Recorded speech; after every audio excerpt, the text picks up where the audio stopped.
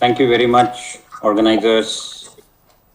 Welcome to all the participants, speakers, government and industry representatives. On this very fresh, good morning, we are going to have a session until close to lunch on the subject of India and Japan Chemical and Petrochemicals Forum, how this industry can shape well with the cooperation of Japan in India, and how can industry participants from Japan consider India as an investment destination.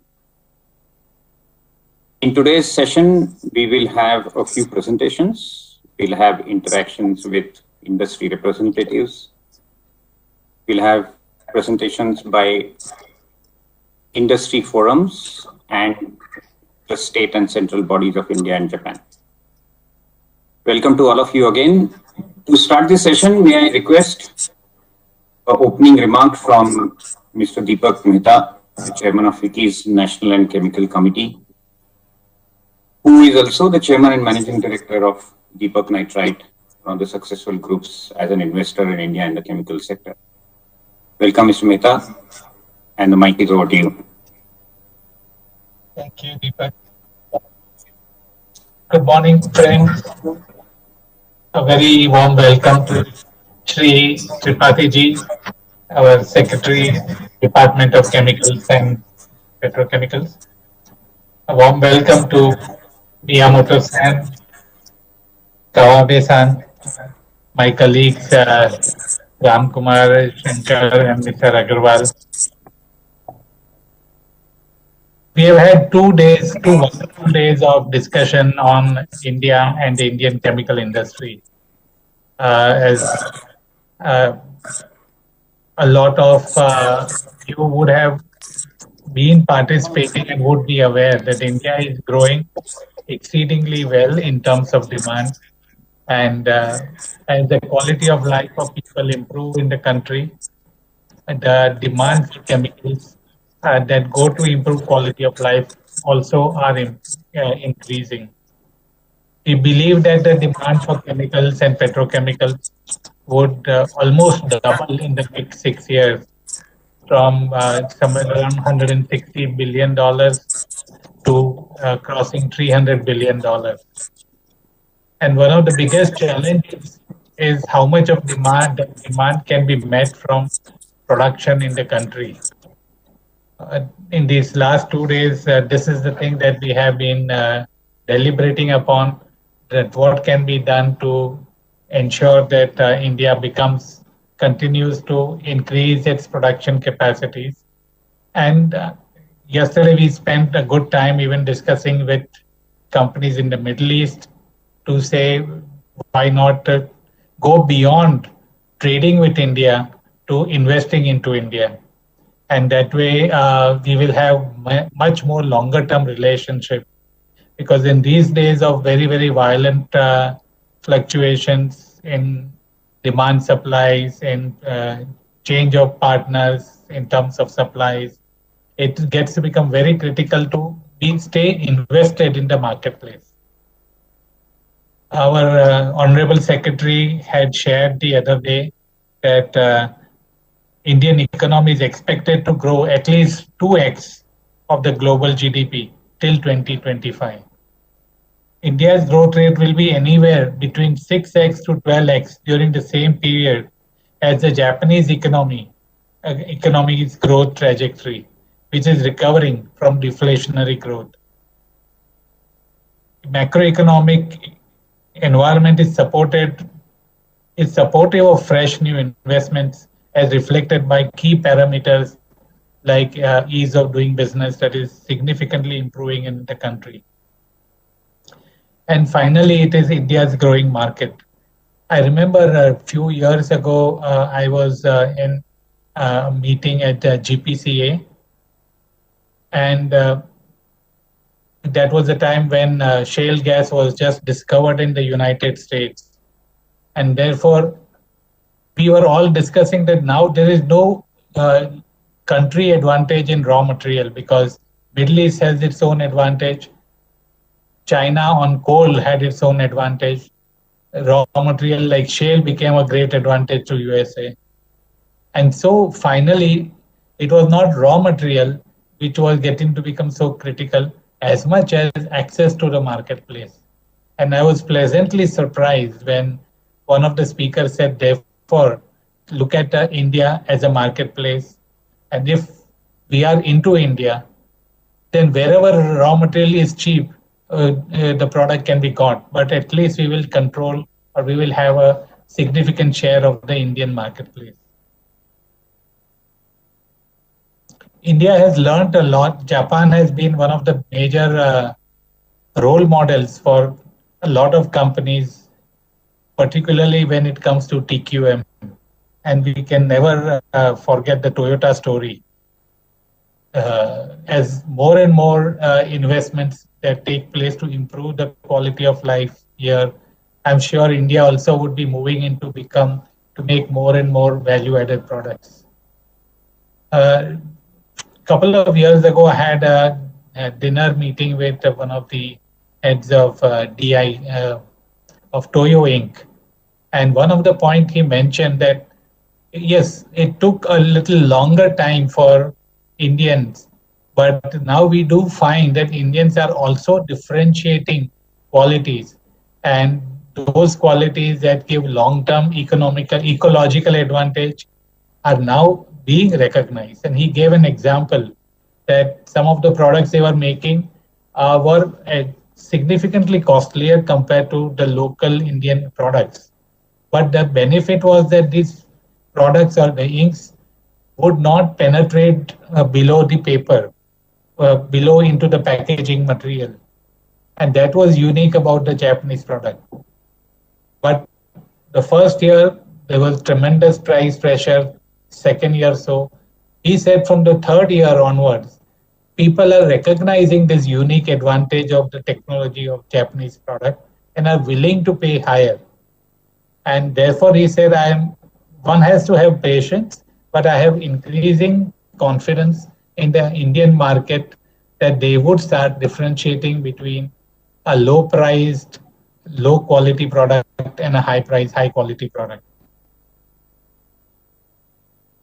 In these last few years, due to not only the good friendship that India and Japan has, but also due to very positive political issues, India and Japan were coming to be very, very close partners.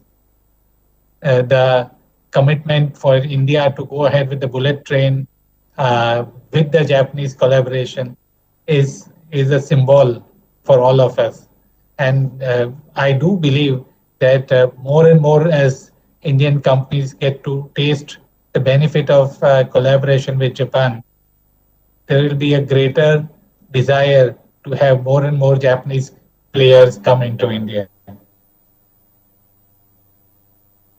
As normally one looks at three things: a marketplace, a raw material challenge, and technology for any investments. And one of the things that I don't need to talk about is the marketplace as India. And as our population is almost getting to be where China's population is, on the other side, our consumption is 1/10 of the world for large number of chemicals and petrochemicals. It only goes to show that the glass is still half empty and a lot more growth potential is expected in India. On the raw material front, yes, India does not have the raw material like Middle East or like any other country. But India is actually the closest to Middle East. And we have found time and again that imports from Middle East into India is a lot cheaper than imports of Middle East into China, particularly products like naphtha. So that being so, the benefit of having raw materials close by would be certainly a benefit for India.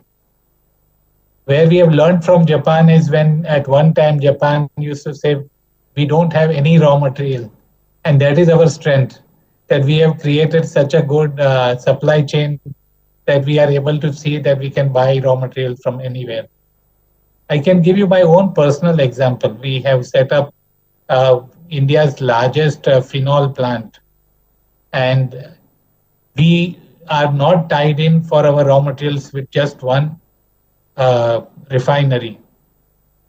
Of course, we have some portion with one refinery, but otherwise we are buying from every refinery in the country, not east, south, and have created such a good supply chain system that even if there is a problem with one refinery, we can to the other refinery with our product.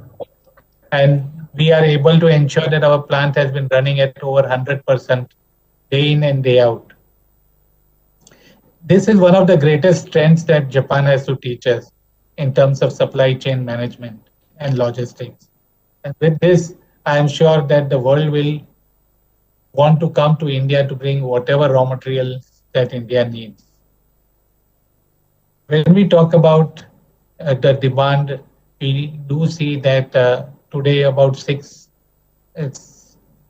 close to 6 million tons of products are made in India, and in the next 5 years, the demand will grow such that we will need to bring in some another 20 million tons of petro products. And when we look at Japan, we again find opportunities where each of the Japanese companies have excelled in technology, whether it be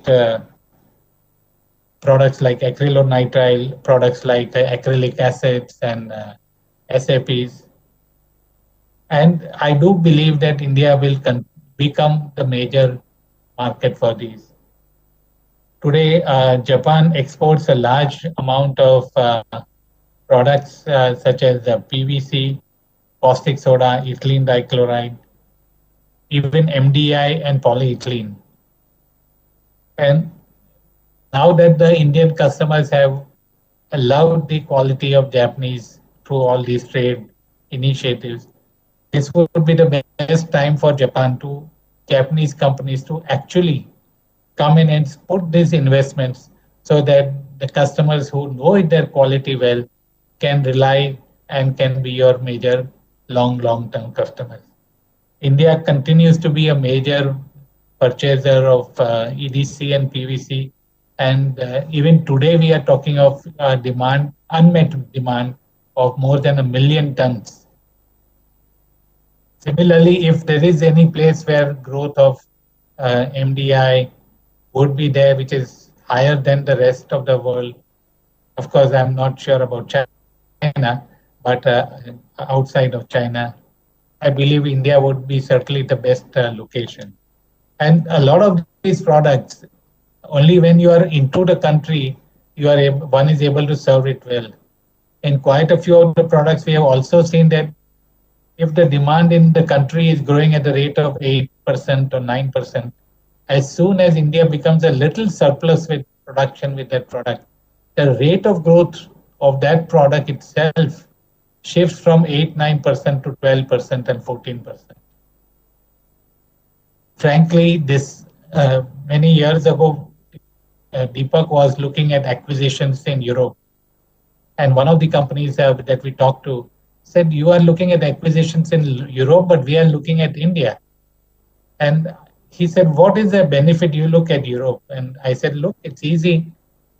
European costs are high, cost in India is low.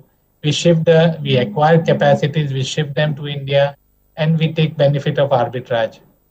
Why do Europeans look at India? And he said, yes, Europe has a good market, a steady market, a market which gives good returns, but the market is not growing. We are growing at not more than 2%. And in your country, as soon as we are in, we don't need to think about expanding capacities. It just happens. And your markets keep on growing at 8%, 10%, 12%. The European companies want to see how they can participate in growth and growing markets. And they know that just being in Europe and supplying to India, sooner or later they may be priced out. So they want to be a part of the story of the growth of India.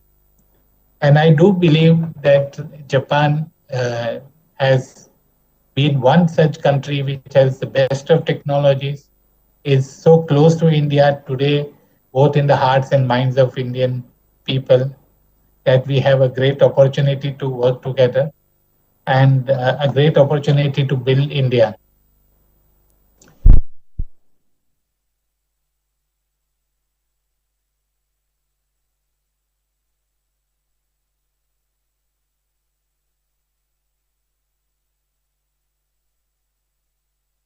Upstream, Mr. Mehta, you are not audible. Have you gone mute on your side? Oh.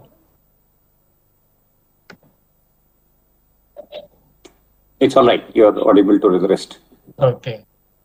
So if we can create an ecosystem where Japanese companies, upstream, midstream, downstream, all can come together, then they will also enjoy because they have learned to generally work hand in hand with the other Japanese companies, and India will get the fruits of a lot of Japanese investments.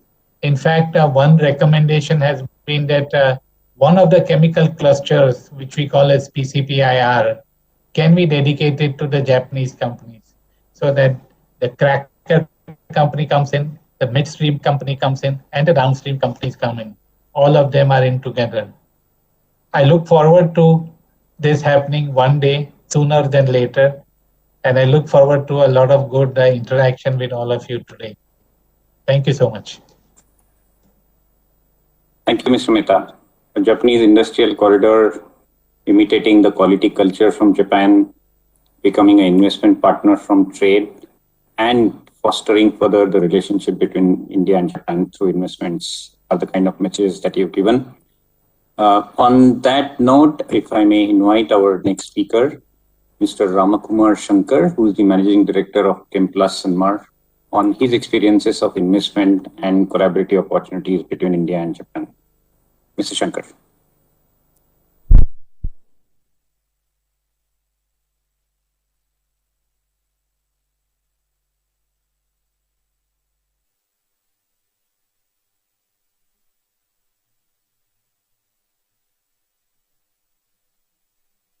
Network. Can you please slot him after the next speaker, please? Okay, I will do that. Appreciate. I'm back actually. Sorry. All right. Welcome, Mr. Shankar. Yeah, sorry about that. Over to you. No problem. Appreciate it. All right. Thank you very much and good morning. My apologies for the slight technical snafu. It is indeed a privilege to have this opportunity to talk about the Indo-Japan relationship, its history, and the vast opportunities that are there to further strengthen the relationship. I'm particularly happy since the group that I work for, the Sanmar Group, has a very long relationship with Japanese companies, and I have personally been involved since 1995 in working with Japanese companies like Mitsubishi Corporation, Toso, Asahi Glass, Kaneka, Mitsui, Marubeni, etc. I have a brief presentation. Can the presentation be loaded, please?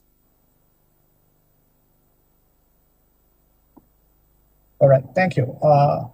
If we move to slide 2, and this talks about what I intend to cover today, and my presentation will broadly set the context for the discussions that are to follow, covering the history of the Indo-Japan relationship, the extent of Japanese investments in India, bilateral trade with a particular focus on the chemicals and petrochemical sector, and the opportunities presented by the Indian chemicals and petrochemicals industry. To start with the relationship, if we move to the next slide, it is indeed a very special relationship going back many years and across various spheres, spiritualism, trade, politics, etc. The interaction between these two great cultures is said to have commenced in the 6th century AD when Buddhism was introduced in Japan. This was among the earliest cross-cultural interchanges which sparked off awareness on both sides. Swami Vivekananda was a great admirer of the Japanese people and culture. He once said, if all our rich and educated men once go and see Japan, their eyes will be open. Indeed, this respect was heartily reciprocated, with the Japanese name for India being Tenjiku, or heavenly abode. That was the respect that both countries have and had for each other. Skipping many centuries and coming to the 20th century, the relationship has been very strong post World War II.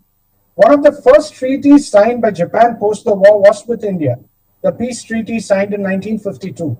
Export of iron ore from India helped the reconstruction of Japan post the war, and Japanese resilience helped them rebound from the ravages of war and very quickly rebuild their economy. Indeed, the first yen loan made by Japan was to India in 1958. These ties were further strengthened over the years and has led to a comprehensive economic partnership agreement signed in 2011. If we move to the next slide, and this talks about the many new projects that have been announced and major infrastructural developments have been announced in India with Japanese aid. Can this slide be shown up, because we can hardly see the slide? If somebody can technically check it out. Yeah.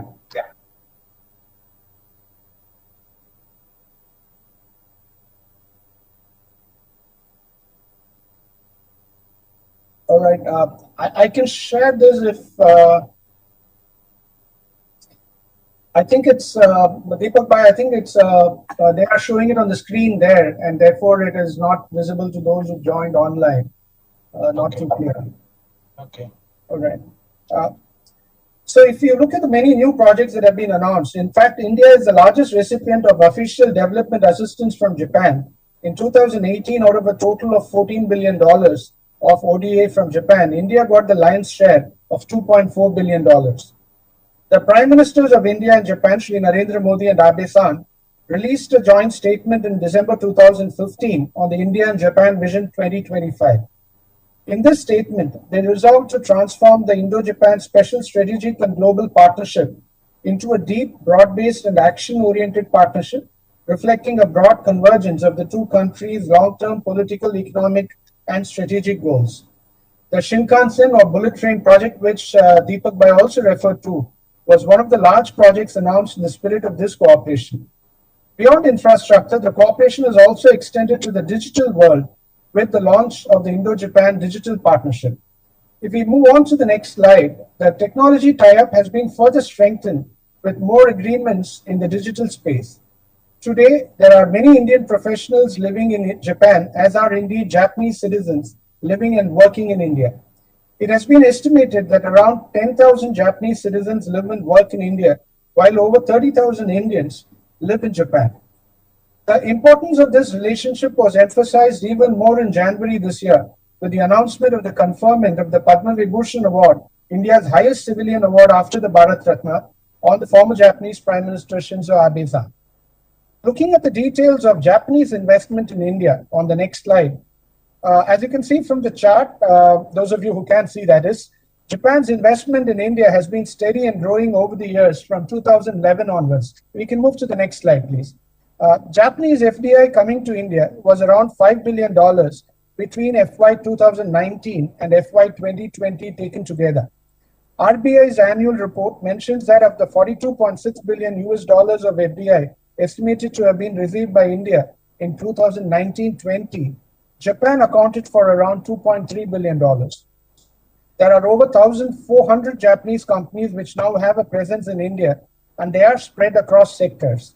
This number is only increasing every year, demonstrating the economic attractiveness of India as an investment destination. If we were to look at the Japanese assistance to India, moving to slide 8, I spoke about how the ODA has been increasing over the years and how India is the largest recipient of Japanese ODA. On a cumulative basis, Japanese ODA to India has been around 5.7 trillion Japanese yen, or rupees 3.5 lakh crores. Indeed, Japan is the single largest bilateral donor to India. As recently as August 2020, as the world was grappling with the most severe health crisis in 100 years, the Japan International Cooperation Agency signed a loan agreement with the Indian government to provide a Japanese ODA loan of up to 50 billion yen for the COVID-19 crisis response emergency support loan. The ODA support focuses on infrastructure building, including electricity, transportation, water supply, forest sectors, etc. Among some of the projects that have been funded are, if we move on to the next slide, the Delhi-Mumbai Industrial Corridor and the Bullet Train project. The DMIC is a flagship project of economic cooperation between the two countries, requiring a massive 90 billion US dollars investment to start with. This project spans 6 states, 24 industrial regions, and 8 smart cities with multiple power projects, logistical hubs, and airports. The Mumbai-Ahmedabad Bullet Train project, at an estimated cost of $15 billion, is to be mainly funded by JICA, the Japan International Cooperation Agency, through a 50-year loan. When completed, this will be a major step forward for the country and indeed a shining example of the special relationship between the two countries. Moving from assistance to bilateral trade, if we move to the next slide, Japan is a very important trade partner for India. India imports from Japan twice what it exports. In FY19, the bilateral trade amounted to around 17.6 billion US dollars, of which India's imports from Japan were 12.8 billion US dollars. In other words, we import twice as much from Japan as we export. Between April and December 2019, the bilateral trade was close to $12 billion in these 9 months. India's imports have also shown a far higher rate of growth than the exports, which I guess is to be expected given the pace of growth of the Indian economy. The imports from Japan are primarily chemicals, plastics, machinery, etc., while India's exports to Japan are ores, clothing, iron and steel products, and so on. Thus, chemicals and petrochemicals form a very important part of the bilateral trade. Looking at this in greater detail on the next slide, the total chemical imports, if you can move one more slide, please. The total chemical imports from Japan were around $2.5 billion in 2020, while the exports to Japan of chemicals were a little less than $1 billion.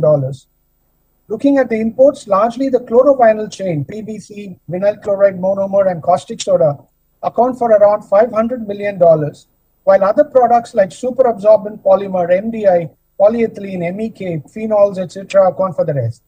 India's chemical exports to Japan comprises of cyanuric acid, caprolactam, PET, carbon black, etc. Thus, here again, as is the case with the overall trade, in chemicals and petrochemicals as well, India exports more than 2 to 3 times, imports more than 2 to 3 times what it exports to Japan. This, therefore, presents a wonderful opportunity. We have a great relationship between the two countries. Japan has been consistently supporting and investing in India, and there are strong cultural ties. Instead of exporting so much of chemicals and petrochemicals to India, there is an opportunity for Japanese companies to come invest in India.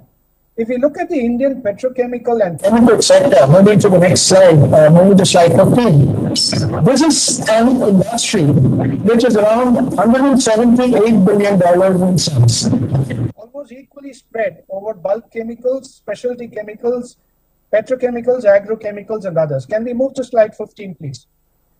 This is less than 3% of the global chemical industry, and given the potential for consumption growth in India, needs far more capacity to come up. Indeed, the sector is expected to cross $200 billion by 2025, but even that would be hugely underserving the actual requirements.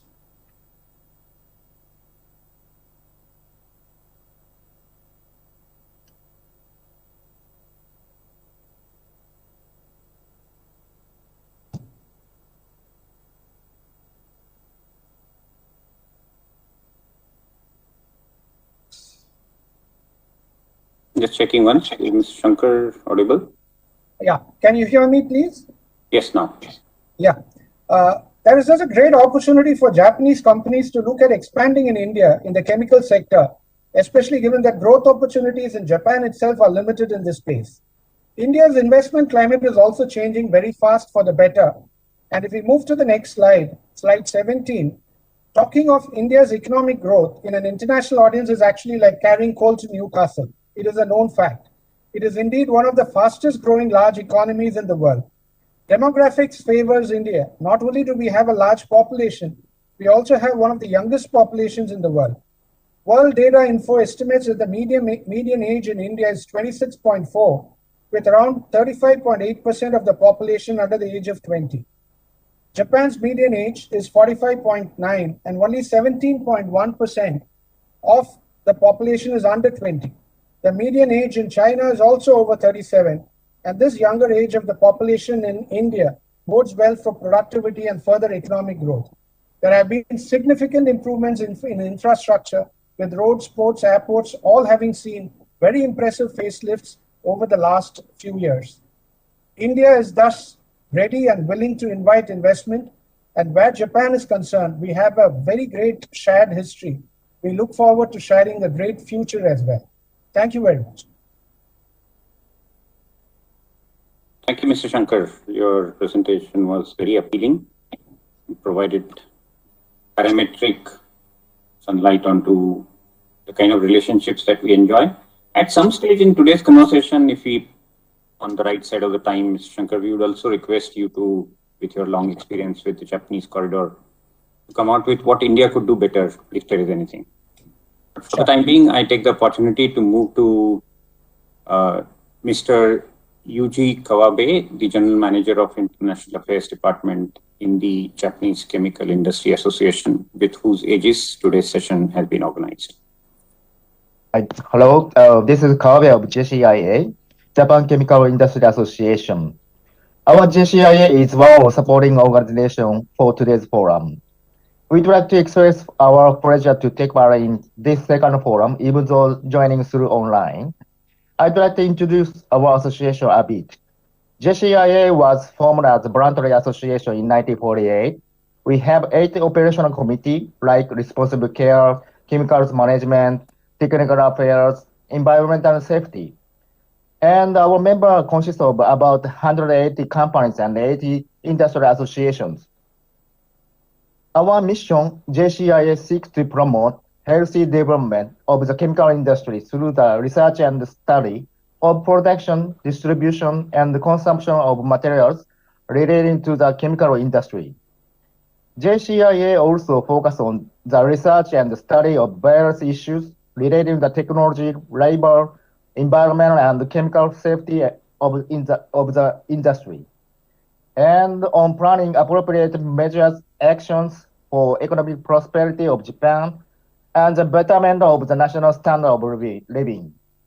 And more, Japan's chemical industry supports innovation across entire industries by supplying materials which offer a wide range of functionality as basic ingredients for many different types of industry. The product features then generated bring about improvement in people's lives in every realm. Purification of water and the environment, better utilization of renewable energy, energy saving and resource saving, development of information-based society, the advancement of medical care, stable food supply, and recycling of waste. They also make a significant contribution in terms of sustainable development, such as the diversified contribution is a distinctive feature of the chemical industry, one that is never seen in other industries, and one that demonstrates the infinite potential of chemistry. Total shipment of amount of value added of chemical industry, including plastic and rubber products, amount to 46 trillion yen and 18 trillion yen, respectively in 2018, ranking those as second biggest industry that contribute to the Japanese economy, following transportation machinery. The number of employees about 940,000 people. Chemical industry, as manufacturing essential products, it has not only created a new added value in a wide range of fields such as food and energy, but also provided technical innovations in chemistry and solutions to various problems facing the economy and the society. We believe that expanding future possibilities of the chemical industry is the key to achieving global sustainability.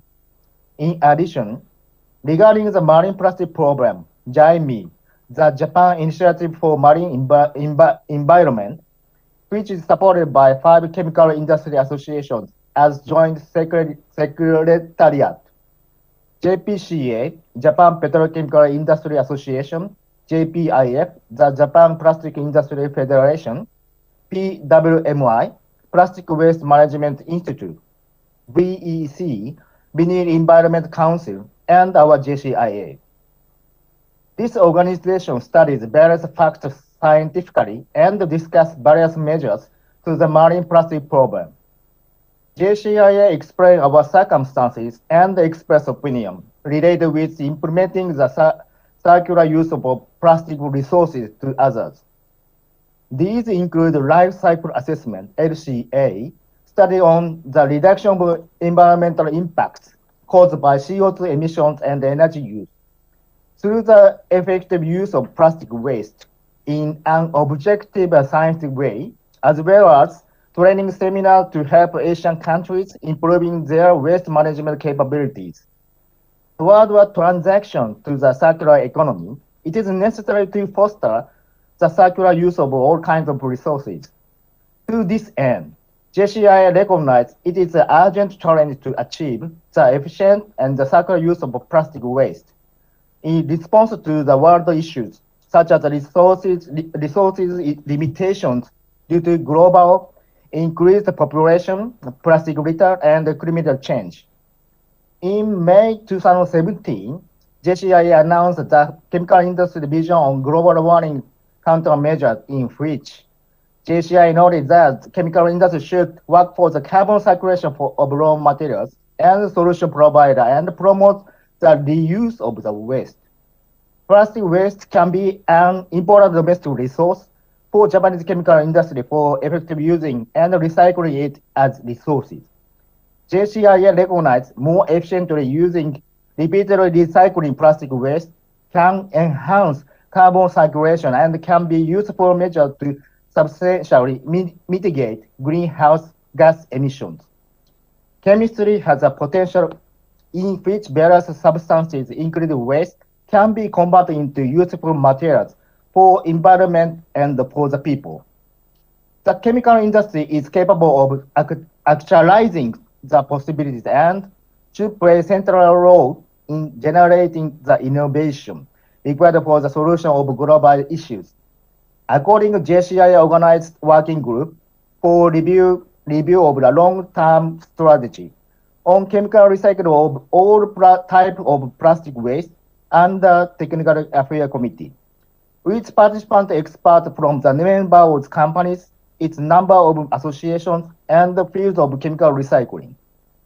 The purpose of the working group is develop the chemical industry's future vision and strategic goals for the issue of plastic waste toward 2050 and beyond, and to show industrial action plan to achieve the vision. JCI expects that the vision will be considered a firm long-term strategy toward forming to circular economy by all stakeholders in Japan and the world. JCI has decided to take the following actions towards strategic directions. Number one, to get all collective effort in chemical industry and formulate a program to develop chemical recycling related technologies by collaboration through industry, government, academia, in order to build and realize true circular society. Number two, to purpose an international certification system for contributing to substantial reduction of plastic waste overseas and for global development of the Japanese chemical industry technologies with economic rationality. Number three, to build a collaboration system that transcends conventional industrial boundaries and to propose reviewing legal systems that ensure the stable supply of plastic waste in order to generate for social innovation across the value chain. Through the JCI member companies' innovation, chemical industry has tackled plastic waste issues proactively to reduce, reuse, and recycle the waste as resources to keep circulating efficiently and repeatedly. Towards the achievement of a carbon neutral society by 2050, The chemical industry aims to significantly reduce GHG emissions from plastic waste. This is an the industry will work reverse the ratio of the one-way use plastic products to circular use of plastics. Chemical recycling led by industry technology will be recognized an important recycling method that will increase the plastic recycle rate. The chemical industry will sincerely strive to the following items. Number one, to reduce the use of fossil resources substantially. And number two, to demonstrate chemical industry as solution provider. Number three, to achieve the chemical recycling technology industrialized, which make plastic waste into gases, monomers, and oil. And number four, to set and achieve relevant numerical targets. It is clear that there are extremely different challenges to implement global warming countermeasures and to establish a post-COVID-19 social system domestically and globally. Accordingly, all industries should cooperate with each other and to make all possible efforts towards difficult challenges. We posted the further detail about this, the chemical industry future vision on chemical recycling of plastic waste on December 18, 2020. Please visit our English website. And under such a situation, India has high potential as an emerging country whose population will be continue to grow. And in the future forecast of various institutions, India is expected to become an economic powerhouse in the near future. Due to COVID-19 and other factors, the raw material sources are being double or triple tracked in preparation for the risk of supply chain network disruption. It also has the advantage of establishing manufacturer base in that area close to consumption area, and with expansion of FTAs and EPAs, the number of trade transactions is expected to increase more and more. In the long run, Indian economy will be developed absolutely, and India will become more and more important to Japanese chemistry industry. In addition to the dialogue between Japanese and the Indian government in two countries, private sector relationship in the chemical industry is also very active. The World Organization of Chemical Industry is called ICCA, International Council of Chemical Associations. ICC, Indian Chemical Council, joined from India as an observer member in 2011. ICCA is expanding responsible care activities globally. JCIA has a corporate relationship with ICC through the Asia Pacific Responsible Care Conference, as JCI chairs APRO, Asia Pacific Responsible Care Organization, and supporting responsible care activities in Asia Pacific region. This is a valuable opportunity to build an expanded relationship. So I sincerely hope that you will be effective communication in the future business strategy and that win-win relationship will be developed further. Thank you for your attention. Thank you, Mr. Kawabe. You gave an excellent overview of the activities of JCI. Very unusually, the industry is coming together to deal with the future of climate change. You also talked about how the international community of companies can join with India and Japanese. And most importantly, you acknowledged India as the future for investments. We hope this encouragement services well for Japanese companies and India is chosen as destination. Your suggestions on cooperation for the rest of the global companies for a future is also welcome. Thank you so very much. May I now request Ms. Asako Kobayashi, the Director of International Affairs in Material Industries Division of METI, please. Ms. Kobayashi. Yes. Next to it.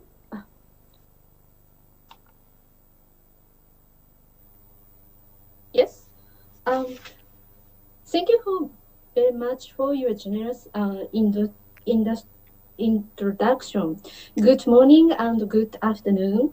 I'm honored to be invited the 11th Biennial International Exhibition and Conference, although we are in a difficult time due to COVID-19. First, I'd like to thank the government of India and the Federation of India Chambers of Commerce and Industry, FICCI, for their preparation for this exhibition and the conference in these challenging times. Japan and India shares a strong history of cooperation and core values such as democracy, and thanks to the strong relationship and personal rapport between our prime ministers, Japan and India have succeeded in steadily strengthening our cooperative relationship. About 1,400 Japanese companies, including prime chemical companies, have made investment throughout India. These Japanese companies have contributed to employment in India as well as human resource development, supply chain development, and export promotion. Indian chemical and petrochemical industries have contributed greatly to the world economy. These Indian chemical products do not only rank high in Japan, but in global trade as well. Today, I would like to introduce to you three initiatives we are promoting together with the government of India to allow India and Japan to realize the full potential of our relationship. First, digital cooperation. Second, India-Japan Industrial Competitiveness Partnership. And third, Supply Chain Resilience Initiative, SCRI. Let me begin digital cooperation. Due to the coronavirus, it is necessary to accelerate digital transformation. Transformation in various industrial fields through the utilization of IoT, and transformation is various aspects of social life such as education and medical care. Japan has considerable strengths in hardware production, and India is a world leader in software production. India has been extremely successful in nurturing top digital talent. While Japan seeks such talent, we have a great potential to build mutually complementary relationships. In 2018, our government signed the Japan-India Digital Partnership. Since then, we have been promoting cooperation in startup and digital talent, and we hope to build on that. Attracting foreign direct investment is highly competitive in the global economy. Thus, in order for Japanese companies to select India as an investment destination, it is very important to provide an open and attractive business environment. Second, last December, India and Japan set up the India-Japan Industrial Competitiveness Partnership with Minister Kajiyama and Honorable Minister Piyush Goyal. We have been discussing issues in various areas and have taken up a large number of issues raised by individual companies, including at the state level, with a view to improving the business environment to strengthen industrial competitiveness in India. Third, I would like to touch upon SCRI, or the Supply Chain Resilience Initiative. So far, I have talked about bilateral relations, but cooperation between Japan and India is not limited to bilateral relations. Due to the COVID-19 global pandemic, it is becoming ever more important to improve the concentration of production base and strengthen the supply chain globally. Therefore, at the Japan-India-Australia Economy Ministers meeting held last September, we discussed cooperation for strengthening the supply chain in the Indo-Pacific region. We are currently preparing to launch SCRI with India and Australia. Industry, government, academia gathering have began substantial discussion aimed at strengthening the supply chain in the region. Last week, Japan held Supply Chain Resilience Forum to kick off discussion on the realization of public-private sector partnership in the region. Many Indian industries, government staff, and academia also participated in the forum. Japan and India will take the lead in improving the Asian supply chain. Finally, I would like to conclude my remarks by hoping that this India Chem 2021 will further develop the investment in India and promotion of the business in the chemical and petrochemical sector between India and Japan. Thank you very much.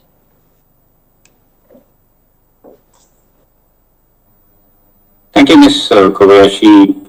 You gave us a good idea about the materials industries division in MITI and how you're helping on supply chain robust for the regional trade. Your experience in the trade policies is also very useful for our collaboration with Japan, and we'll make use of it as we go along. Thank you so very much. I'll take the privilege of now inviting Mr. Shingo Miyamoto, Minister of Head of Economic Section in the Embassy of Japan in India. With a vast diplomatic experience and having worked in industrial and trade divisions, I would request Mr. Miyamoto to guide us on how the investment and trade with Japan for India can be further more robust.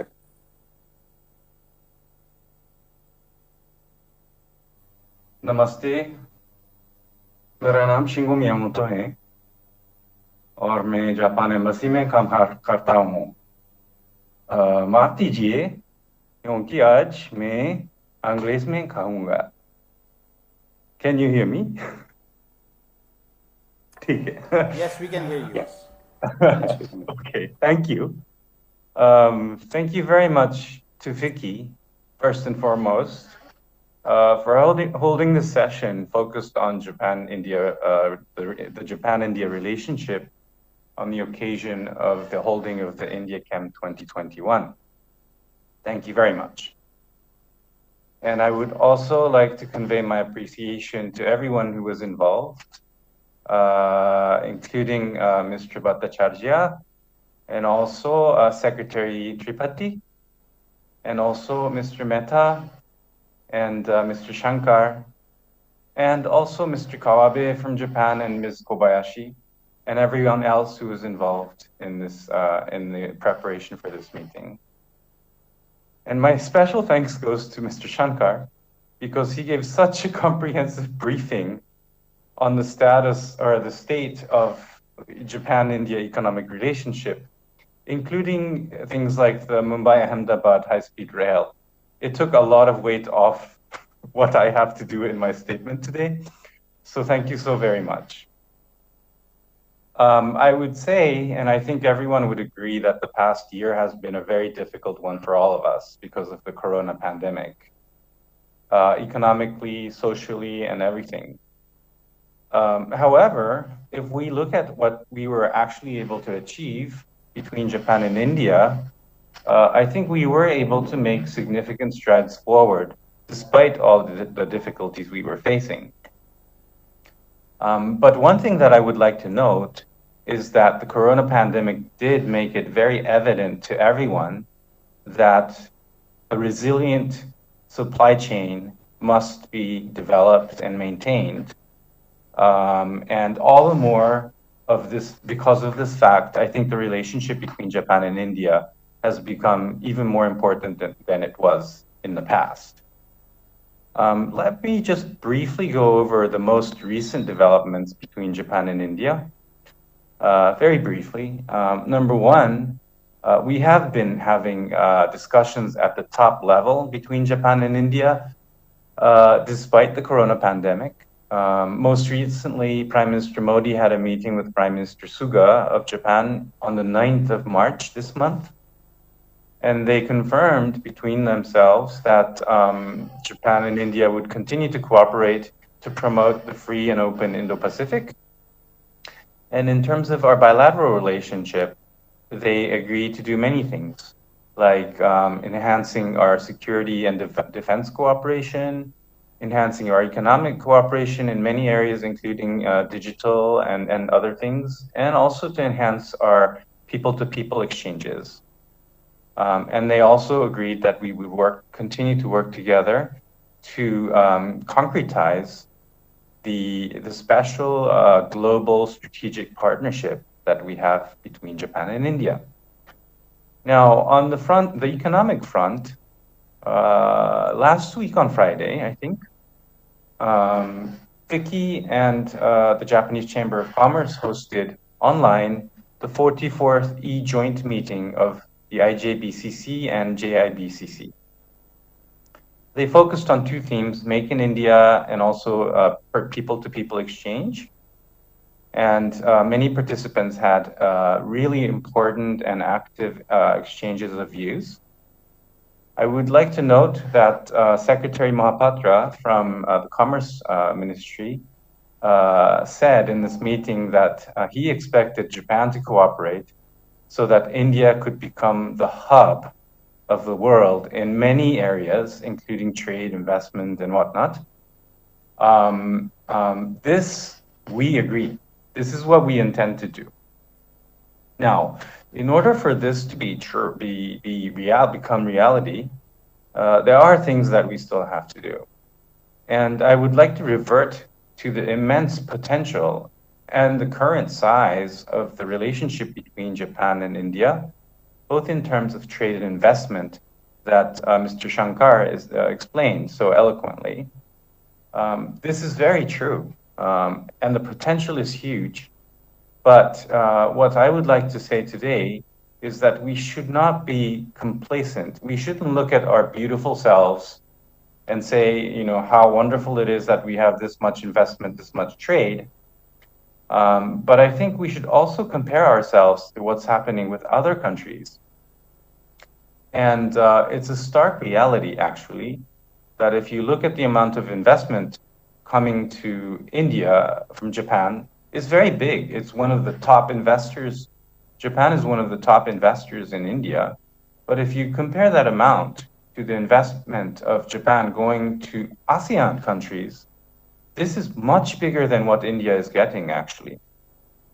And if you look at trade, yes, Japan is India's, one of the largest trading partners. But the trade of Japan with other countries is much bigger than India as of now.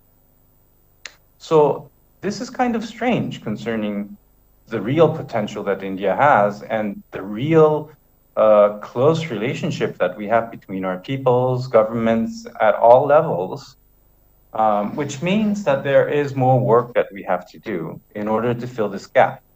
Because considering the size of India and its potential, this figure there's something wrong with these numbers.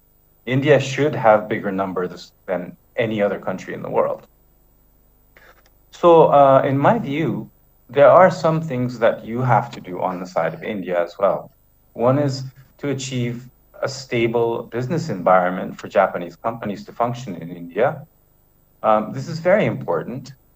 And also related to that, I think that the predictability of the regulation environment in India would be extremely important. So these are things that I think we have to work on together going forward in order to realize the true potential of the friendship, relationship, economic relationship, everything between Japan and India.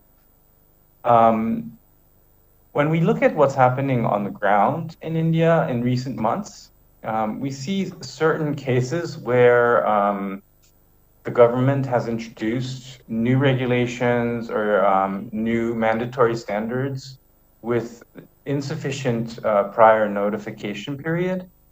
I think this is based on the policy of self-reliant India, which we support. And but this may, at the very moment that they're introduced, it may be counterproductive in a way from the standpoint of promoting the Make in India policy, because many Japanese companies that operate in India, they contribute to the Make in India goals. And also, I think it might even impact the operations of Indian companies themselves. So I think it would be a really good opportunity for us to have a discussion on specific sectors, like the chemical sector, between the companies that are involved, to have a discussion, a real discussion, aiming to identify those things that we have to do in the future in order to fill the gap that I was talking about between the real potential and the actual amount of trade investment and whatnot, what is actually happening. So from this standpoint, I really would want to say thank you again for having this session today, specifically focusing on the chemical sector between Japan and India. Many companies have come to India already. It's steadily increasing. As of now, the latest number we have is from 2020, end of 2020, which was 1,455 companies present here in India and operating here. In the chemical sector, we have many companies as well that have come to India already. It's about 100 companies and 200 establishments around the country. And as I think it was Mr. Shankar as well, or someone else who mentioned, the chemical products are one of the major export products of India to Japan. So any kind of cooperation that we can have in this field will contribute to the promotion of Make in India and also Make for the World, which is a few of the major goals that Prime Minister Modi has set. So I look forward to good things coming out of this meeting, and I'm hoping for the success of this meeting. I think in the post-corona world, as Ms. Kobayashi just mentioned, we need to create a more resilient supply chain. And this, in the end, has to be done by the private sector. The companies themselves, in their operations, they have to diversify their supply chains. And this will, in the end, lead to creating an even more win-win relationship between Japanese companies and Indian companies. And we, as the government of Japan, stand ready to do whatever we can in order to support the realization of such goals. Thank you very much. And once again, I wish for the success of this meeting. And thank you very much again for giving me an opportunity to speak. बहुत बहुत शुक्रिया. Thank you, Miyamoto-san. This was amazing to hear your Hindi, as also your provocational, aspirational challenges to the Indian-Japanese corridors to enhance trade and investments. I'm sure the audience has taken note of this and will work on it further. May I now introduce you to Sri K. Ravin Kumar Reddy, who represents the government of Andhra Pradesh. We very structurally heard this morning industry, the government, and various experienced companies with investments in India, having spoken about what can be done further, how do they see this industry, etc., etc. All of these investments are hosted by the states in India. And one such state representation today's session we have is Andhra Pradesh. Mr. Reddy will give his perspective on how does he think that states can host Japanese investors in India. Mr. Reddy. Thank you, Deepak. Good afternoon, Sri Rogendra Tripathi ji, Secretary, Department of Chemicals and Petrochemicals, Sri Biswas ji, Sri Deepak Mehta ji, and all the other dignitaries, ladies and gentlemen. Can we start the presentation, please?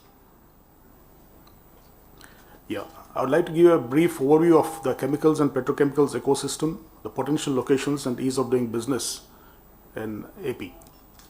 Next slide, please.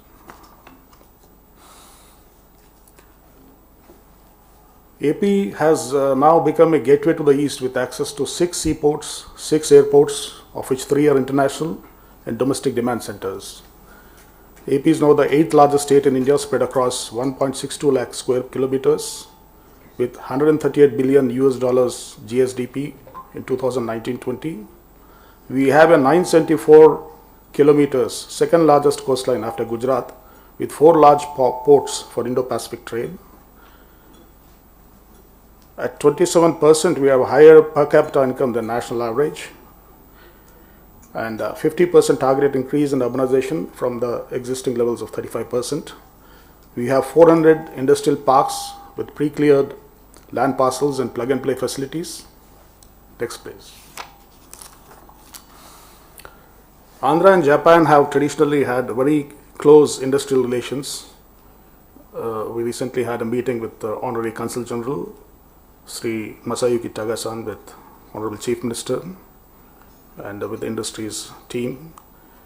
We recently had Isuzu Phase 2 expansion in Sri City, Andhra Pradesh. And then we had this Torre delegation recently.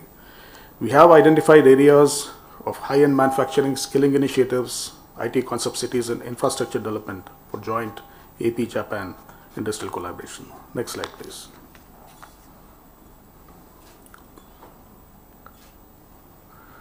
These are the marquee Japan companies operating in Andhra Pradesh. As you can see, some of the leading companies are operating here: Isuzu, Toray, THK, Panasonic, Nippon Express. These 24 Japanese companies reflect the confidence of Japanese investors in AP. Next slide, please.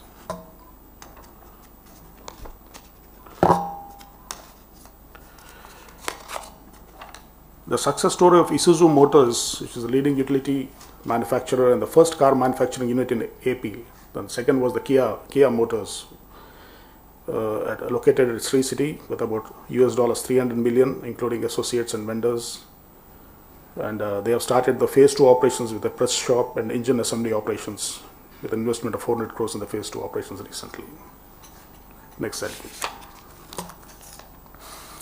Coming to overview of chemicals and petrochemical sector in Andhra Pradesh.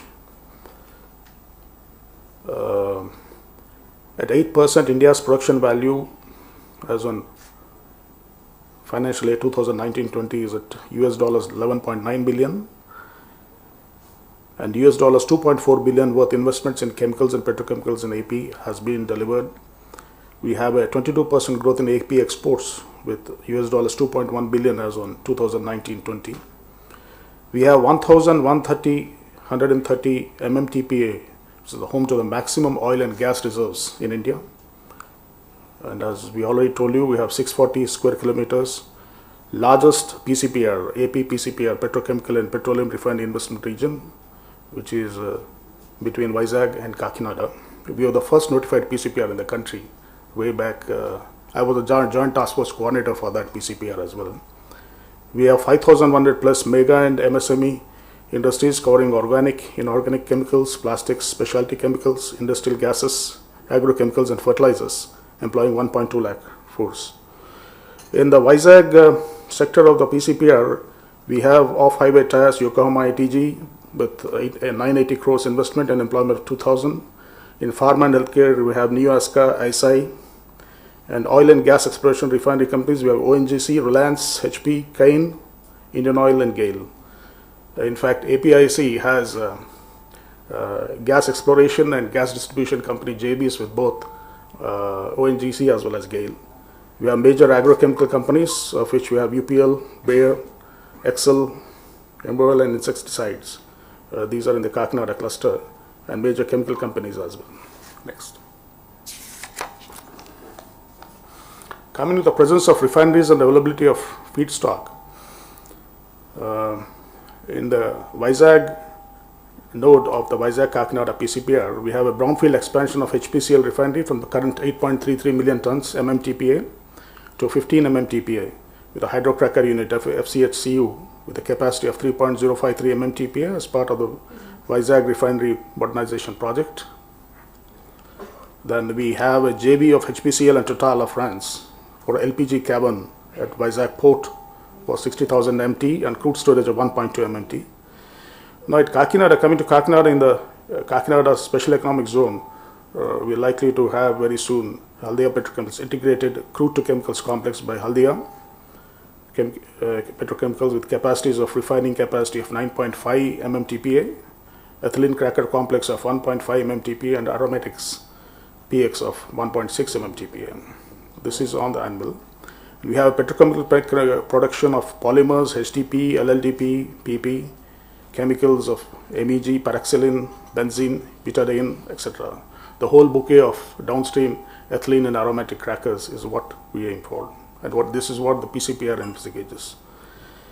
The ONGC refinery of 0.1 MMTPA crude oil at Tatipaka, producing naphtha, high-speed diesel and superior kerosene oil and reduced crude oil. BPCL is setting up a new petroleum oil (POL) terminal with capacity of 1.61 lakh cubic meters for receipt, storage and dispatch of petroleum products, motor spirit, ethanol, high-speed diesel and biodiesel. And this receipt would come from BPCL Cochin oil refinery of 9.5 MMTPA. So the opportunities across end-user industries in Andhra Pradesh are about 12.4% growth in specialty chemical segment, 12% growth in the chemicals and fertilizers, and 7.5% growth in petrochemical products. We have 2,400 plus units invested in plastics, polymers and allied, 4,000 textile units invested with artificial, synthetic, man-made fiber, grey fabric, polyester fabric and agro-textiles. We are ranked number 1 in horticulture in chilies, cocoa, lime, papaya and tomato, banana and mango. We are ranked number 2 in agriculture in India with 16,000 FPUs. We have a 3 million ton per annum integrated steel plant, downstream industries, sector-specific parks, pharma, electronic, furniture. About 10,641 Raitu Bharosa Kendras plan to supply seed, fertilizers and seedlings to agriculture, aquaculture and horticulture. Next slide, please. With direct shipping calls from Southeastern Asian economies to ports in Andhra Pradesh, vis-a-vis ports on West Coast, the transit time of around 2 to 3 days is saved. We have new ports planned in Machilipatnam, Ramapatnam, Bhavanpadu and Kakinada SEZ with deep drafts suitable for Capesize and Panamax vessels and super Capesize vessels. We have institutional infrastructure of AP Maritime Board for rapid development of the ports. We have an industrialization landscape of port-based clusters, desal plants for assured water supply. AP is number 2 in cargo handling capacity with 150 MMT of cargo per annum, which is targeted to 325 MMT. Vizag port has a capacity of 125 MMTPA. Kakinada port has a capacity of 14 MMTPA with dedicated berths for petrochemical complex and crude oil refinery, naphtha, ethane, etc. and liquid terminals to handle very large crude and ethane carriers. We have at Krishnapatnam port a capacity of 54 MMTPA with 2 dedicated liquid cargo handling berths of 17.5 meters for LPG, LNG ships, POL, chemicals, specialty and chemical ships. Dedicated liquid storage for LPG, LNG, POL stored products, petrochemical products, specialty chemicals, chemicals and edible oil, and liquid and gas storage tanks, tank farms. Next slide, please. AP probably has one of the highest concentration of industrial corridors and industrial nodes, industrial smart cities coming up across India with 3 major industrial corridors. That is the BCIC, Vizag Chennai Industrial Corridor, which is primarily funded by the ADB, Asian Development Bank, the Chennai Bangalore Industrial Corridor, the CBIC, and the Hyderabad Bangalore Industrial Corridor. The VCIC, which is ADB funded project, has, if you see on the dotted lines, these are suitable for chemicals and petrochemicals industry. The Achutapuram SEZ area has 1,623 acres. Nakapalli industrial node has 4,316 acres, in which we are developing 2 nodes, one funded by the ADB and other by NIGDIC, National Industrial Corridor Development Corporation. In the Rambili node, very close to Vizag, we have 2,532 acres land bank, and these are all land banks already there with APIIC. The Vishuko Vizag Industrial Water Supply Corporation was one of the trend-setting public-private partnerships which were set up by APIC way back to deliver 430 million liters per day of water to all the industrial plants there, Vizag Steel, NTPC, apart from the urban local bodies, as well as the APIC industrial SEZs and parks there. The VCIC has a project cost of about 5,544 crores, which is already sanctioned by the ADB, out of which the share is 34% by ADB and the government of Andhra Pradesh is 26%, which is primarily APIC is the vehicle for that. And we have a progress of 41% physical and 29% financial, and the work is progressing fast pace. We have the CBIC Krishnapatnam, Krishnapatnam Industrial Smart City, with the tagline Future Work Life, spread over 11,340 acres at Nellore, 6 kilometers from the existing Krishnapatnam port. In that startup area of 2,500 crores, a 1,500 crore EPC bid document has been floated to do the industrial infrastructure development at a fast pace. We have supply from Kandaleru Reservoir about 112 MLD, and for the Naidupet cluster, Naidupet SEZ about 21 MLD. 2,139 crores has been approved by the Cabinet Committee of Economic Affairs, Government of India under CBIC development for Krishnapatnam Smart City. We have HBIC approved Urvakalu, Kurnool 9,300 acres, NIGDIT approved in August 2020, and the Urakal Mega Industrial Hub. We have a Kakinada SEZ, as I told you, which is also part of the VCIC, with over 10,000 acres, and the Samarkot Reservoir supplies about 200 MLD. Next slide, please.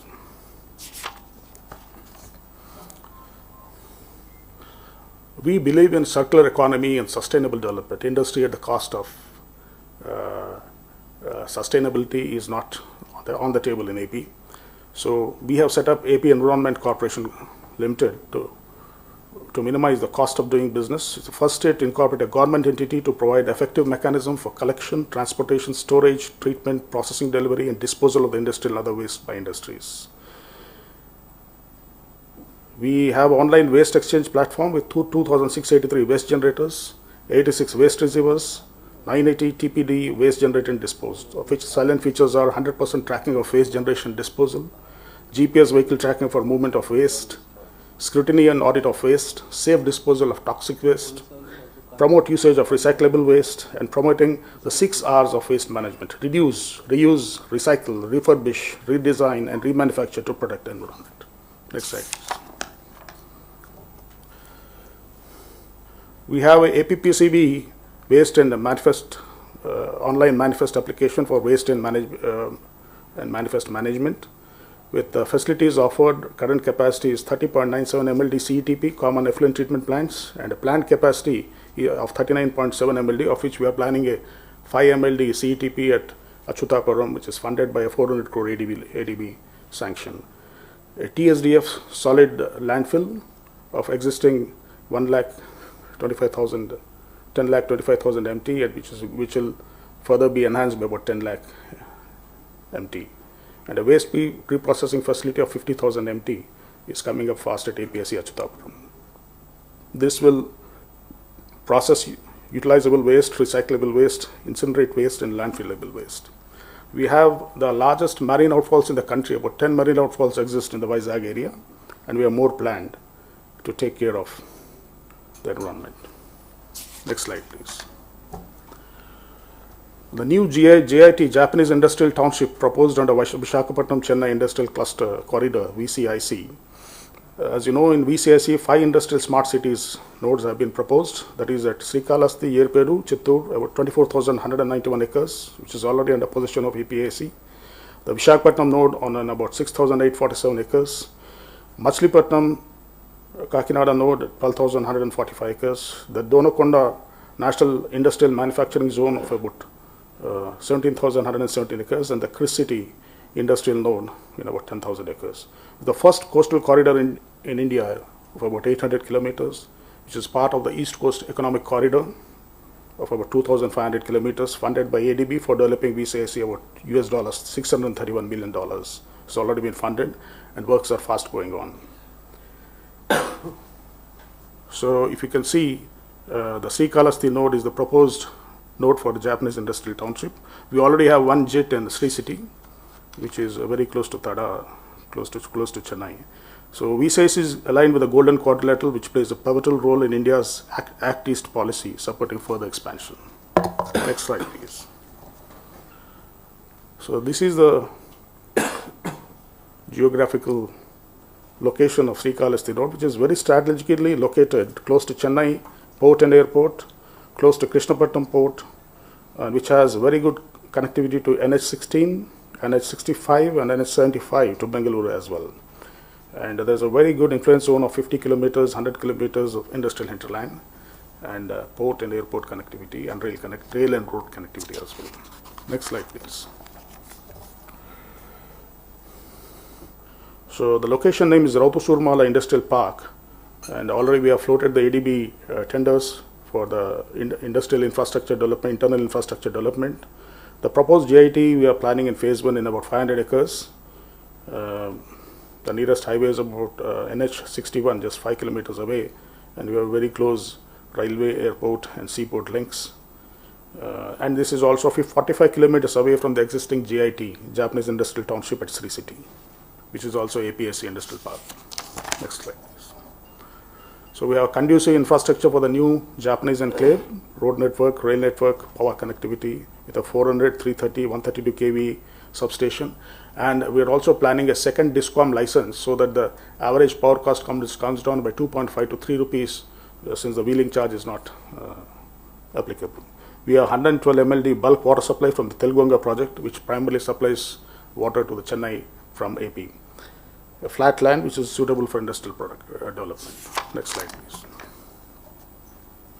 The AP Industrial Policy 2020 and 23 and special package of incentives have been announced for the Mega Industrial Hub and EMC Electronic Manufacturing Cluster at YSR Kadapa district, with stamp duty transfer, investment, land conversion, tailor-made incentives, interest and logistics, power subsidy as well as a second DISCOM license, net SGST reimbursement, and composite lease come buy model to de-risk investments and reduce cost.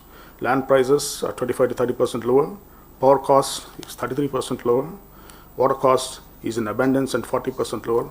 The typical average per kale cost in AP is about 40 to 60 as compared to up to 250 rupees per kale in different states.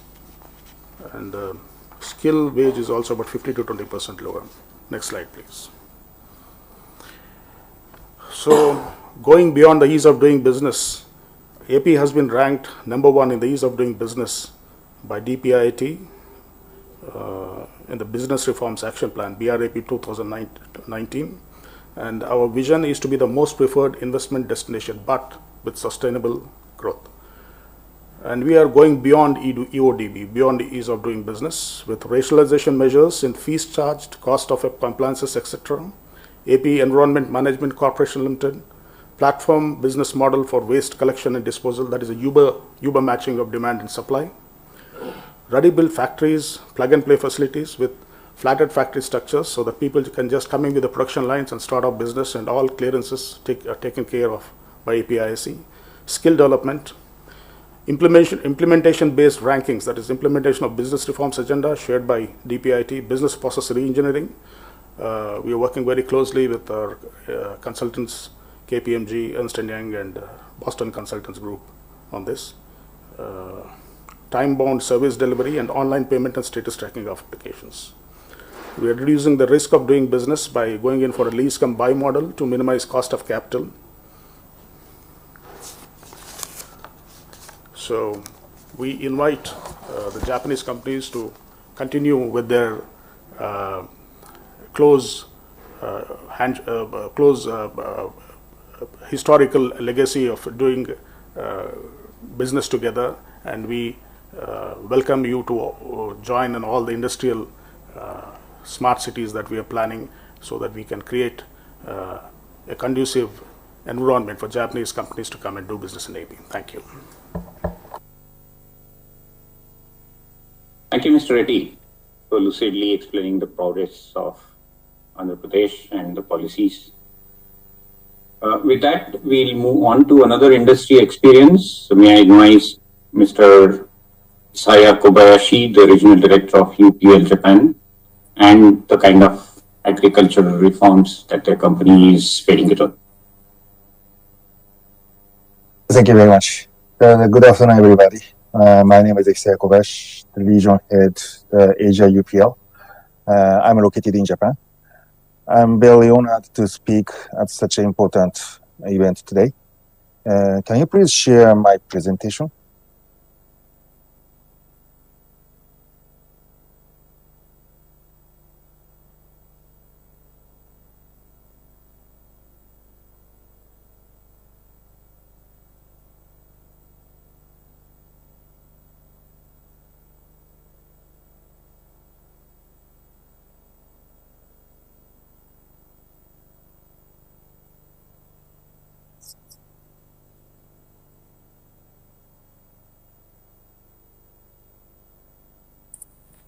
Yeah, maybe the presentation is not available. Okay. I can conduct without presentation material. You can continue.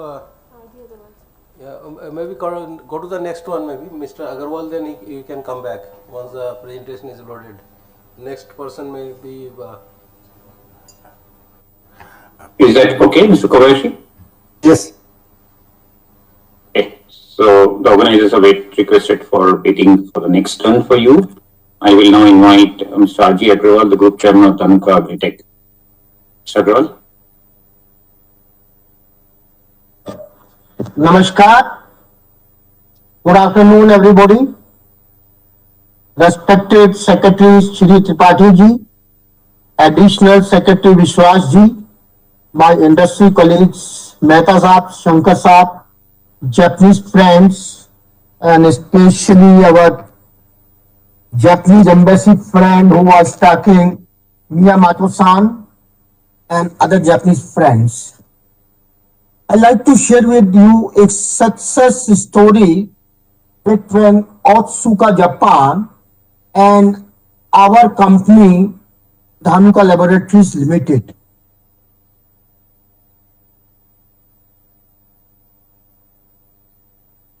We formed a joint venture, Dhanuka and Otsuka, which is one of the leading companies in the field of pharmaceutical in Japan, in the year 2005 to make a vital drug intermediate, namely GCLE.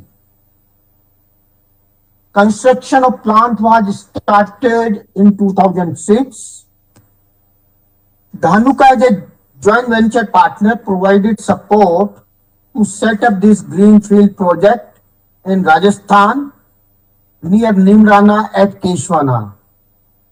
Plant was commissioned in 2008. GCL is used to produce cephalosporins, antibiotic drugs, which are very important in surgery. The plant is fully DCS operated plant in India. Rupees 440 crore invested in plant and machinery till 31st March 2020. Before this joint venture, GCLE was imported from China and Japan. Otsuka gradually improved the quality and increased the capacity in India. Today, Otsuka India is exporting GCLE to China and Japan. China stopped the production of GCLE due to better quality and competitive price from Otsuka India. This point is to be noted about the Japan's caliber in technology and quality that even China has stopped their production. Otsuka India is one of the largest producer of GCLE in the world. India is the biggest market for GCLE. I'd like to share some other information. The plant capacity is 700 tons and 75% of the same is sold domestically and 25% is exported to Japan and China. It is employing permanent 450 employees and 100 to 150 contracted employees. I think this was the first joint venture project with a Japanese company in Rajasthan, and so many Japanese companies inquired about the working of this joint venture. And after hearing success of this joint venture between Otsuka and Dhanuka, many Japanese companies came in Rajasthan, and especially in Nibrana, a Japanese city was developed, seeing the Japanese requirement. This company has paid so far good revenue to Government of India in the form of GST and tax. And the foreign exchange which was going outside in imports, rather it has saved a valuable foreign exchange also. This is a very first successful story with a joint venture working with Indian partner, which motivated many Japanese companies seeing this success to come to India. This is our pharma side story, and we are exporting more than 100 crore rupees cephalosporins to this company, which are APIs. And we are also exporting to Japan, Europe, and the product is up to $2,000 per kilo, which we are manufacturing. I will come to other side for agrochemicals. Our connection with Japan, only I will touch that part. We started our agrochemicals technicals import from Japan first in 1907 with Takeda Chemical, and the agreement was signed in 96, and the plant of formulation was erected as per technology provided by Japanese principal, and there also experts also visited and helped our Indian technicians in establishing the plant to make the quality formulation. And in the very first year it was successful, and we were invited to visit Japan in 98, and I visited Japan first time in 98 and was astonished to see the Japanese companies and the way they are working and the way they have progressed.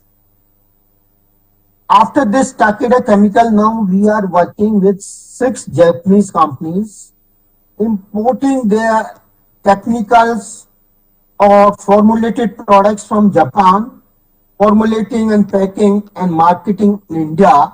And Japanese quality has no comparison, although duplicates has come, but there is no comparison to Japanese quality. I'd like to draw attention towards what Miyamoto-san from Japan Embassy has said. Earlier, Japan's Premier Shinzo Abe-san offered $2.2 billion package subsidy to Japanese companies for shifting from China to Japan or any other Asian country. And what Miyamoto-san has said, that the investment which has gone to other Asian countries, the investment which has come to India is a peanut. And I will request our government to look into the regions why the investment which is the best destination India in comparison to other Asian countries, why Japanese companies are shy instead of coming to India, and they are preferring to go to other Asian countries. And some of the laws like pollution, clearances in agrochemicals, every country, yesterday also one Kanamori-san of Nippon Soda was presenting, and our Honorable Agriculture Minister assured that we can come and present him, and he asked how is the data protection in the countries. And he shared that Japan provides 15-year data protection, while USA and Europe provide 10 years data protection, and similarly other companies provide data protection.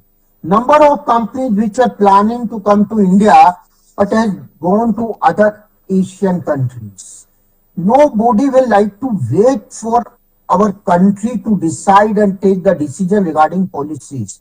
So my humble submission will be that India and Japan has very good culture, very good relation at political level, at business level also. I don't think any Japanese company will be having complaint with any Indian company. So when we have so much good relations, then why Japanese investment should not come to our country? And as said by Miyamoto-san, we have to look for our environment and our proactive policies, so more Japanese companies are interested. I once again thanks for FICCI for organizing this wonderful event and giving me opportunity. And I thank my all Japanese collaborators and friends for supporting us. Thank you very much. Dhanyavad. Thank you, Mr. Agrawal. Very inspiring and message which will help us introspect as to what can be done better for the industry. Having heard industry, state, Japanese companies, and those who have experienced collaboration with Indian and Japanese investors, now may I request our respected Secretary, Sri Tripathi, to give his concluding remarks and address the audience on what his promise to the investors would be. Mr. Mahurkar, would you like to once again see as to whether can we have the regional director UPL Japan, whom we said that. All right. I thought the presentation was ready. No. Is that available now? Yeah. Would you like to just go voiceover? Mr. Kobayashi? Yes, I'm here. Thank you.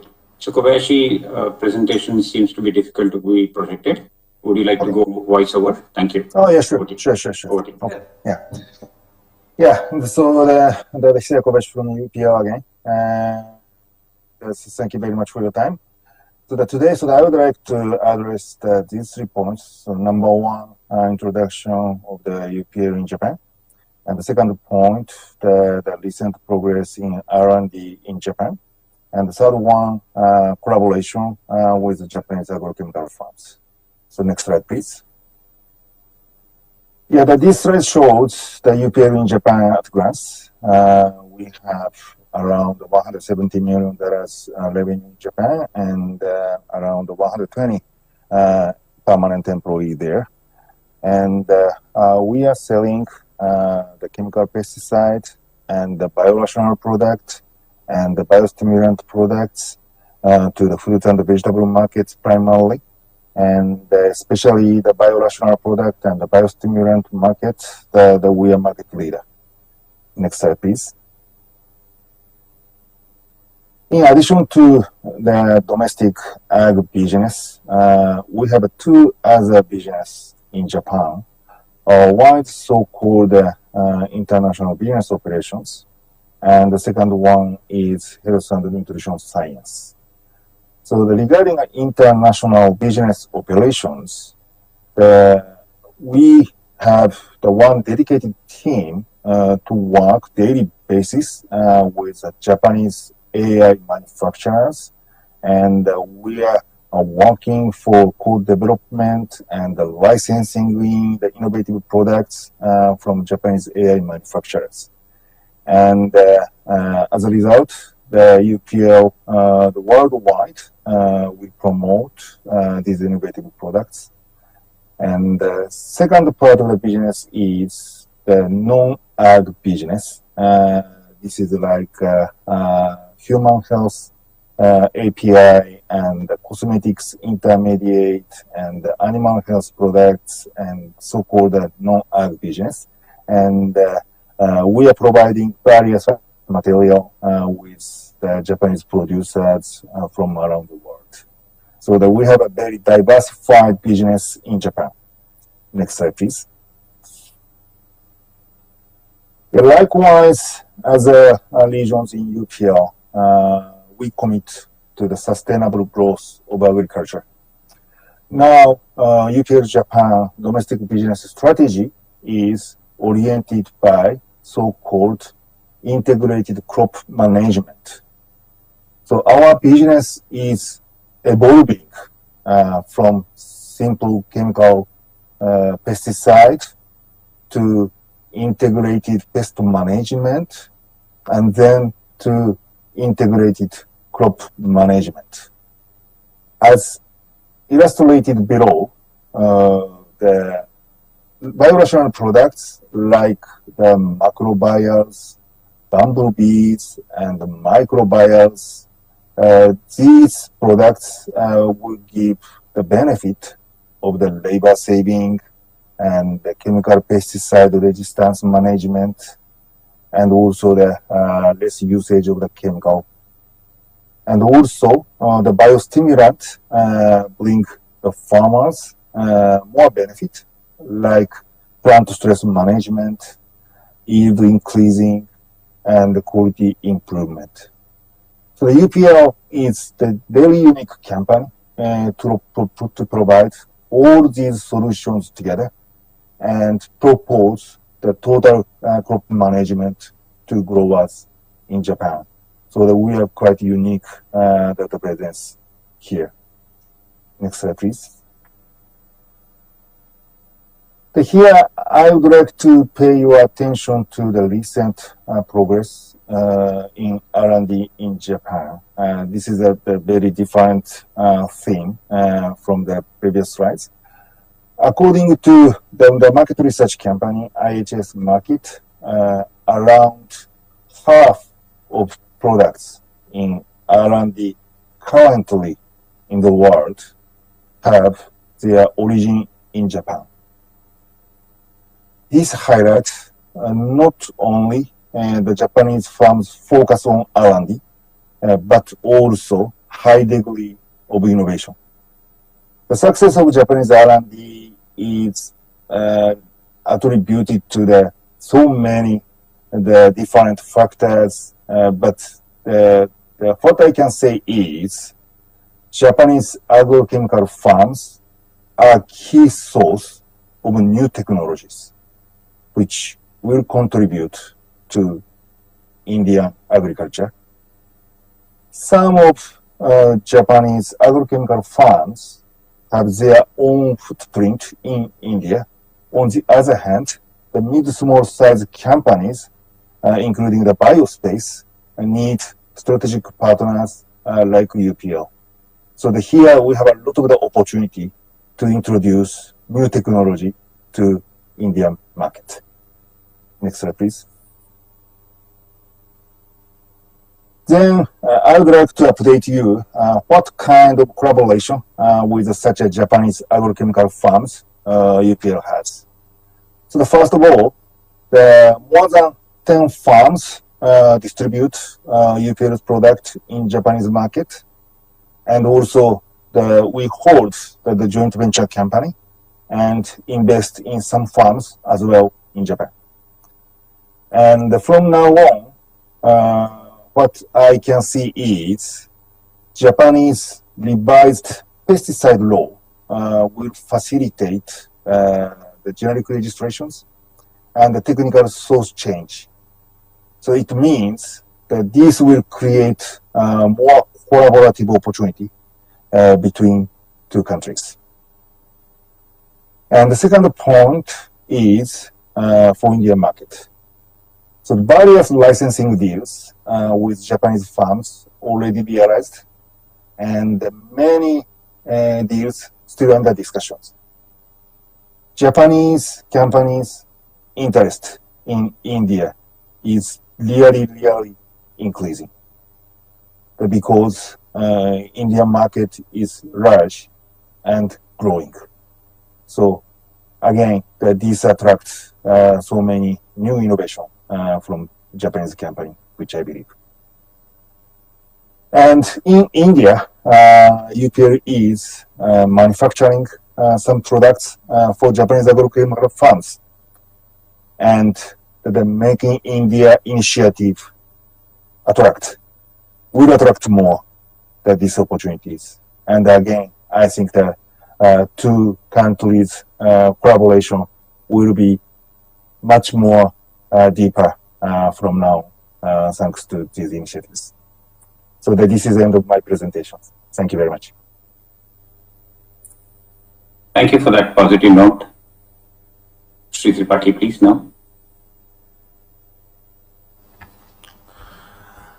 Thank you, Deepak. In one of the initial presentations, Mr. Ramkumar has very beautifully brought out the overall prospects in the chemical and petrochemical sectors globally and the better prospects in terms of demand and future requirements in respect of India.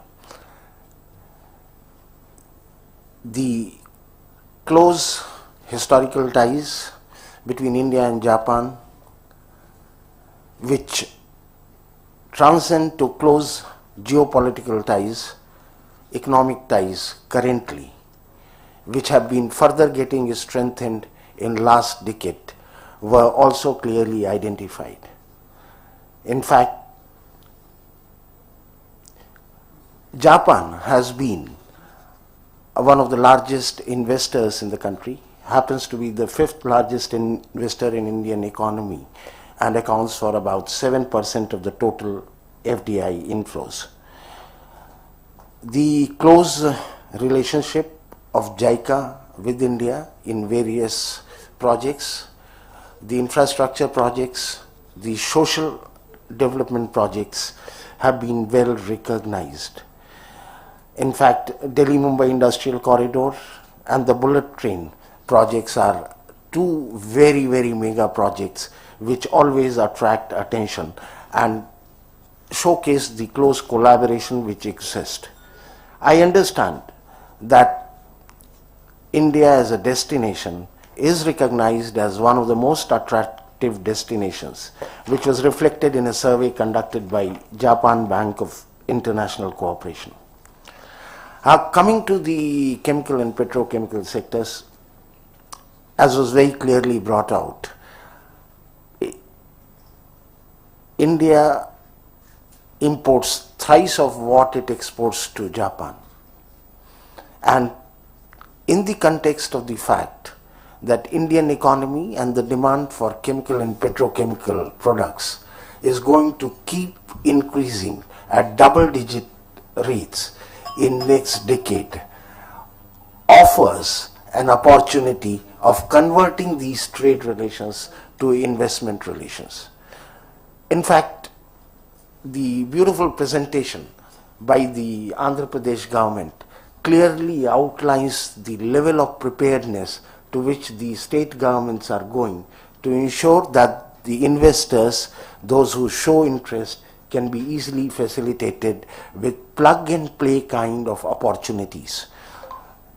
I'm not saying that everything is hunky-dory, but I would definitely like to say that the fact that the ease of doing business ranking of India has improved from 142 to 63 is an indicator of the direction in which policy reforms, infrastructure development, and putting up of regulatory frameworks is leading India towards being a very attractive investment destination. The process of ease of doing business has been part of the continued focus of the government of India, and I'm quite sure overall condition for doing business in India is only going to keep improving further. And that in some ways offers an opportunity to enter at a stage where it's easier to do business, is going to be easier to do business. The country has tremendous opportunities in terms of domestic demands. The country has tremendous abilities in terms of skilled manpower, developed infrastructure, further developing infrastructure. And these opportunities, I would say, the present time is the right time to be used and exploited. In fact, if somebody has to look at India and do the investment, any further delay in investment decisions is only going to be a disadvantage and in some ways losing the first movers advantage. In fact, it is very interesting to hear Mr. Agrawal, who clearly laid out the successful story of the close collaboration between Indian company and a Japanese company, which has led to not only meeting 75% of the demand, but the joint venture exporting even 25% of its product and to the destination which was considered otherwise to be leader and in a particular product. I'm sure this kind of success story, there's tremendous potential to be replicated, to be reused, and very clearly I would urge all those who are there with us, those who are listening to us, not listening to us, to look at this opportunity and carefully consider it, because I'm quite sure that if you take your decisions now, these are going to be beneficial, and you'll be part of a economic growth story of a huge emerging economic power, which I'm sure you would, if you come today, would in future say that it was an excellent decision. With these words, I would also like to express my gratitude to all those who are physically present, also all those who have taken time out and are with us in the virtual format, to have taken their time out and be part of this process of discussion. I hope we all together would be able to move further forward. Thank you very much. Thank you, Mr. Tripathi. I hope one of the speakers' dream about in India hosting a Japanese industrial corridor also comes true one day. With that, may I hand over to the organizers, please. Thank you.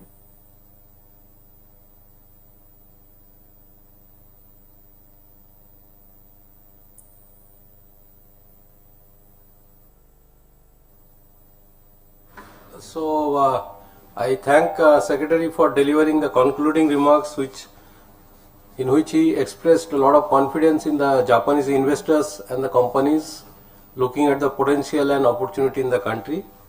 So with that, we conclude the session and invite everybody to join us for lunch. Thank you.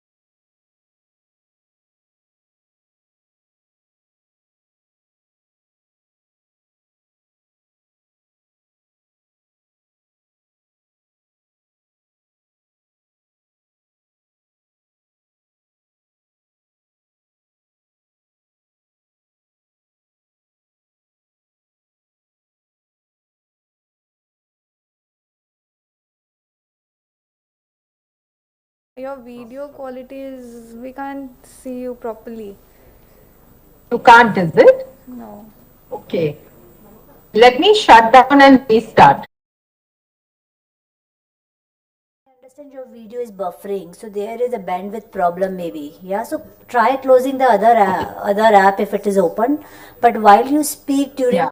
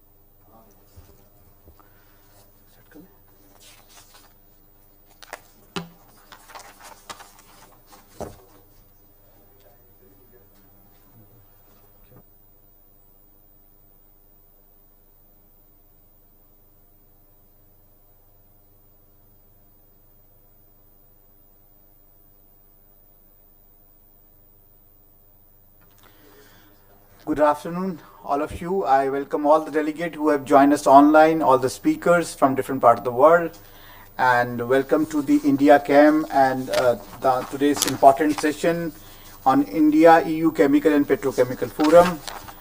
I now would like to introduce today's moderator, Ms.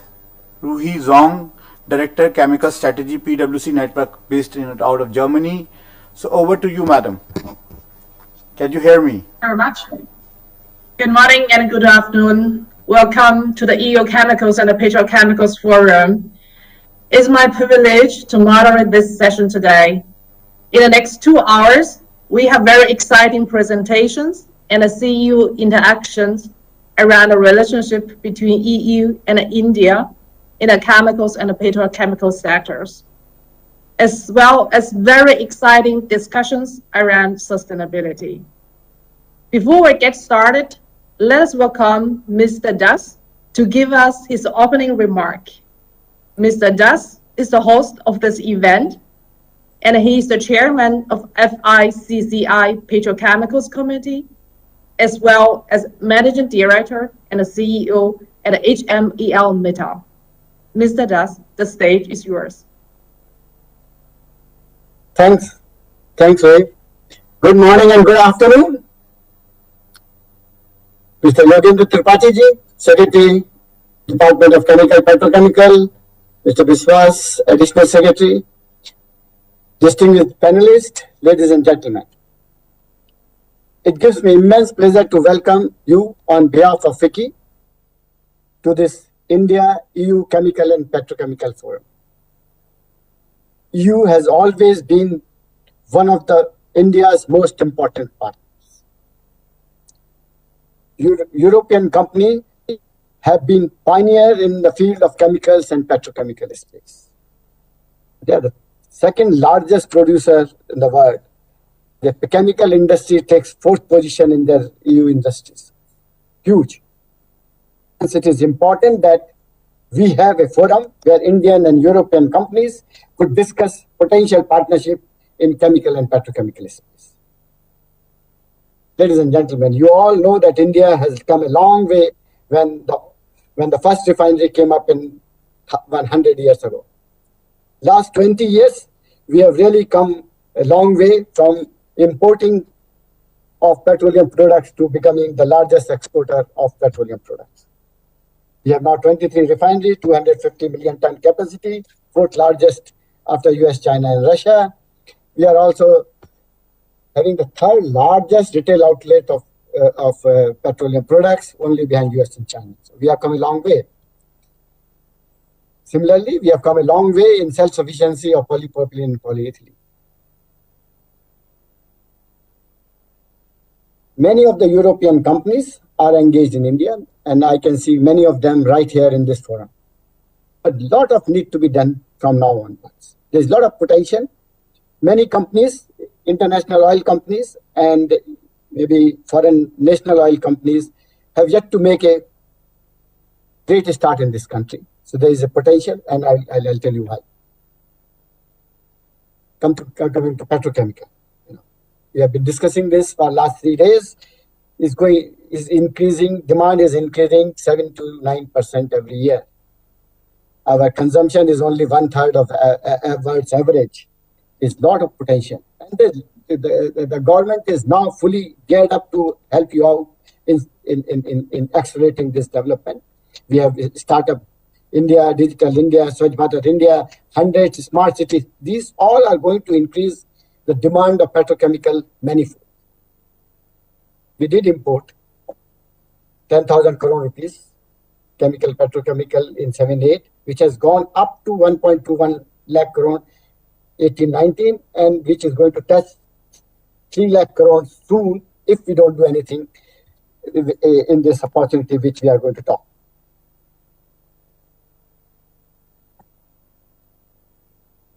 Because of all the reasons I just mentioned, there is a demand and there is a potential. This forum is the right place to discuss. The government has also encouraged the foreign direct investment in this sector. Is 100% automatic route. We are we are one of the largest producers of polyethylene and polypropylene. The demand is, as I mentioned, is growing.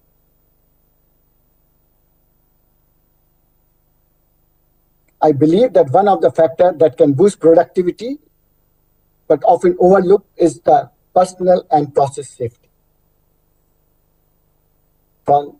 Apart from process safety, automation and Industry 4.0 initiatives can also help the industry boost quality and productivity. And that's where European Union comes in thick and heavy. You are having European Green Deal target to make EU a sustainable, climate neutral and circular economy by 2050. You have new chemical strategy for sustainability launched as a part to deal aim to boost innovation for safe and sustainable chemical and increase protection of human health and environment against hazardous chemical. It also intends to do that by phasing out harmful chemicals. So you are the leader. We have a potential. There is a win-win situation for both of us to have a joint effort to make this industry succeed. I've always pointed out that India has made a rapid stride in sector of refining and basic polymers. However, there is a lot of scope left for specialty chemicals and engineering chemicals. And I think, the European companies are having a lot of technology available with them, which can be shared, which can be jointly collaborated to make many products. I will not name it. You are all aware of it. I believe that this segment represents a great opportunity for partnership between Indian and European chemical manufacturers. As the former has expertise in operating in India, and the latter can offer a best world-class production technology. From our experience in HMEL, India offers a perfect ingredients for setting up a new capacity, such as ready demand, availability of land, power, water, other resources or infrastructures.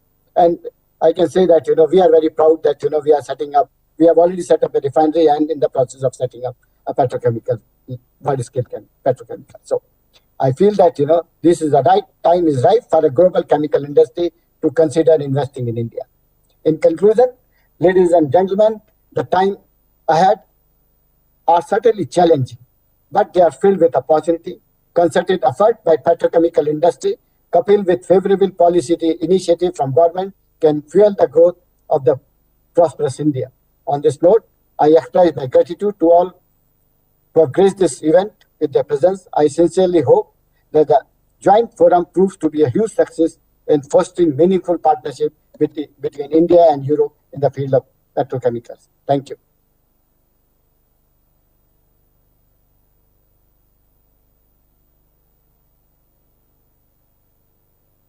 Louis, you are on mute.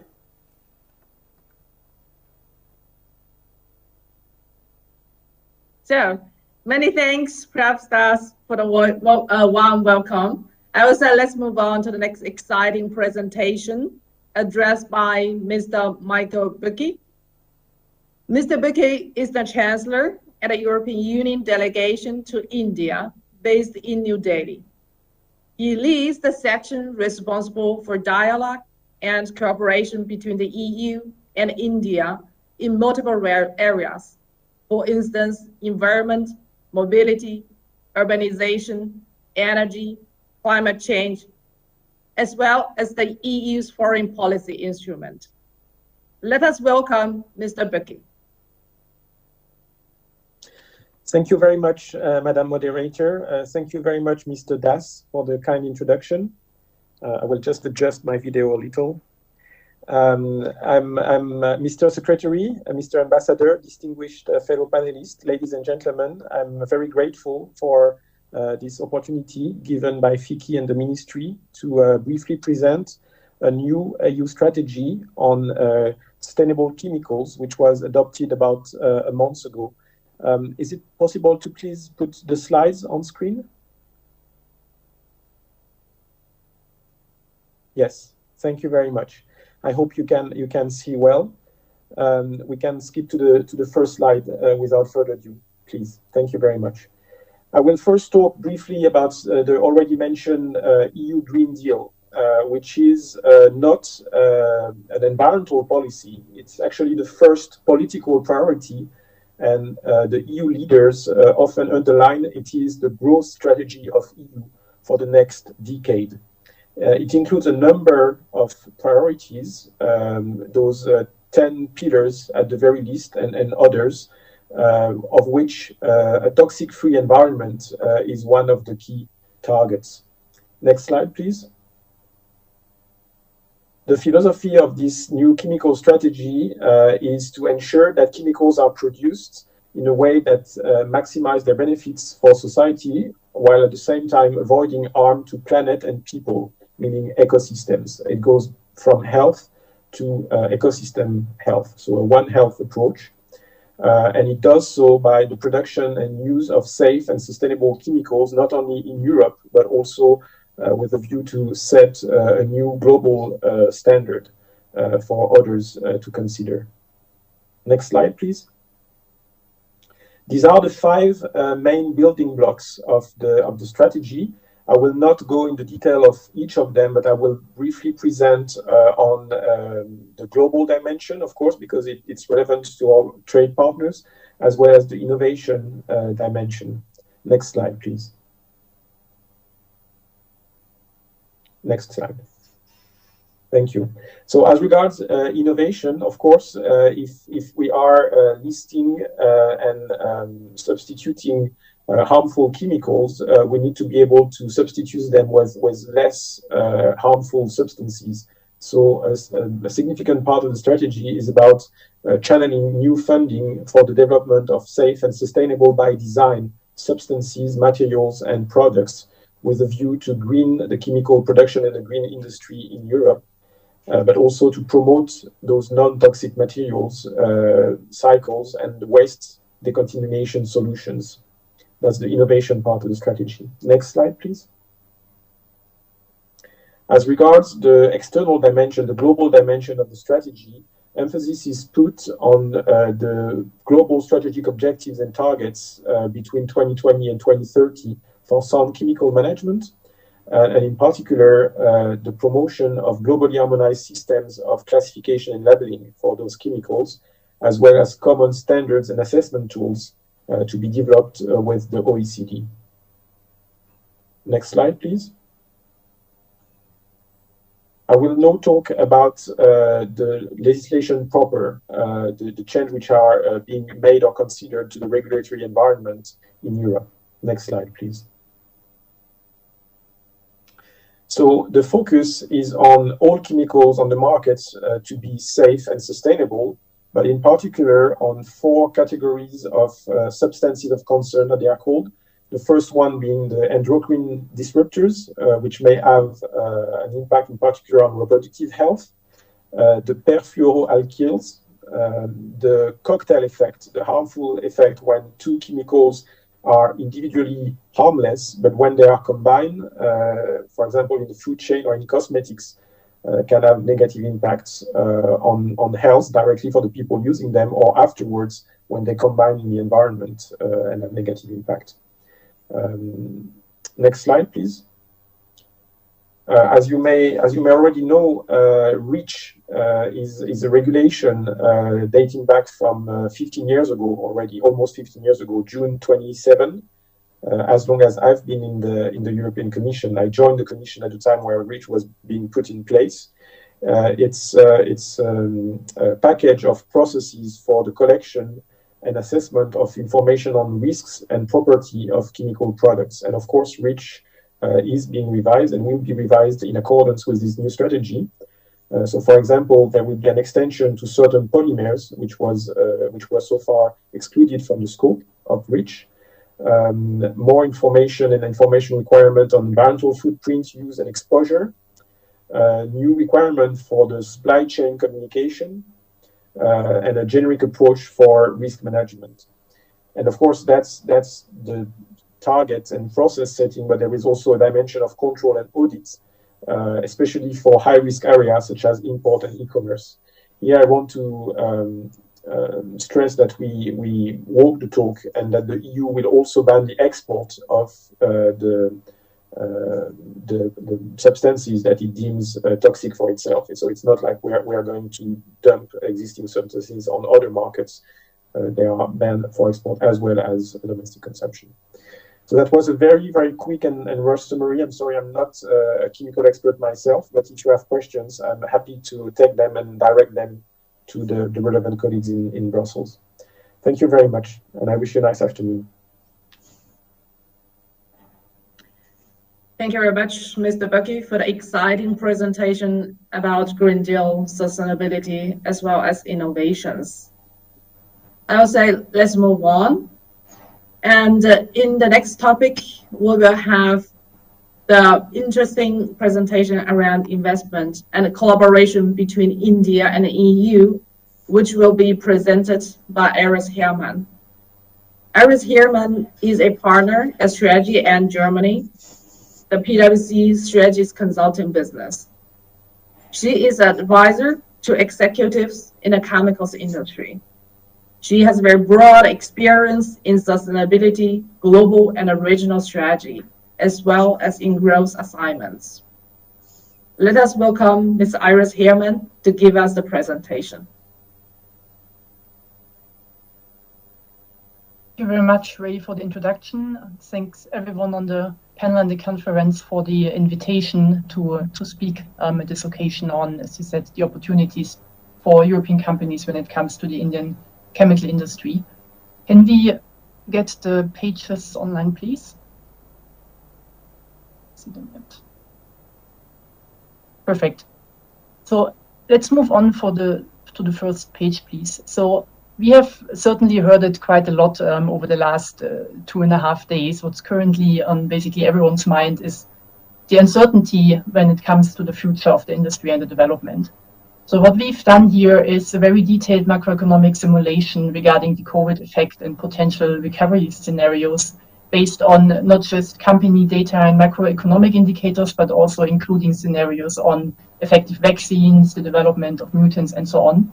So although the short-term outlook, as you see it here, is pretty dreading, the positive news is that in each of the different development scenarios, there's definitely a long-term positive growth story to India as a target market.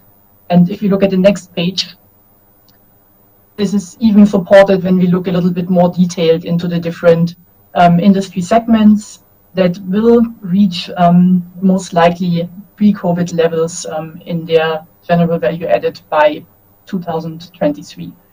And since those are the major customer industries for chemicals, I think that's also a very positive signal, although some of them are more severe hit. If you look at automotive, for example, some are also neutral or even positively hit by the crisis. So overall, still a very encouraging environment if we look at mid and long-term investment opportunities. You go on the next page, please. Coming to the chemical industry in India, this has been long-term delivering steady and above average growth, especially if you compare it also to the global chemical industry in all of the segments, so basic and petrochemicals, pharmaceuticals, but also specialty chemical and agrochemicals.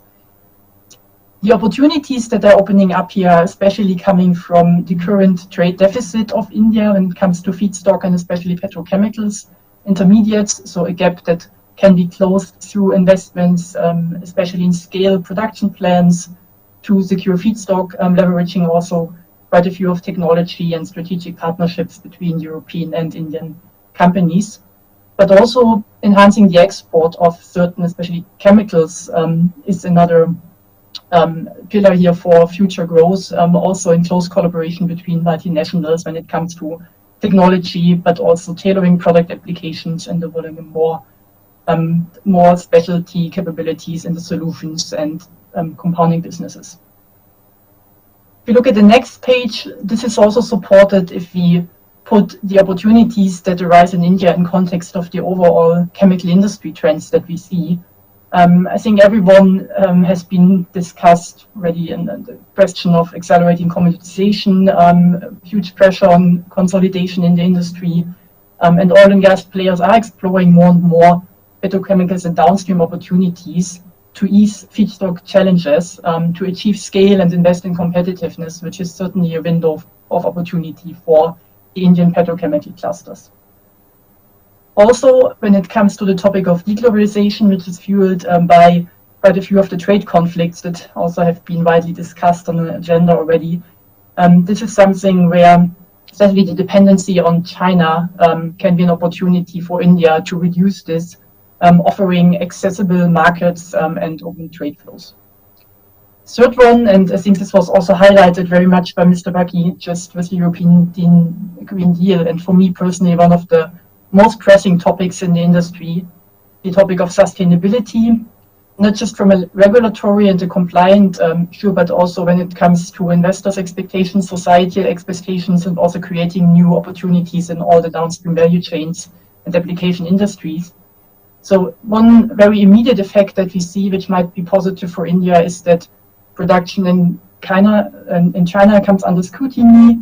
We see disruptions in supply chains that can be closed by stepping into the India chemical industry, but also looking mid and long term, really segments opening up here with a more sustainable product portfolio for India. And then last but not least, of course, digitization, the leverage of technology, but also the overall shift of economic power and the rising domestic demand, especially in the country, offering large opportunity space. Just to underpin a little bit what I just said, on the next page, please, India has with one of the youngest working populations actually in the world, quite a huge dynamic and potential to leverage this democratic dividend. What is really necessary here to make that work is furthering investments in education and skill development, and really put the focus on also on the regulatory and government framework on enhancing educational spend. Next page, another key element of the framework and the regulatory environment are certainly the petroleum, chemical, and petrochemical investment regions and the clusters. While they have had mixed success in the past in terms of attracting investments, we see that there's a revision of the concept and the reshaping of the framework also from the governmental side in order to refocus investments here to kind of especially overcome challenges in capital and infrastructure investments. So this is also very positive signals for European companies that those clusters will grow and offer favorable conditions for investments. Next page, just underpinning the attractive investment point. When we look at how the ease of doing business index of the World Bank has developed over the last years for India, you see a very positive trajectory. Although the picture is a pre-COVID picture, I mean, the pattern still is the same. So the increasing liberal regulatory frameworks, the changes to doing business, licenses, tax environment, and so on, do shape a more supportive environment. Together with the rising domestic demand, the spur of end-use sectors like agrochemicals, retail, auto health, that are fostering incremental growth, but also the attractive manufacturing cost position, access to labor, and also increasing distinctive capabilities are certainly positive factors for European countries to consider India as an investment place. One of the biggest challenges certainly still is the accessibility, infrastructure development, and also feedstock access. But here we strongly believe that an enhanced partnership between the two regions can help to overcome this. So with that, let me close my short overview. Overall, I said, while the short-term outlook might be challenging, I think the macro perspective and the industry trends indicate that a long-term growth opportunity stays ahead of us. Thank you. Thank you very much, Aris, for the deep insight about investment and collaboration between India and the EU in chemicals and the petrochemicals industry. So we have the next speaker, Dr. Markus Kamev. Dr. Markus Kamev is the member of board of executive directors BASF SE. He is responsible for multiple business divisions, including catalytics, coatings, dispersions and pigments, as well as performance chemicals. His responsibilities cover multiple regions of Greater China, South and East Asia, Australia, and New Zealand. Let us welcome Dr. Markus Kamith and his presentation.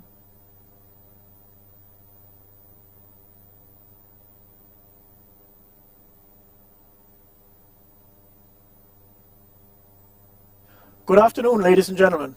My name is Markus Kamith. I'm a member of the Board of Executive Directors for BASF, and since 2020, I'm responsible for the Asia-Pacific region. It is my great pleasure and honor to join you today as a speaker for this prestigious event, especially against the backdrop of a resurging Indian economy. First of all, allow me to send my greetings and congratulations for successfully organizing India Chem for the 11th time to the esteemed participants from the Indian government, the Department of Chemicals and Petrochemicals, the Federation of Indian Chambers of Commerce and Industry, and of course to all industry partners and compatriots. Unfortunately, I cannot be with you physically today, but I look forward to meeting many of you as soon as possible. I'm particularly proud to talk to you at India Chem today, as India represents one of the most important growth markets to BASF.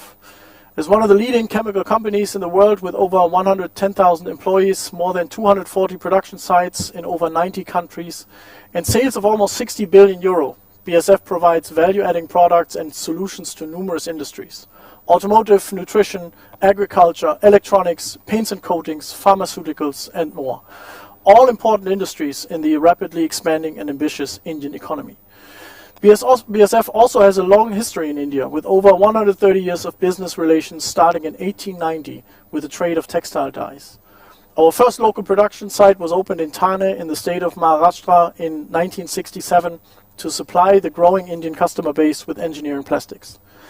Since then, we have expanded significantly with key production sites in Dahej, Mangalore, Hyderabad, and Chennai. We operate a world-class innovation campus in Mumbai, an agricultural research station in Pune, and the Coatings Technical Center in Mangalore, which all form part of BASF's global innovation and technology platform. Today, we have almost 2,300 employees, 11 production sites, 39 offices, and recorded sales of 1.6 billion euro in India, and this despite the impact of the COVID-19 pandemic. Now, despite the unprecedented global challenges and impact of the COVID-19 crisis, India has proven to be resilient and agile. I'm happy to see that India has made impressive strides both in controlling the spread of the pandemic and in vaccinating over 14 million people already, probably more by the time you listen to my video. The Indian economy has rebounded at an impressive pace, with GDP at minus 24% in the second quarter to a slightly positive growth rate already in Q4.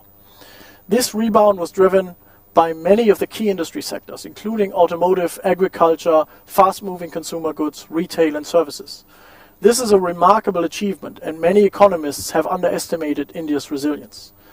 As such, India has again shown that it is poised to become a bright spot for progress in the global economy.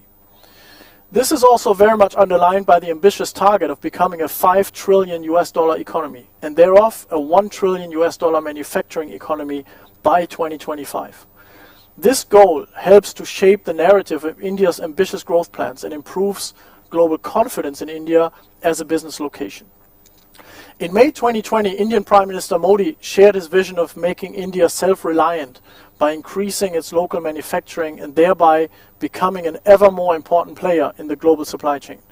This will also have a significant impact on the chemical industry. The chemical industry is the backbone of a successful manufacturing sector. By helping convert basic raw materials into a huge variety of essential products, it enables productivity and economies of scale for the larger manufacturing sector. It is also the cornerstone of a low-carbon society. Without smart chemistry, there simply will not be a more sustainable future. And India will play a key role in our industry. With chemical sales estimated at roughly 105 billion euro in 2020, the Indian chemical market is already the 5th largest market in the world. And it is set to grow above global average for many years to come. This brings significant opportunities for trade. Today, the European Union is India's largest trading partner, accounting for 80 billion euro in traded goods in 2019.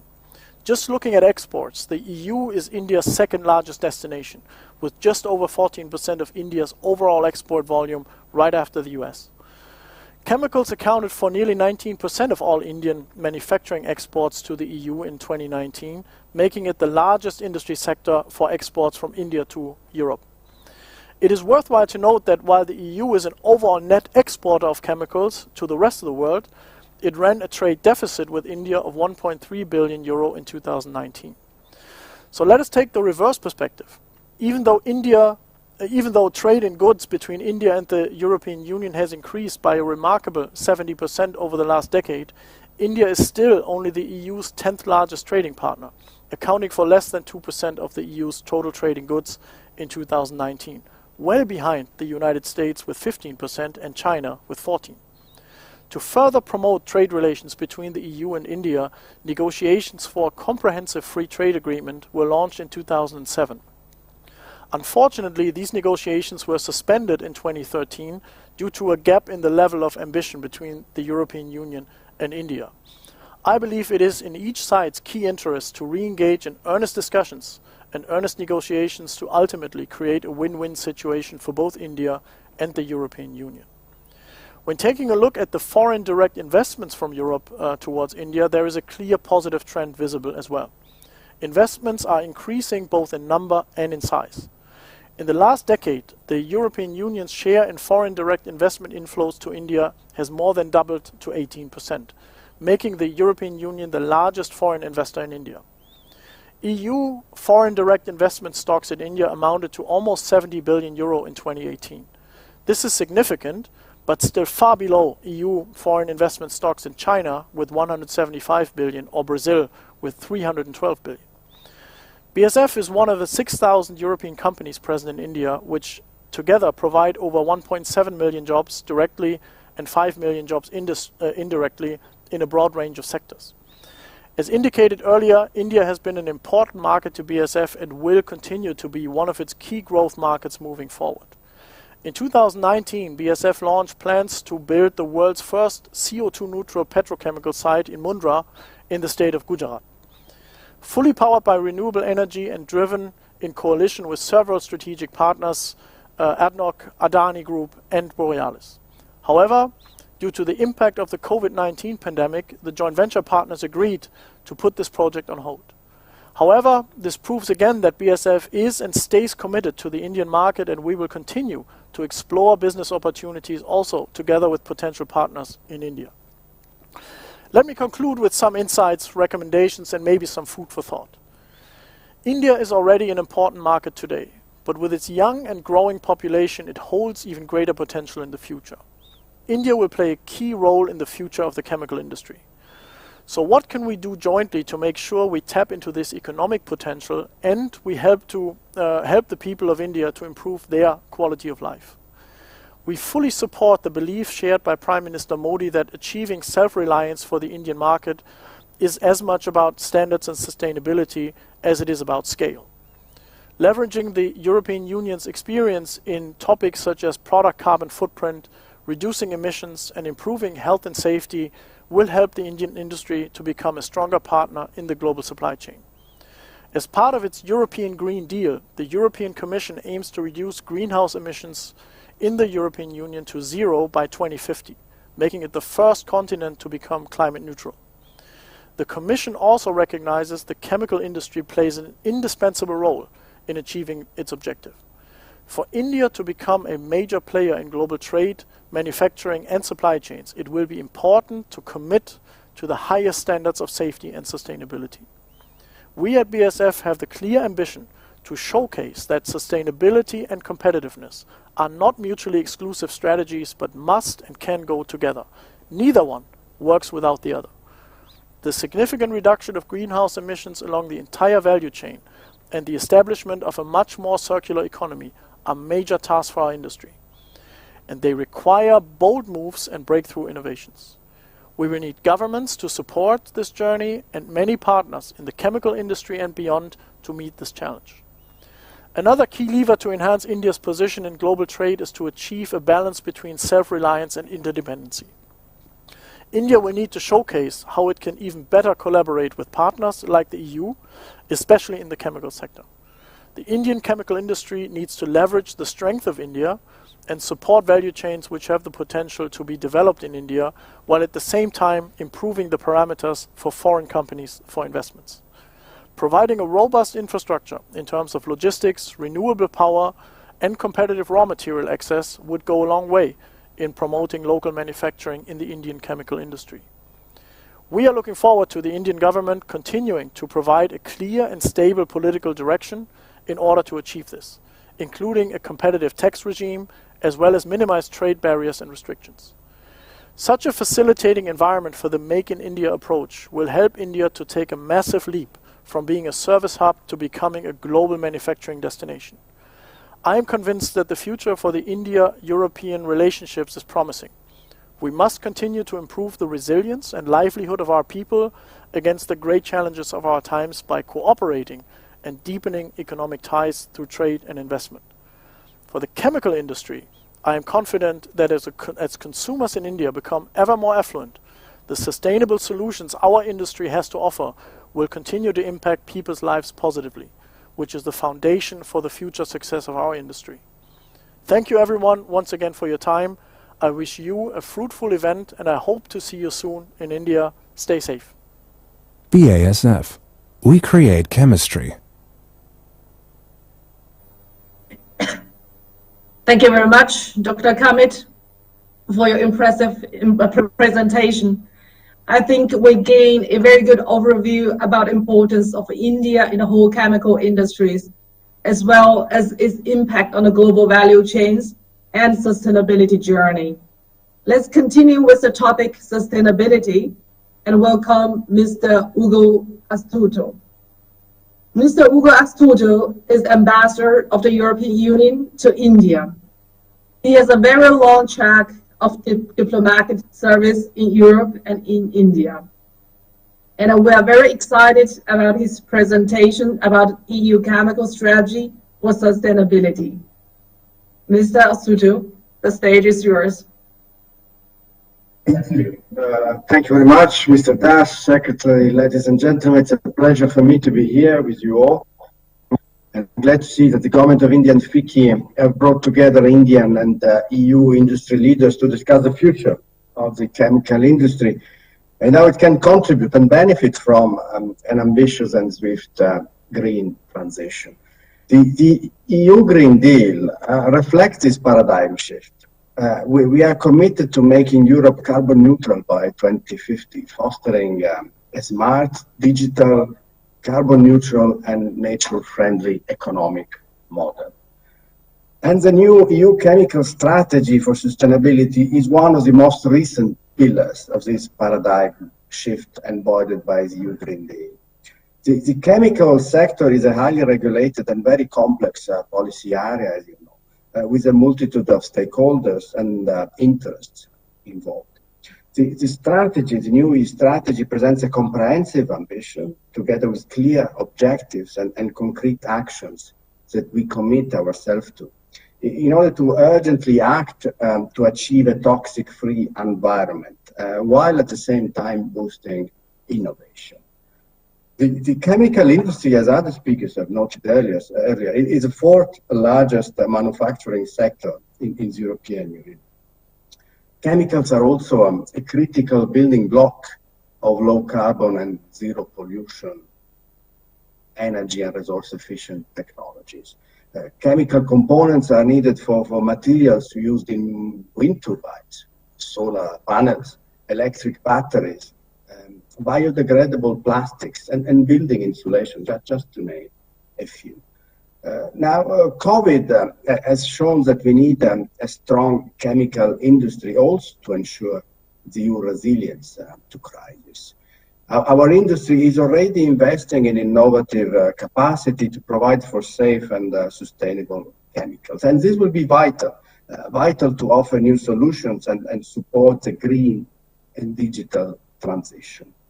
Yet some chemicals have hazardous properties that harm the environment and human health. And science is alerting us on areas where we urgently need to act in this respect.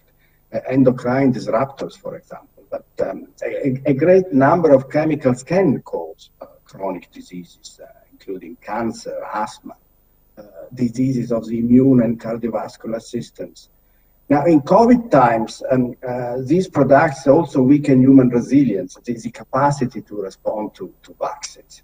So the reality is that our citizens, including the most vulnerable, are still exposed to harmful chemicals, in particular through consumer products. Global chemical production and trade are expected to double by 2030, and the already widespread use of chemicals will also increase, including in consumer products. Simply put, the EU chemical strategy for sustainability aims to ensure that chemicals that cause long-term effects on human health and on the environment are replaced, while delivering the necessary technologies and innovation for this green and digital transition. So the strategy is three-pronged. What we need is first protection. We need to tackle the most harmful chemicals, and especially their presence in consumer products. Second, we need innovation. We need to boost the development of alternative new chemicals and materials that are safe and sustainable. And third, we need simplification and consolidation of the legal framework, which must be conducive to a safe environment. So we have had calls from the European public for decisions to come fast, to be consistent and transparent, with greater predictability. And we will reply to this call with our one substance, one assessment approach. It's a process which is going to start this year in 2021 and will deliver, we hope, better coordination and coherence in risk assessment while stepping up compliance, implementing the principle of no data, no market. We will also focus on enforcement through audits and more frequent checks on products and chemicals, particularly on high-risk areas. The European Union intends to play a leading role to champion and promote high standards globally. We are ready to discuss and compare notes with our key partners, and notably with India. And this to step up together our steps towards the sustainability of chemicals. This requires first and foremost that we are consistent in the banning of harmful chemicals, both for production domestically and for imports.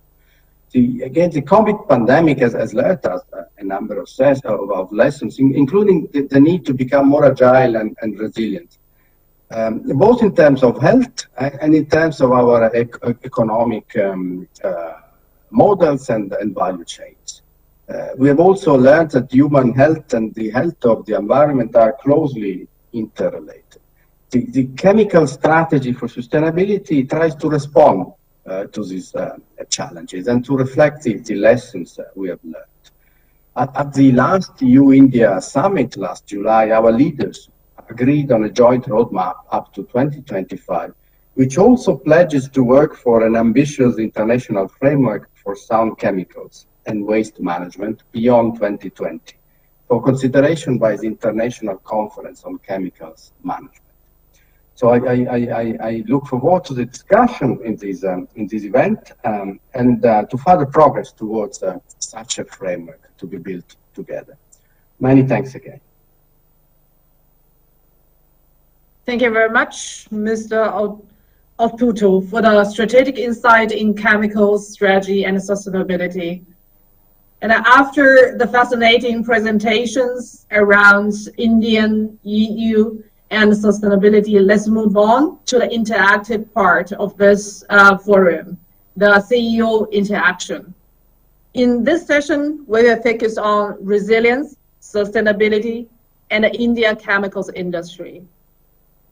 And we have 6 top-class panelists across chemical industries and petrochemical industries. And let us welcome our panelists, Mr. Peter Browning, President, GBU Aroma Performance from Solvay in France. Mr. Xavier van Rollegem, Head of Department Invest from Flanders Investment and Trader in Belgium. Mr. Suresh Amachandra, Country Head and Managing Director from Akema, India. Mr. Hu Tiku, Managing Director from Huntsman International in India.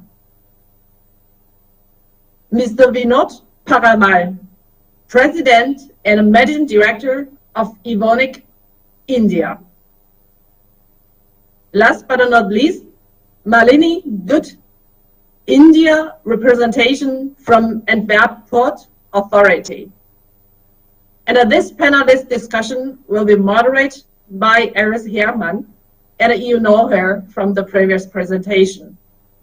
I'm looking forward to the discussion. And welcome to our honorable panelist, and I'm looking forward to this discussion.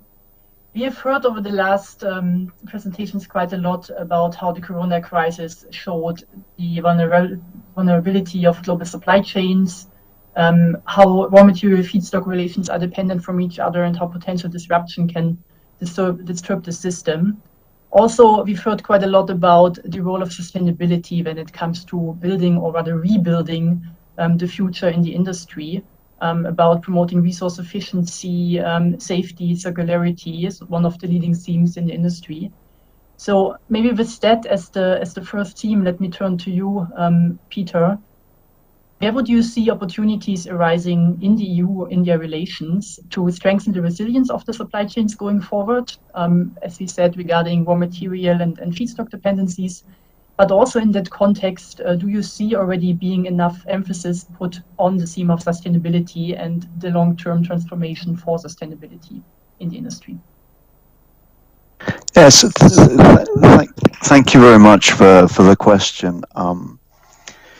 I think the company I work for, Solvay, is nearly 200 years old and has a strong family ownership. And so we really have an absolute commitment to sustainability as a driver of our future.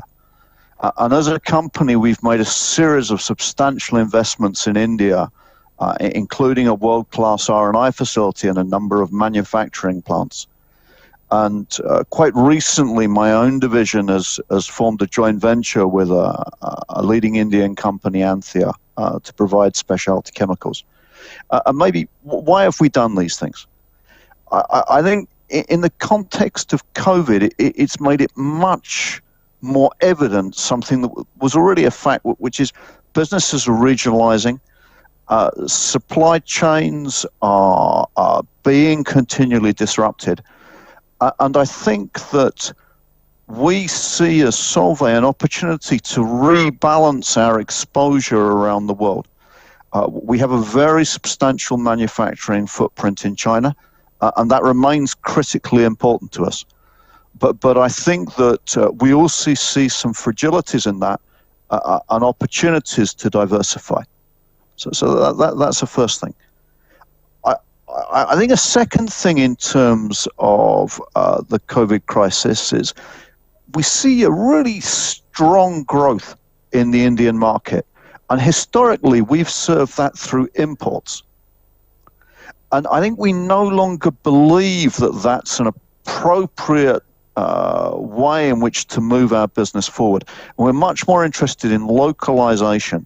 Our panelists spoke earlier about the India Self-Reliance Program in chemicals, and we absolutely subscribe to that as a driver.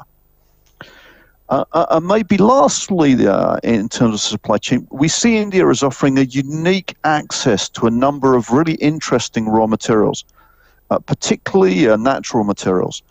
And there in my own business, which is associated with the flavor and fragrance industry, that's absolutely key. So maybe looking beyond that, when we see to seize these opportunities and to capture this, we already value the world-class organic chemistry capability that India has built. And that's why we built a substantial R&I center focusing on organic chemistry there. But beyond that, I think that there's a level of entrepreneurialism, a level of flexibility, a level of creativity that characterizes the Indian market. We would appreciate that India continues to work on a stable and open legal framework which remains consistent over time. And we think that will support investment in India. And then lastly, a number of our speakers have mentioned this. it's critically important to us as a company that we engage in supply chains and value chains which are sustainable, which are based on industry norms which will be commonly accepted across the world. And so when we are looking at investment opportunities and growth opportunities in India, we are looking to ventures which will operate with us at the standards we would use in countries around the world, because we believe that that future-proofs our business and gives us a very stable base on which to grow. So I think that those would be my observations. Yeah, thanks for sharing that insight. I think that's a very good lead in, Malini, to you, because Port of Antwerp also has sustainability embedded as a key pillar in your strategy, and you have a robust chemical industry on your premises. So from your point of view, where are the possibilities for the Indian chemical industry to take advantage of the Antwerp port, and how can you also help in accessing the EU market and also maybe shaping those conditions Peter just mentioned? I think there are a couple of ways. Firstly, good afternoon, good evening to everybody, and good morning to those who joined in from Europe. I see 4 specific ways for us as to how we can take advantage and collaborate. First is, of course, ensuring the reliability of supply chain. Again, because of COVID and other issues, I see a lot of companies now welcoming the concept of re-engineering their supply chain. And what we have at the Port of Antwerp is large warehousing space. So if there are companies who are interested in considering a Europe hub for storage and distribution, but not just for storage and distribution, value addition as well. And as far as chemicals are concerned, we offer huge possibilities. So starting from heating and cooling to blending, sieving, grinding, drum and IBC filling, there's plenty of options there. So that's number one.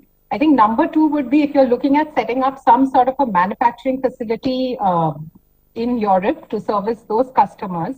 We have a dedicated parcel of land called the Next Gen District. And specifically, we are inviting Next Gen concepts. So for chemistry, that would be the ethylene and propylene for tomorrow, using recyclable, renewable feedstock in steam crackers or PDH or any other alternative production sources. The third opportunity I see is in the training space, where specifically we've organized chemical training courses around dangerous goods handling. So some of you may know that we have a training center in collaboration with JNPT Port in Mumbai. And in addition to the port and logistics training courses, we are also offering industry training courses. And because we have a robust chemical cluster in the port premises, chemical training is one of the areas. And I think we continue to do a lot of work around this space. And the fourth area is one of where we have a lot of tangible outcomes as well to quote, which is consultancy around the port-led chemical industry development concept. And in India, I think it is better known as PCPIR zones. So in fact, we're very grateful to FICCI. Not so long ago, we actually had welcomed a delegation by the FICCI hosted delegation where the Chemical and Petrochemical Minister had visited the port. And Mr. Das, nice to see you again. HMEL and Indian Oil had participated. So we had a huge opportunity to showcase our petrochemical cluster. And when they actually came back to India, we had also connected with Minister Mandavia. And as a result of it, we are actually doing some consultancy work, or at least beginning to do some consultancy work for PCPIR project for one of the Eastern Zone ports. So there is an actual tangible outcome. And I think, these are some of the ways in which I see that there can be tremendous collaboration between the Port of Antwerp and both Indian government and the private sector. Thanks for that. That's very insightful. You just mentioned the PCPIRs as one of the investment clusters are also providing incentives, and there's a huge focus on petrochemicals there. So Raoul, maybe you can comment on that from the Huntsman perspective. At the same time, one of the challenges we see in that context is always the regulatory framework, the infrastructure for doing business. So how does this fit together from your perspective? What would be your expectations to have easier investment and easier doing business in India and what to leverage. You're still on mute, Raoul.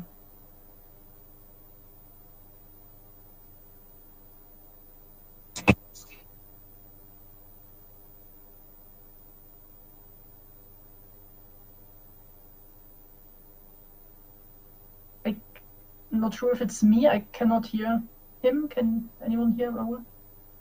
Oh, okay. So you still seem to be muted. Maybe double muted somewhere in the background.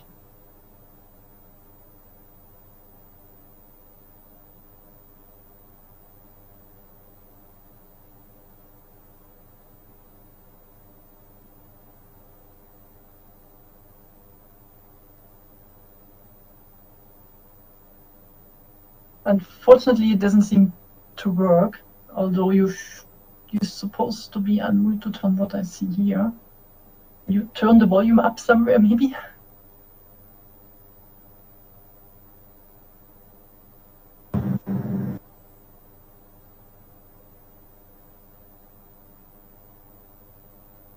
So far.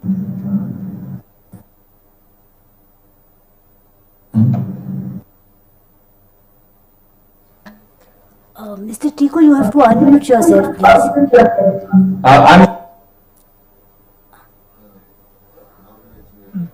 You have unmuted again. Please unmute once.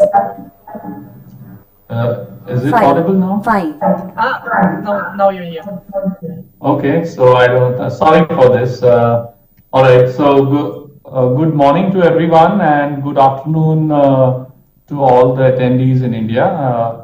And it is, thank you so much for giving me this opportunity to provide my perspective and view on the regulatory framework. So first of all, I think from an Indian perspective, we've developed a fairly robust regulatory mechanism for addressing the chemical management largely, and that also targets all stages of chemical production. I mean, whether it is including handling from a certain perspective. I think regulations are also being enacted for the entire life cycle of the chemical over the past few years.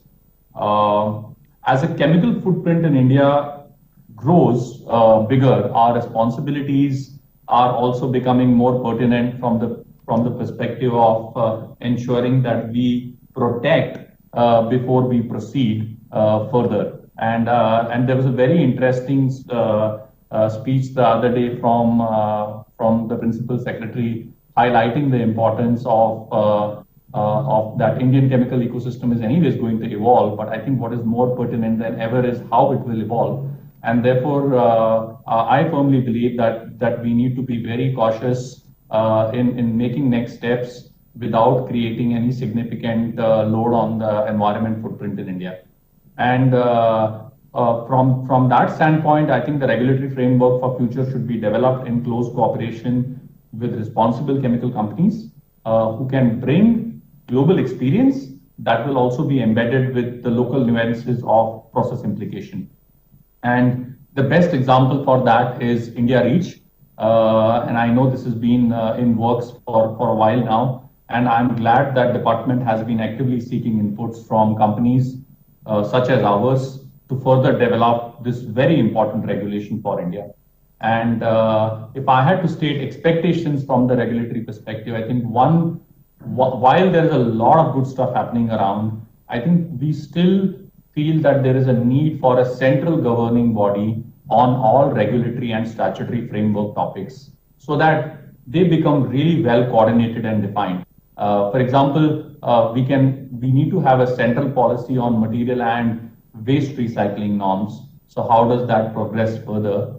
Spill control is an important area which we need to identify, because in some areas we have seen that some smaller units often tend to grapple with number of problems which include accidental release and spillage of chemicals, inadequate pollution abatement measures, and also using technology to tackle these in an effective, coordinated manner. So that's my view on the framework, and I think so far we are doing a great job. but I believe on a couple of these topics that I stated at last, most of these problems tend to land on the wrong side of the law, and therefore we need to be cognizant of that. Thank you.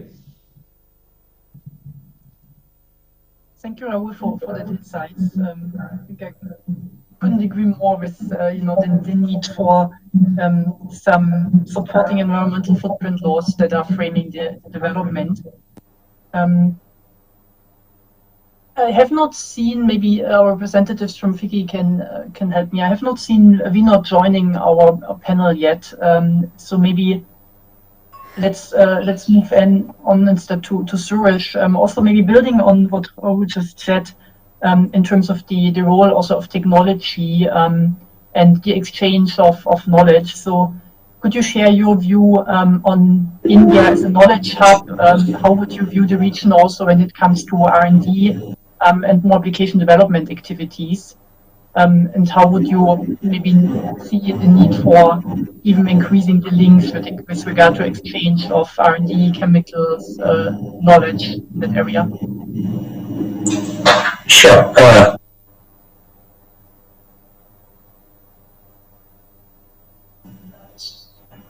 Okay, am I audible now? Yes, now you're on. Okay, good morning to my friends in Europe and good afternoon to the Secretary, to the Joint Secretary and all other participants from Delhi. Thank you to FICCI for giving me this opportunity to share my knowledge on R&D and how we can grow in India. I think I mentioned in another forum just 2 days back when I was physically present at the conference in Delhi that the next 10 years is going to be the golden decade for chemicals in India. And I think if that has to happen, I think research and development, knowledge centers would be the key. I think, and since this is primarily, we are talking of Indo-EU collaboration on this particular forum, I think India can have a lot of learnings from Europe on this. I think one of the big differences between Europe and India today is, especially on knowledge centers and R&D, is the industry-academia collaboration. I think in Europe, there is a very strong industry-university collaboration right at the grassroots level. And I think if India has to become a global R&D hub, we have to catch talent at a very young age. As students do their masters, India, unfortunately, is a good place for bachelors today. But the moment it comes to master's program, the good talent from India goes abroad somewhere, and I think this is where, again, I think through an industry government initiative, if we could retain this talent and help set up R&D centers, companies in India, it would be fantastic. Today, the knowledge is primarily theoretical in the country. If we could move from a theoretical to a practical knowledge, I think it would make a huge difference because the world is moving very fast. Probably 30 years back, a theoretical approach worked because we did not have very innovative softwares. We did not have digitization as it is today. So today, the move has to be towards a practical tendency if R&D and process knowledge has to work. I think two countries which have been very strong in this are, I think, France and Germany especially. I think France set up competitive polls for R&D innovation, I think in the early 2000s, for example, where I think industry, government, and university worked on strong innovations for the future. I think that can be one example for us. Germany, again, I think has very strong collaboration with universities. I think India has some excellent NCLs, National Chemical Centers. We also have good research centers in India. I think the bridge needs to be formed today. And I think, and that's where I think going forward, if all those specialty chemicals which we are targeting in India, I think especially for electric cars, batteries, and all, which I've mentioned again in the past, this requires R&D. And collaboration with EU here, will help us because we may not have to reinvent the wheel in some cases. I think that collaboration could be very, very useful. One aspect in this, historically, there was a language barrier, especially in the past. but I think it no longer exists. I think English is a very easy forum in EU today when I've been traveling there. So that language barrier has gone out, and I think this should help more accessibility on this side.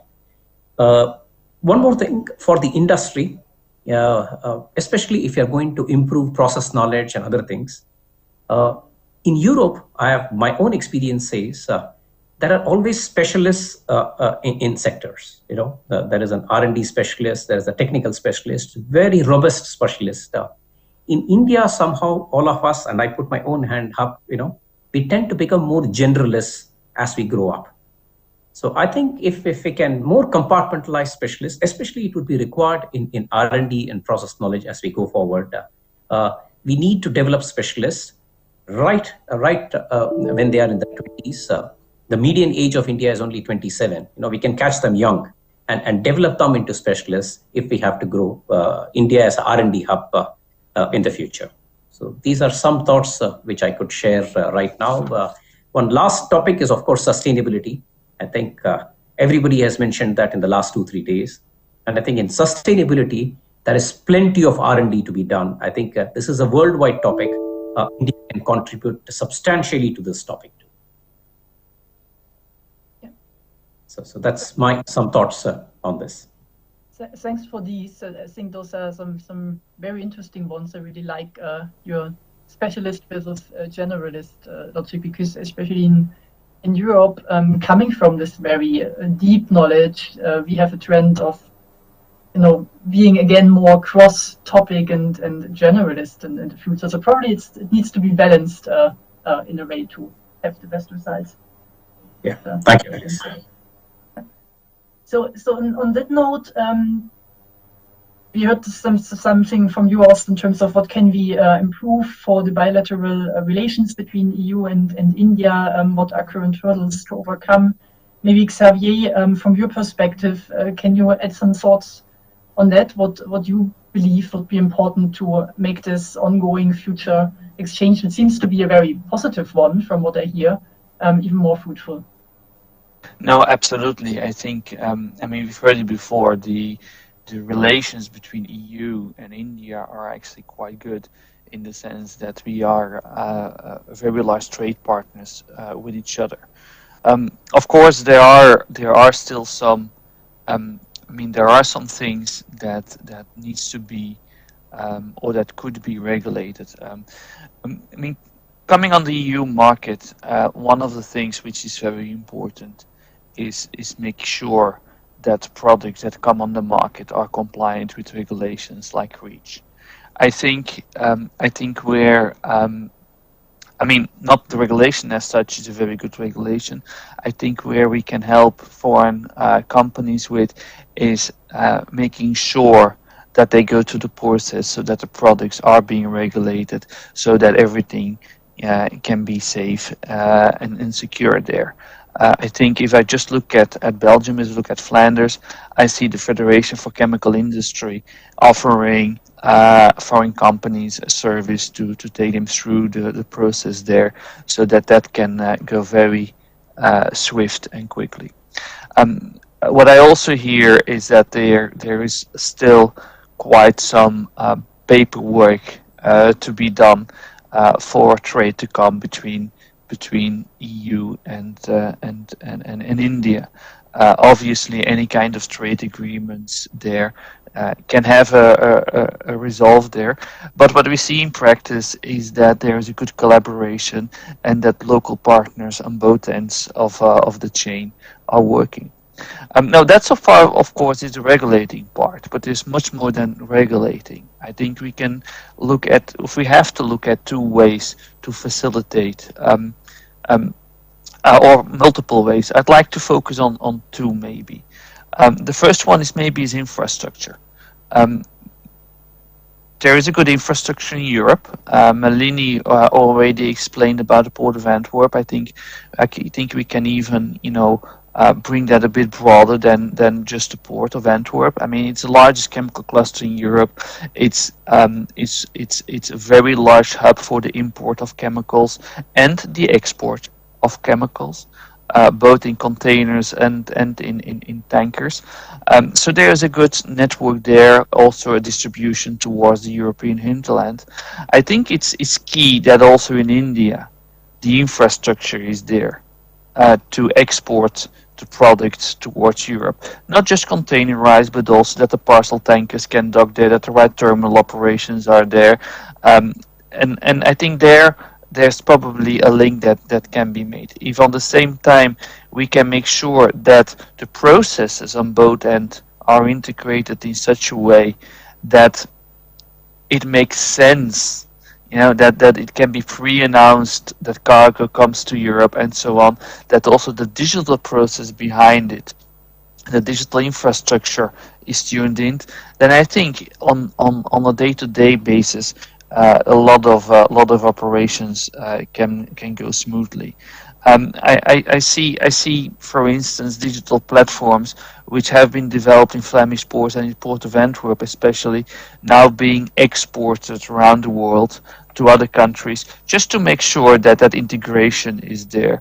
And it's a platform which is very well known by the chemical industry, as the chemical industry is also using the same platform for a European cleaning document for their tankers and their ISO containers and so on. So infrastructure, I think, on both ends needs to be tuned into each other, and I think there's probably still some road ahead, and I think we can learn from each other to see how that works best. The third part I'd like to maybe briefly focus in on is the transfer of knowledge and innovation. Flanders is the most chemical intensive country in the world. If you look at the add value per capita, the impact of chemical industry per person in Flanders, then that exceeds any other country in the world. So we know chemicals. We already have with Antwerp actually the largest chemical cluster in Europe and one of the largest in the world, and it actually spreads out beyond the borders of the port of Antwerp. And what our government has done in terms of facilitate innovation is exactly what we've been hearing here, is that collaboration and facilitating that collaboration between government, private sector and academia through spirit clusters. In fact, last year, 1 in 5 new jobs in Flanders from foreign companies was R&D related. So we are very R&D intensive country there, with a very good legal and governmental framework. It's an open innovation. It's not just limited to companies from Flanders. We are looking for collaboration across Europe, even across the world. So I think on the third part, if you say where can we work together, what can we facilitate there, I think working on that collaboration on the innovation part to make sure that Indian products are tuned into European needs, the transfer of knowledge, getting to know each other better, working together on new innovative products, that's probably the third part where we can do a lot. And like I said, last year, 1 in 5 new jobs were related to R&D, so it's definitely a key focus in Flanders on that aspect. That's an impressive number already, and I can imagine that the ratio is probably increasing, right? Yes. And I think that what really highlights is that there's still huge untapped potential when it comes to innovation and collaboration. Also, as it was said before, looking at the age structure, so a huge talent pool, probably also eager to engage there. Thanks for sharing that perspective. I'm just virtually looking into the room in India if there are any questions from the audience that we should take, if there's anything you want to address to our panelists. Preferred.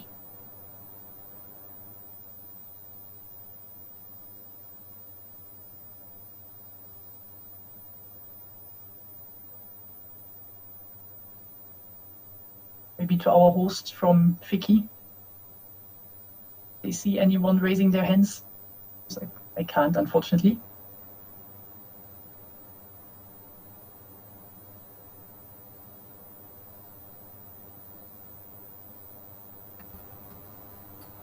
Doesn't seem to be. Can you hear? Now? Yeah, please go on. No, this is a question for Mr. Javier van Rolligem from Flanders.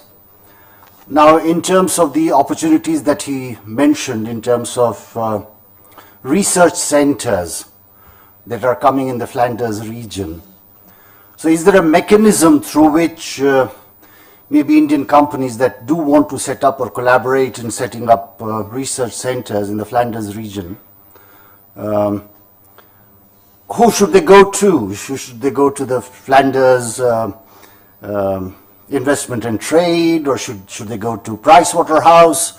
How would the actual mechanism work in establishing such a collaboration? Well, first of all, I mean, Flanders Investment and Trade is there to help foreign companies setting up their business in Flanders. So your first point of contact would be our organization. Obviously, I mean, it's you can have advice from a PricewaterhouseCoopers or any other consulting, but it is our role to help companies setting up their activities in Flanders. And the position that we have there, the unique position that we have there, is that we have an overview of the complete ecosystem, of the spearhead clusters that we have, each with their focus on the strategic research centers that we have, on the companies that are active in Flanders. And it's our role to be the facilitator there, to connect the dots and to make sure that you get the right introductions. At the same time, we can make sure that if you look at what you want to set up, the research projects that you want to set up, we can work with our partner to see what part of that can be subsidized, how that also fits in a fiscal part, and so on. I mean, when it comes to R&D incentives, I can truly say that Belgium has the best R&D incentives in Europe. That's also the reason why we have 1 in 5 jobs that are related, new jobs that are related in R&D, is because our government is really, also from a fiscal point of view, stimulating innovation, stimulating R&D. And it's our role as FIT, as Flanders Investment and Trade, to basically make that complete ecosystem transparent, to make sure that you get the right introduction to the right people within the ecosystem. And then it's up to you to see whether it makes sense, whether there is a good reason to have a research center or a collaboration there in Flanders.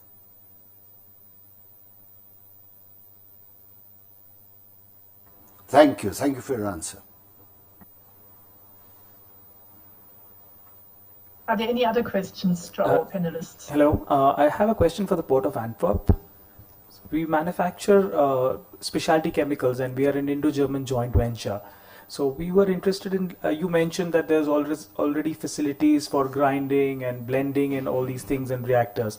So if we want to go ahead first with maybe a pilot project or something, so what kind of support would the Port of Antwerp be willing to provide? Just like Xavier mentioned, we also play a facilitator role, and we have the services that I mentioned to you are provided by the logistics service providers at the Port of Antwerp. And we have a variety of them as far as chemicals and a few other commodities are concerned. So I'm very happy to, connect you with specific service providers once I get to know your requirement, and we can definitely have a discussion around it. Thank you so much.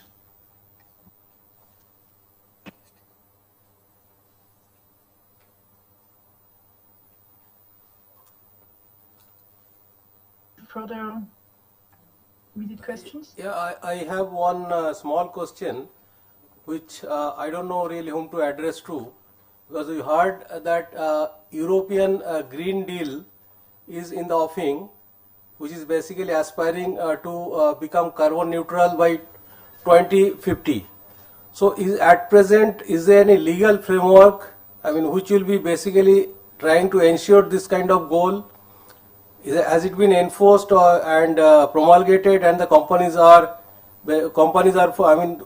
have to comply with that kind of regulation, or is it that the companies on themselves are working towards this goal, trying to innovate their new processes to reduce the carbon footprint?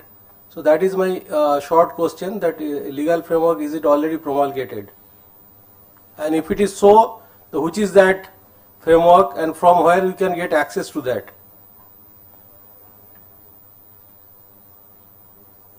Peter, maybe I can address that one to you, given the huge focus on sustainability of Solvay. You can maybe share how you are, realizing the demand of the EU Green Deal as a company. Yeah, no, thank you very much, Iris. Maybe I could give some figures to try to exemplify. My division in 2015 emitted about 400,000 tons of carbon dioxide. And in 2020, we emitted about 300,000 tons of carbon dioxide. And in 2025, we're targeting to emit 100,000 tons of carbon dioxide. So a reduction by a factor of 4 over 10 years. This is a meaningful difference, and I don't say I'm proud of us emitting 100,000 tons of carbon dioxide, but I am proud of the improvement. And I think we've focused on 3 main levers. The first one is around process intensification, so how we can do the same thing using less energy. The second one is around recycling and reusing, so reducing the impact of our products. And the third one is by switching our energy mix, so from coal to gas, but from gas to solar, hydroelectric and biogas. And so there we're able to make economically attractive but meaningful investments. Now, why are we doing this? Obviously, I have 4 children, so I'm kind of interested in the future. But beyond that, we're doing that because we feel it makes excellent business sense. The cost of carbon emissions in Europe is already quite onerous for my division. And we believe by making these proactive investments, we create a stable environment for the future, and we create competitive environment. So that's maybe an example of how we leverage sustainability to ensure underlying success for our business going forward. And within the Indian environment, obviously solar offers a major opportunity, but we see these same opportunities to invest in our plants to improve the energy mix over time, which we believe over time will become important, increasingly important in India, as it already is. But in addition, it becomes important for imports, because for our customers in the flavor and fragrance industry, we are now describing the carbon footprint of our products, and we are gaining share preference at those customers because of the reductions in carbon footprints that we're making. So, thank you, Iris. Thanks, Peter. And maybe allow me to add that to the question of is it just a commitment or legal obligation? So it's actually the latter. So the political commitment was turned into an obligation by law by the EU. But also is underpinned with a significant amount of subsidies, because there's of course a financial element to it. There's a need to invest in innovative technologies. There's a need to transform whole industries, as Peter just turned out, for example, the whole aspect of energy transition on new materials. So it's a mix of, let's say, legal obligation plus also incentive measures for industries in place in order to achieve this goal. Can I add something to this too? Please, go ahead. Yeah, I think to answer Mr. Biswas, even at Arkema, for example, we have decided to follow the agreement. Whether it's legally or not, we've decided that 2050 should be a target, because actually more and more, rather than us, it's our customers who are demanding it. And we see it every day that the demands of climate change, biocircular economy, and sustainability, the demand is coming from the end customer all the time. And I think so we are forced to go through that route anyway. Yeah, that's a very important point. And I think especially this demand is even increasing if you look at the public awareness on that topic. Yeah, I mean, though we are in the chemical world today, the demand is coming from companies who are involved in consumer electronics and those type of things. So it just pulls apart, but they are driving us. Yeah, and in that regard, I think the chemical companies are uniquely positioned to serve as an enabler, right? Because there is no solution in the end market. There is no electric vehicle. There is no emission-free solution or more energy-efficient consumer goods without chemicals. Absolutely. At the front end. Iris, I have one question. Gaurav here from PwC. My question is to Mr. Peter Browning. Sir, as you know, India is in the process of drafting chemical rules focused on safety and management, which is also termed as India REACH. Any suggestions, as it is in the draft phase, what we can do and how we can take it forward with respect to European REACH? So thank you very much. It's a really interesting question, because as a business leader, I think there's always a temptation to see new legislation as a constraint. But I think I would encourage you to see it more as an opportunity. We've invested very heavily as a company over the last 15 years within the REACH framework. And we believe that's maybe offered us three benefits. The first one, from a purely moral standpoint, I think it helps create a solid scientific base for chemicals and the level of harm that they could be seen as creating. And chemicals do immense good and have immense functionality in the modern world, but it's factually correct that some chemicals have adverse effects. And having a solid scientific base to understand that, I think, is really important. I think the second thing which leads on from that is it's created a clear base for discussion with governments, with representatives of people, in how legislation should occur regarding substances. And I think that's very helpful, because it creates a common language between us as the chemical industry and the government bodies with whom we interact.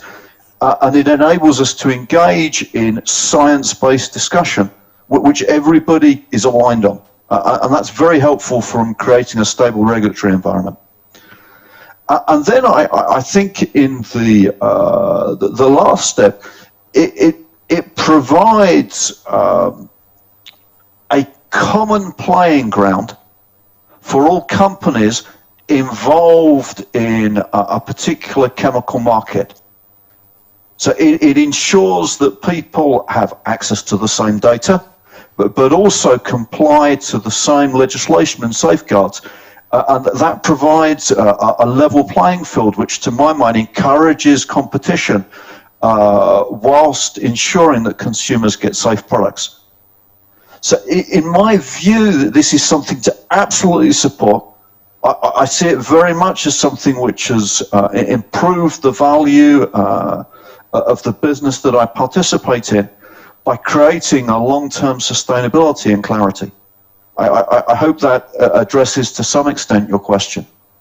Yes, thank you. Iris, would you like to add to it, as you have worked in this area a lot?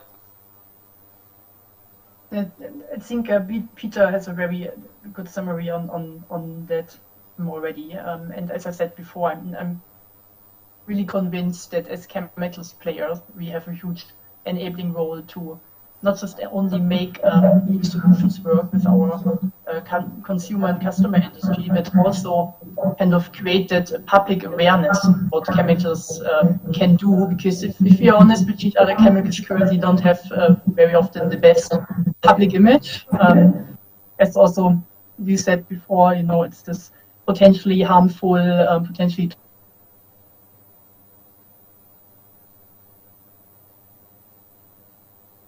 Iris, you are on mute. Oh, somehow I was muted in between.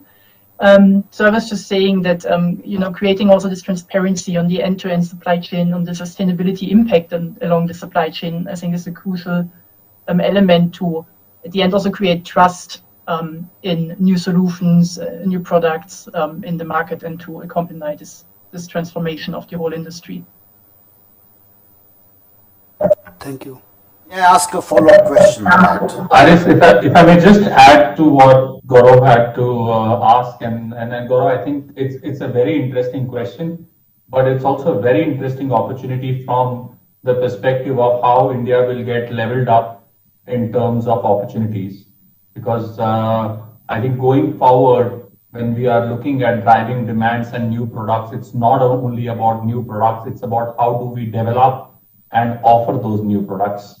So the ecosystem that needs to be built to provide those innovative solutions, not only in India, but for the rest of the world, will also be largely driven by a common platform of a language that we are talking between India, European Union, or rest of the world.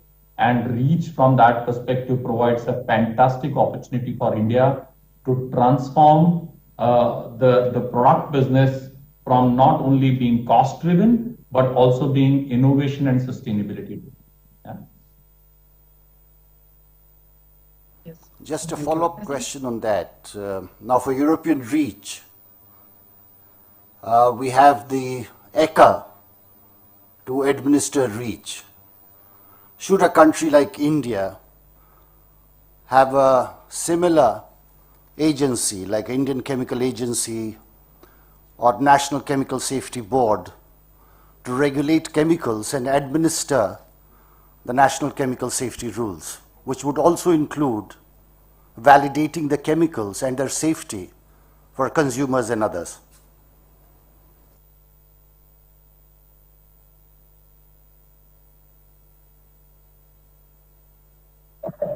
I can try and attempt that, and I mentioned this on the framework side as well, that the need of a central body to govern the regulatory and statutory practices, but also defining a proper framework in a well-coordinated and defined manner is very, very important. And from the perspective of setting REACH, it would be pertinent to have one body, whichever body it could be, but centrally define and jointly work with industry to get best practices of what we are doing in different parts of the world and tie them with the nuances of business in India.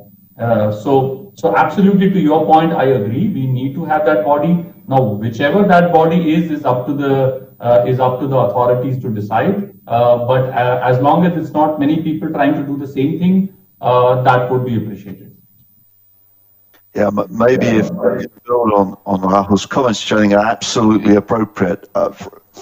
Firstly, a key objective of such an approach in Europe is to build consumer trust in the chemical industry. And to be direct, I think it may be easier to build consumer trust if that's managed outside of the chemical industry.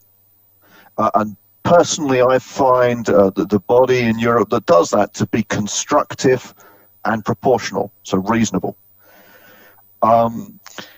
I think within the Indian framework, of course, that's for the Indian government and the Indian people to make a decision.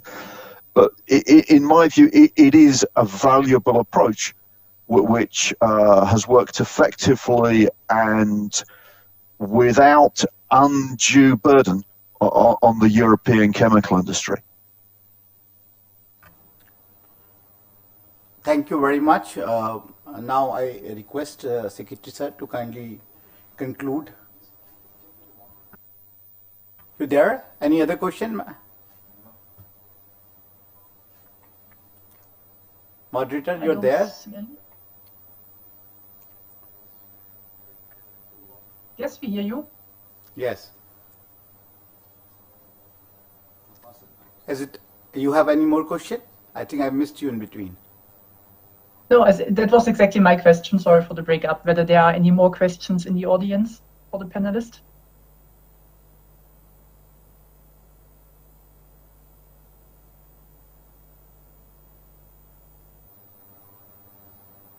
I think there is no more questions. Then we were actually planning to conclude this panelist round with a quick go through each and every one for like your 10-second statements with your view on India as an investment region. So also listening to the discussion, what is your takeaway? If you could put this in really just 10 seconds. And maybe ladies first, Malini, do you want to start? I think that it was a very nice discussion, and I see plenty of ways in which, you know, India and Europe can collaborate, mainly by sharing expertise, specifically in our case, using us as a logistical platform, investment platform. And we're doing a lot of work around raising awareness sessions with exporters. We've done it with the seafood industry, where there's again rejections.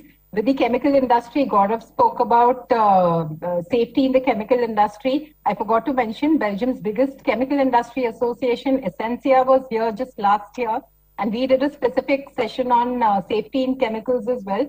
So yeah, just about, you know, I think I'll conclude on that note that we are available here, both in terms of sharing knowledge as well as assisting you to enter the European market. And yeah, hope to hear from you. Thanks, Malini. Xavier, you want to go next? Well, it is indeed very interesting. I think to go on your question, looking at India as an investment location, I think there is a lot of potential. I think it's clear that the chemical industry is a global industry, and it's an industry where we have realized that we can reach much more by collaborating than by doing everything ourselves. So the takeaway from me from this panel is that there are a lot of ways to collaborate, whether it's on trade and investment or whether it's on innovation. And I think the doors are open to work on both sides. Thanks, Kevin. Suresh? Yeah, thank you, Iris. Yeah, about investment, I think I'm very optimistic. The time is now. The train is leaving the platform, and I think we must jump into the train. You know, so it's otherwise we would miss an exciting journey. I would also like just to give one small suggestion, since both Mr. Secretary and Mr. Joint Secretary are here. That and since there was a topic on R&D, especially for Indian chemical companies, if they come out with some specific R&D collaboration on process technology, because India sometimes is missing the process technology front here. So if there are especially Indian chemical companies who come out with innovative process technologies through collaboration with Indian or European universities, give special recognition to those type of activities. It's not necessarily a monetary incentive, but some special recognition to encourage more R&D, because if we can reach a level of 3% plus for Indian chemical companies, we would be at the global average. Today, we are closer to 1%. Some type of special recognition. Thanks for that. I like that picture. So, Rahul, are you jumping on the train? Yeah, it is. Thanks. And I would like to just leave the message on in two parts. One is from the discussions that we have had and from what I've been hearing since past 2 days, I have no doubt in my mind that next 10 years for India will either be successful or very successful in the chemical industry. And I therefore would like to make an attempt to summarize the success for India. To my mind, I think a key driver there is for government to ensure a strong, robust foundation and ecosystem which will enable competitive feedstock, but competitive does not mean cheap. It means competitive feedstock availability in India. And that will drive the future for Make in India, and for rest of the world. The second part which I want to say is that for players in this region and in India, scale will matter even more as it could help to fortify our competitive advantage going forward. Third piece, which Suresh has very well articulated, is pepping up innovation. I think setting up research and development centers is not only about incentive, it's about mindset, right? It's not about cheap products, but innovation and sustainable solution for the world from India. And one example which I can just leave, it's not about reading the brochure of my company, but truly what we do is 65% of the products that we manufacture in India are exported outside India into US, Germany, and China. That's a great achievement, but it is not only about cheap quality product, it's about value-driven sustainable solution. With that, thank you so much for giving me a time, and I appreciate this opportunity. Thanks, Rahul. And Peter, since you opened our panel with your statement on sustainability, maybe you might close it on that. Yeah, so thank you so much. I suppose I have a little bias because I actually made, or my company made, but I supported a very quite substantial investment in India just 12 months ago. And I see myself continuing to do that. I see my company continuing to do that. I think that India offers a mix of opportunity and creativity and science, which is inherently attractive. And I think there's only opportunities going forward. So let me thank you, everyone, for your insights and contributions. I really liked this discussion. And with that, let's close the panel here and handing over back to Ray. Many thanks from my end as well for all panelists for the great discussion. I think we gain a lot of insights about business resilience, competitive advantages, sustainability, innovation, and also the collaboration and investment opportunity between India and the EU. And before we close this session, let us welcome Mr. Sri Yugendra Tripathi to give us his closing words. Mr. Tripathi is the Secretary of the Department of Chemicals and Petrochemicals in the Ministry of Chemicals and Fertilizers in India. Mr. Tripathi, please. Thank you very much. Distinguished speakers, panelists, delegates, and friends. It's been a very, very interesting session. In fact, different presentations had different focuses, but were merging on one theme. The first presentation very clearly outlined that there is a huge growth prospect for chemical and petrochemical industry globally. There is a growth trajectory which is emerging globally. Along with the global growth projections, growth for chemical and petrochemical industry, the growth possibilities and the strengths for a country like India are much more than the global averages. The fact that the Indian government has been very strongly pursuing focused attention on infrastructure development, in health sector, in technology-driven areas, not only increases those growth opportunities in these respective sectors, but also further increase the possible potential for growth in chemical and petrochemical sector. As we all know, chemical and petrochemical sector play a crucial role in all aspects of our operational lives. In fact, we all know that India and EU region have been having close ties as EU and as bilateral countries from among many nations.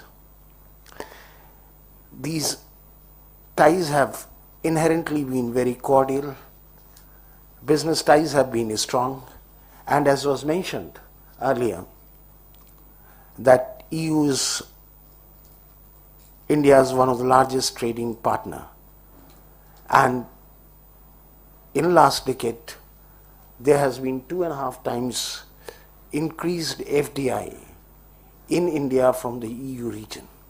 But there itself it was also noted that though it has increased by 2.5 times, it is still nowhere in comparison to the investment from EU to other places like China or Brazil. And in this context, I think I would also like to recall about what was discussed about the COVID impact, its impact on supply chain management. And if I juxtapose this with what has been the investment trend in past, I would say with different evolving overall geopolitical global understanding amongst nations, politically and in economic terms, looking at de-risking of certain activities and the supply chain, which over a period of last 2 decades has become dependent on limited regions, does make India a much more attractive destination than what it would have been just based on domestic demand potential. We do take pride in the fact that we have one of the largest skilled manpower, huge manpower potential in terms of people having science and engineering background, which becomes essential in any economic journey. And in fact, it's quite often we hear about a skilled manpower requirement, and there's always sometimes a feeling of hidden feeling that fine, we may claim that we have huge technical manpower to support and the skilled manpower, but there's something lacking. But it was very interesting and very heartening to hear Mr. Peter Browning, who very clearly said, and though he qualified by saying that I may have a bias because I have been having long association, but it was very heartening to hear him when he said that vast pool of organic chemistry knowledge, the flexibility, the creativity, which he finds. And in fact, that gives us confidence that what we have been thinking is not just thought by us, but even by those who closely collaborate and work with us. Though there has been continued focus on research, if you look at the education system in the country, with focus on in universities, the technical institutions, and in fact I would say at the graduate level or even postgraduate level IITs of India or the National Institutes of Technology in the country are globally recognized. But I do understand and recognize that the level of cooperation, collaboration between academia and industry is not up to the level which one would expect it to be. It's very interesting that we recognize this, and in fact the new education policy, which was just announced about 5 to 6 months back, very clearly identifies this gap and puts a focus and an onus not only on the government but also on the state governments as also the institutions of higher learnings to move in the direction of increasing this collaboration and work in tandem. I hope that would further improve the overall research and innovation environment within the country in real operational field level scenarios. These processes do take time to take place, but the direction is very clear. So I would say that we would definitely be further getting strengthened in this aspect as well. It's very interesting to see, and in fact it's very heartening to see the commitment of the European Union towards a zero carbon initiative in 2050 and continued focus on that. I think I would like to recall here that India also is part of its commitment to the environment protection, the Paris Agreement, and though I don't deal with the sector, but I do have knowledge on the side. And I can say it with confidence that India is going to be meeting its obligations on renewable energy much ahead of the target times, given the focus which has been given in the country across the board on solar power, on wind power, and on hydropower capabilities which existed in past. So in our own way, in our own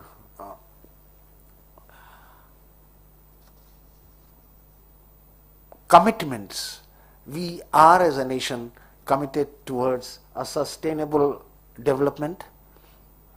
Our contributions to reduction in CO2 emissions, to which we as a nation have committed to. It's all well known that more than 6,000 European companies are there in India, and that basically is an added strength insofar as the EU-India cooperation is concerned.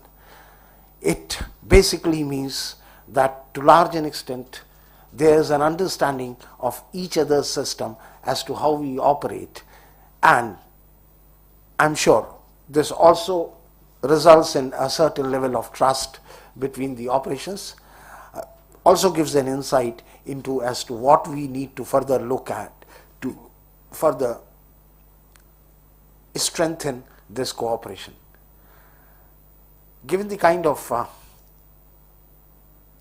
very energetic discussions which we had, the kind of strengths, the kind of future we are looking at, the kind of emerging geopolitical environment, I'm quite confident that we as a nation are committed towards sustainable development with focus on Atmanirbhar Bharat, but as a part of a global chain of evolution and development. And I would say that we as a nation offer an opportunity both in terms of welcoming investment and being a part of it as team together. So I would just in the end make a request that if you have interest in India, if you think that there are opportunities, do look at them seriously, because the investment environment, which has improved considerably in the last decade, is going to go on improving, and we would appreciate those who would be part of this economic journey, and those who become part of it would definitely benefit economically as well. Before I conclude, I would also like to thank everybody for having taken time out, and those who are here physically for having come out physically, and those who are available virtually to have taken their time out and be with us for this interesting discussion. And on a very positive note, we would disperse, but with the hope that we meet physically and move forward together. Thank you very much.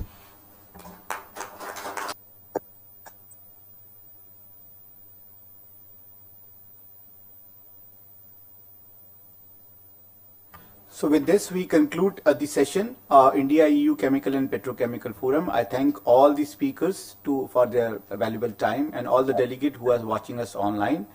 Now our next session will be at 6 p.m., 1800 hours Indian Standard Time, India-US Chemical and Petrochemical Forum. So I request all the delegates who are watching us online to kindly please join us back at 6 p.m. Indian Standard Time. All the Americans delegate who are watching us there, that Indian Standard Time, 1800 hours. Thank you very much. Thank you.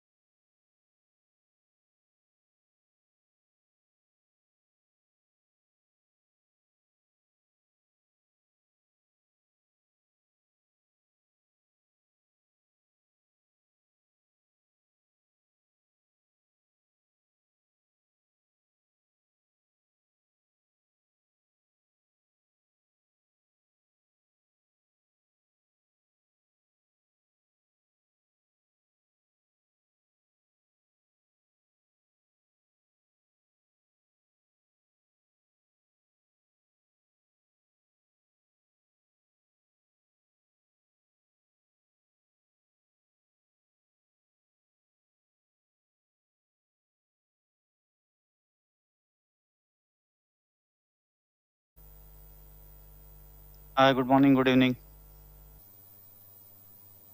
Good evening. Good evening. Good evening.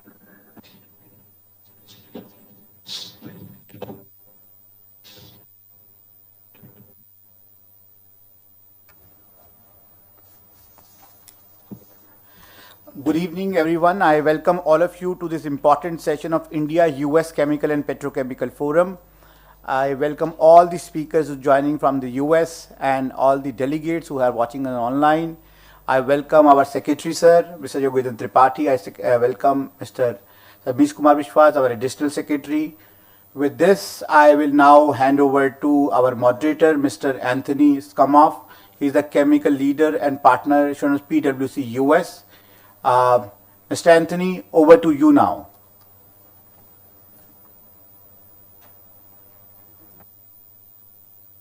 You're not audible. You're not audible. Can you unmute yourself? Sorry about that. I would think after a year I would know to unmute when it's my turn to speak. But welcome everyone. Good morning, good evening, wherever you are in the world. It's a pleasure to be with you today. I'm thrilled to be able to spend this time with you. We're going to spend the next 2 hours with some very esteemed speakers, so we're very happy to have them. And then we're going to have the CEO panel where we'll have some questions that we'll ask that I'll moderate. And we have 9 panelists, and we're thrilled to have that session today. So we'll spend a couple hours with you today. I'm based in Philadelphia. It's hard to believe it's been a year, but one of my other partners, Mark Lustig, is on as well. So we've been we have not been to the office in nearly a year, or in over a year at this point, and it's just hard to believe that. So, but we're able to do it with this way through technology. So I'm proud to be here, and I'm happy to moderate this session. So we're going to start with the CMD of Tremolio Chemicals, Mr. Parthasarthi. It's the chairman and managing director of Tremolio Chemicals Limited. He also served as vice president and president of the Indian Chemical Council from 2007 to 2011. So without further ado, welcome. We're looking forward to hearing your remarks. Thank you, Anthony. I have a long South Indian name, so you can just call me Sarathi. And the name of the company is TCL for short again. Mr. Secretary Tripathi and my good friend, the Joint Secretary, Mr. Bishwas, and colleagues from the FICCI, from the Indian industry, many of whom I know. Eileen, I think you remember we met about a year and a half ago, okay, at your place. I, of course, don't know a lot of other people in this meeting from the United States, but Mr. Mark, Mr. Mugi, and of course, friends like Zarir, Mr. Anand, and of course, Mr. Sean Whitman of FMC and Chandrakant, and others. I'll try to be brief. It's everybody knows it's been a little difficult for me to be brief. Normally, you cannot drag me away from a mic. You know, we are a medium-sized petrochemical and fine chemical company. We mainly make petrochemicals from liquid aromatics, which come from Reliance in India. We have 2 sites, a large site in South India, which is about 45 years old. We've been a listed company since then, and we're a joint venture with BASF from the beginning. Our parent company is another listed company called Ultramarine, smaller than us, but a specialties company, a joint venture originally with Bayer. These joint ventures the connections no longer exist on the financial side, but we have strong relationships with the German and the European chemical industry as customers, suppliers, licensors, and so many other things. We have manufacturing plants, as I said, in India. We also have a large manufacturing site from butane gas, natural gas liquids. We separate our own butane, etc., for the last 25 years in Malaysia. That's being expanded. We have a new site opening up in Gujarat, which is under commissioning. And we have had major investments in South India in the last 2 years and in Western India currently. I'm not going to talk to you about them. I'm going to talk to you especially about our experience working in the starting to work in the United States. I've been involved in this project, and I'm personally involved. Some of the technologies, there are two technologies there. One is for petrochemicals from natural gas liquids to maleic anhydride. It's a major plant, major capacity.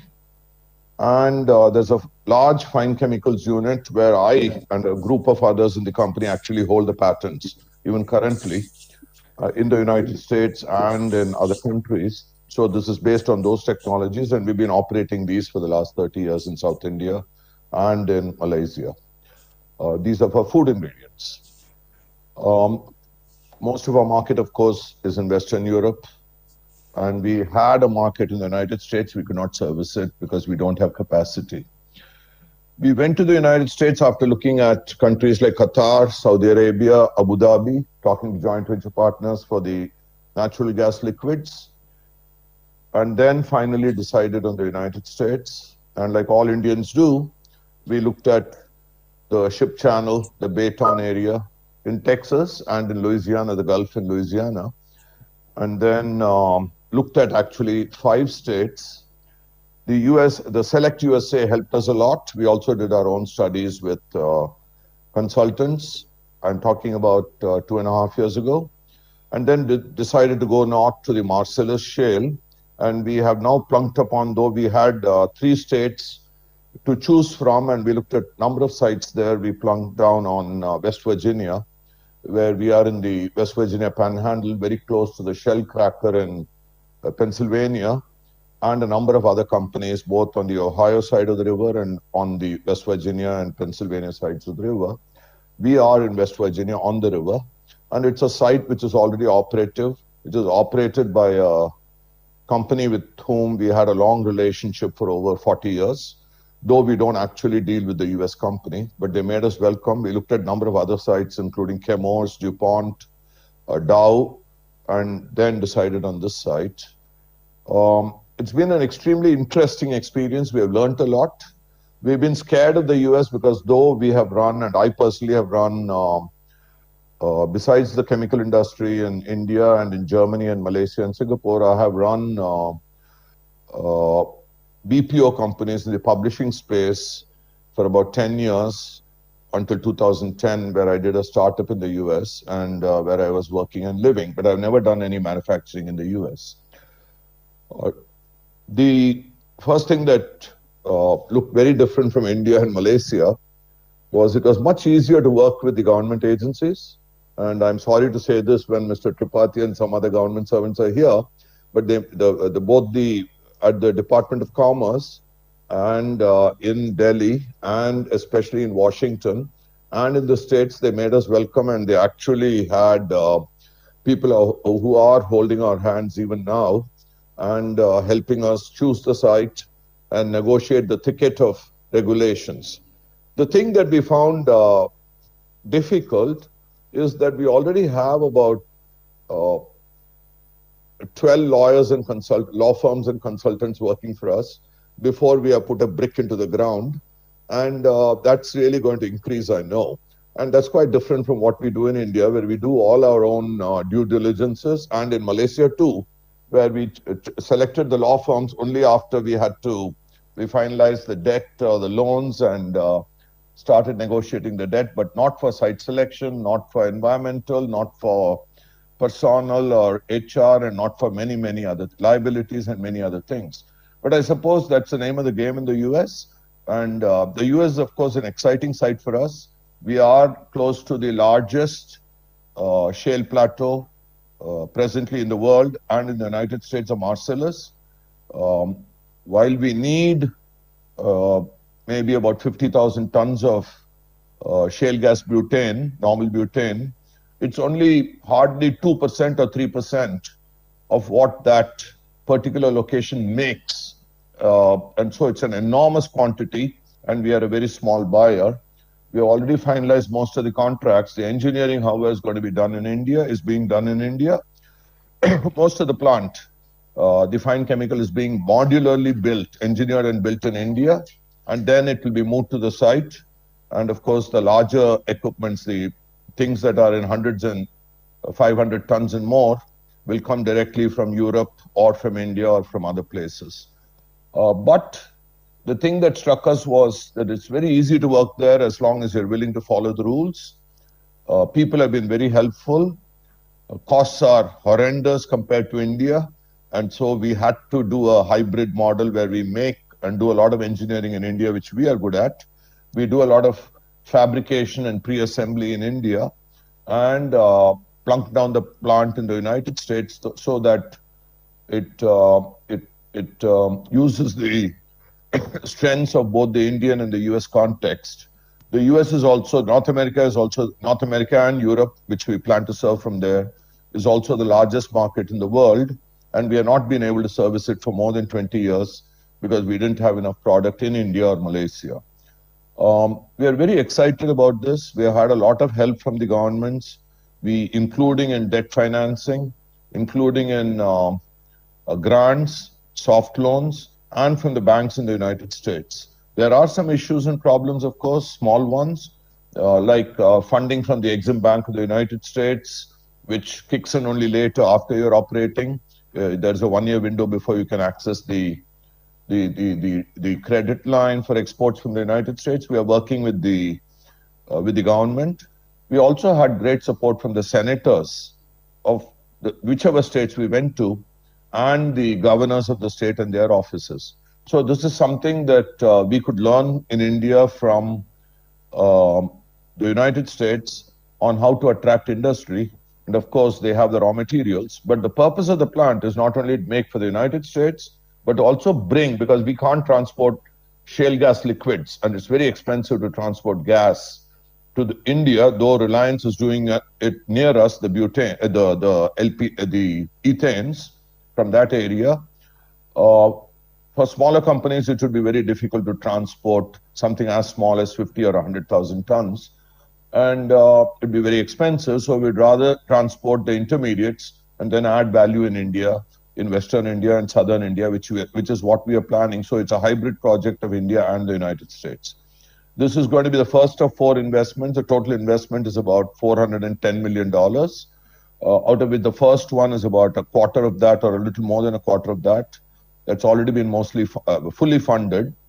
I'm still waiting for my last and final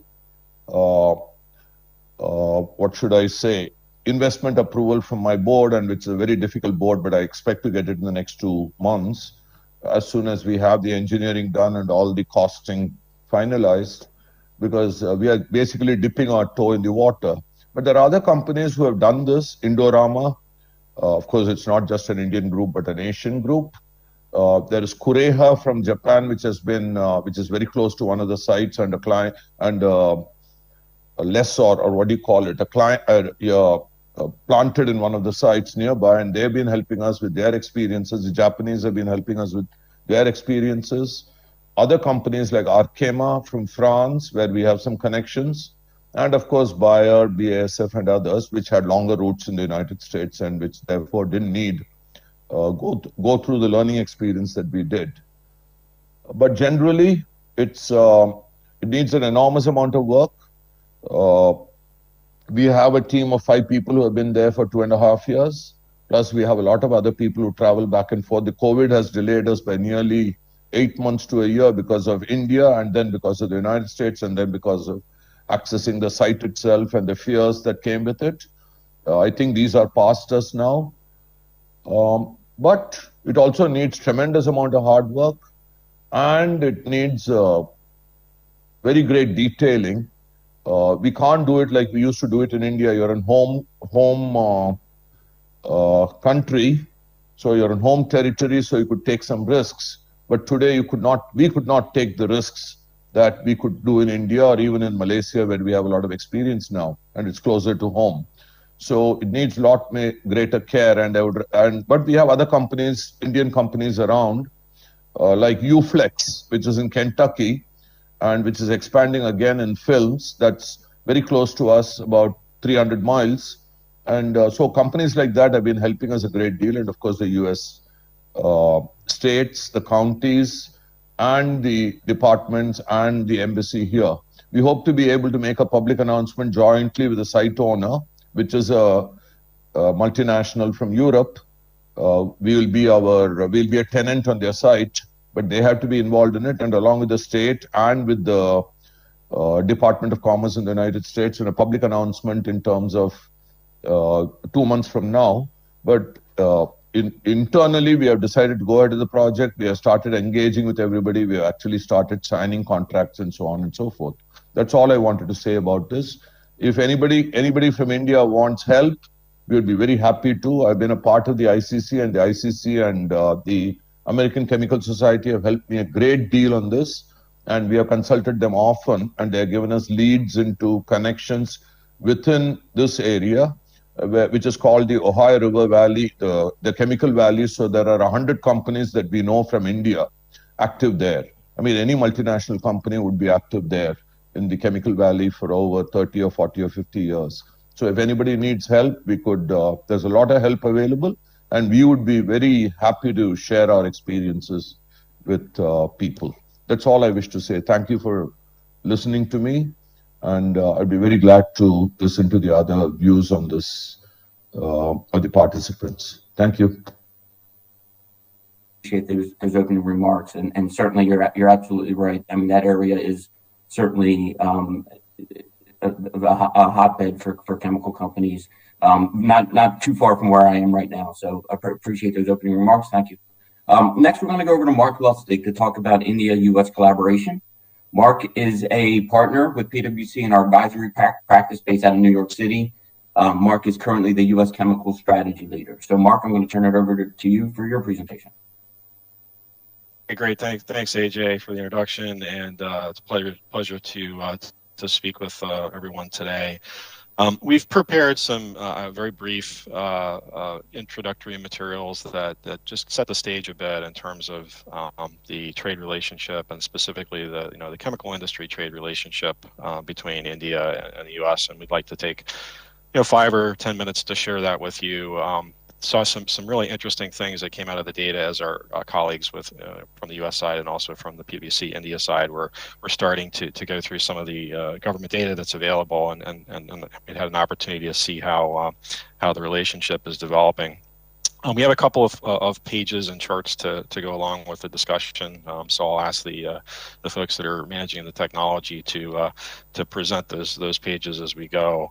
And I'm going to be starting on the first slide. And this, just provides some interesting facts regarding trade flows between the two nations. Obviously, the U.S. and India have had, very strong ties for a long time, and increasing trade based on mutual interests and complementary policies, and fostering of that trade. And over recent years, we see over an 8% bilateral growth rate in trade between the countries. And what's driving this? Well, obviously, India is a rapidly growing economy with a growing consumer base and middle class that drives consumption for all sorts of goods, including chemicals. And it's an important opportunity in the market for U.S. companies to take advantage of and to participate in, today and also in the coming years. And one of the more, exciting, areas of the world when you speak to executives in the chemical industry. Of course, we also have to look at the global trade picture, and as trade tensions continue to exist between the U.S. and some of its other trading partners, the opportunity for companies to diversify their supply chains, to have new partnerships and new manufacturing and raw material sources of supply, makes India a very interesting opportunity and a destination for U.S. companies. And you can see that the trade is quite bilateral, flowing in both directions. So this is a mutual relationship, and that's not something that's one-sided, for one country or for the other. Moving ahead to the next page. We thought we'd point out, just some of the key recent developments in the trade relationship. Obviously, it's it's been a number of years since the early 2000s where U.S. and India really started to focus on their trade relationship, and that focus has happened across many different political administrations, and really is it transcends the individual people, but it really has to do with the interests of the two countries as two of the largest democracies in the world and two of the largest economies. We see foreign direct investment continuing to increase, and we'll share some facts on that in just a moment. And one of the things we think that is a driver for that is the openness of the India government to accept foreign direct investment in chemicals, and having made that process approachable for investors like companies from the U.S. And as we just heard, also the flip side, the U.S. Being a good place to do business in the chemical industry for Indian investors. I think we're going to hear a little later in the presentation regarding the U.S.-India Strategic Energy Partnership and the importance of that initiative. I think I'll just say, from the perspective of the chemical industry, clearly as a downstream player, whether we talk about downstream from oil and gas, or as we think about a supplier of materials that go into renewable energy like solar panels or wind, et cetera. This is an important initiative to drive demand for the chemical industry and for materials that are produced in the chemical industry. And then finally, as continued discussions happen between the India and the U.S., there's optimism that we may be able to remove some of the existing tariff and trade barriers and improve the economics going forward of trade between the two countries. If we flip to the next page. This shows you some data on the balance of foreign direct investment from India to the U.S. and also from the U.S. to India. A couple of interesting things, and this is, I should mention the source. This is coming from the U.S. Bureau of Economic Analysis. And what we see here that's quite interesting is that as time has progressed, obviously that foreign direct investment position is growing very, very rapidly, over 20% on an annual basis. Probably a little bit of a slowdown in 2020 due to COVID, but we would expect to see that pick right up again, in this year and next year. So quite rapid increase, and you can also see that India's share of investment in the U.S. is growing even more rapidly than the U.S. investment in India, and we just heard a good example of that a moment ago. I think one other thing to note here is that because of the way these figures are collected and put together by the government, they're going to understate the actual value of the investment flows, because this will only consider direct investments from a U.S. holding company in India or an Indian company directly in the U.S. But of course, if you're doing it through an international structure, you're going to miss some of those flows. So this is I think more indicative and probably tells you something about kind of the growth rate and the order of magnitude, or the actual numbers are probably quite a lot larger. If we advance one more page, we should probably take an opportunity to talk about the types of investments that we see U.S. companies making in India, and this is not to single anyone out here, but our teams took a look at some of the recent press releases and announcements that have been made by U.S. companies about their investments and their partnerships in the Indian chemical market. And we continue to see, many of the best known, U.S. companies growing their presence in India. And this kind of takes a range of different forms. So we see everything from, greenfield manufacturing plants, especially, if you think about value-added chemistries, engineered materials and specialty chemicals and really products that are designed to serve the industry, the Indian manufacturing economy as it grows. But we also see many examples of acquisitions and partnerships with local Indian companies who have developed important technologies and manufacturing capabilities. We also obviously continue to see U.S. headquartered companies that are making investments in their India operations in terms of providing technology and operational support from their locations in India. And then, of course, I think one of the most exciting things we've seen, as a trend, in the industry has been, U.S.-based or multinational companies, that are growing their R&D and their technical presence, in India, where they're leveraging the local knowledge base and the highly educated resources, chemical engineers and chemists that are available, in India, to help them with their product development and R&D activities, and not just within the local region, but on a global basis. And that that's a trend that through our work we see continuing and growing a lot in recent years. If we advance one more page, this will just give a sense of how chemicals trade, relates to other types of trade in goods and services. And you can see chemicals, is in the top 5 categories of trade in goods between India and the U.S. In both directions, which is quite interesting. If you kind of double click on this, there's quite a lot of data from the UN that backs this up in terms of the types of chemistries that are involved. But kind of broadly speaking, coming from the U.S. to India, we see a diverse mix of different chemistries, organic chemicals, inorganic chemicals, polymers, and resins. Especially in areas, as you might expect, where the U.S. has a bit of a feedstock advantage, due to shale and due to our kind of Gulf Coast chemical manufacturing infrastructure. And then when we look from India to the U.S., we see a little bit of a different picture. Many complex chemistries, fine chemicals, pigments and dye stuffs, agricultural APIs, really kind of chemistry intensive, synthesis intensive materials that the Indian chemical industry has become very sophisticated at making. And it's been interesting to watch this develop over the past several years, as you see things like the China Blue Sky Initiative come into place and maybe displace some of the traditional sources of some of these materials.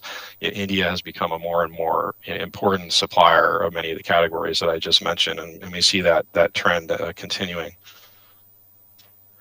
And maybe to flip to the final page to wrap things up, we just looked at the total volume of trade between the U.S. and its key trading partners, starting this year in 2020, and we can see that India was about the 10th largest trading partner, which is already quite significant in the chemical space with the U.S. But what's even more interesting is if you sort of project out the recent growth trends, over a 10-year period, what we'll see is that that we would expect India to rise to number 7 by 2030. And that means that India, as a chemical industry trading partner, would overtake, some of the really traditional, chemical powerhouses like Switzerland and Japan and the Netherlands in terms of the volume of trade with the United States. And so, I think this just emphasizes the importance of these bilateral relationships going forward, and the work that's being done on both sides to develop the chemical industry. So that's what we've prepared to present today. Thank you very much for your time, and we very much look forward to the rest of the discussion. Great, thank you, Mark. Appreciate the presentation, and it's interesting to me to see the level of investment in both ways between the U.S. and India, and then vice versa. So appreciate the remarks, Mark, and appreciate the time. Moving on through the presentation. We have Dr. Ahi, who is the President and CEO of U.S.-India Strategic Partnership Forum. Dr. Ahi has extensive experience working with business and government leaders in the U.S. and in India to promote trade and strengthen ties between the two countries. Dr. Ahi, the floor is yours. Good morning and good evening to all of you, and thank you for taking the time to talk about the U.S.-India relationship. We at USISPF, or US-India Strategic Partnership Forum, focus on a daily basis in every aspect of this relationship, because we strongly believe that the partnership between the two countries is the most important relationship.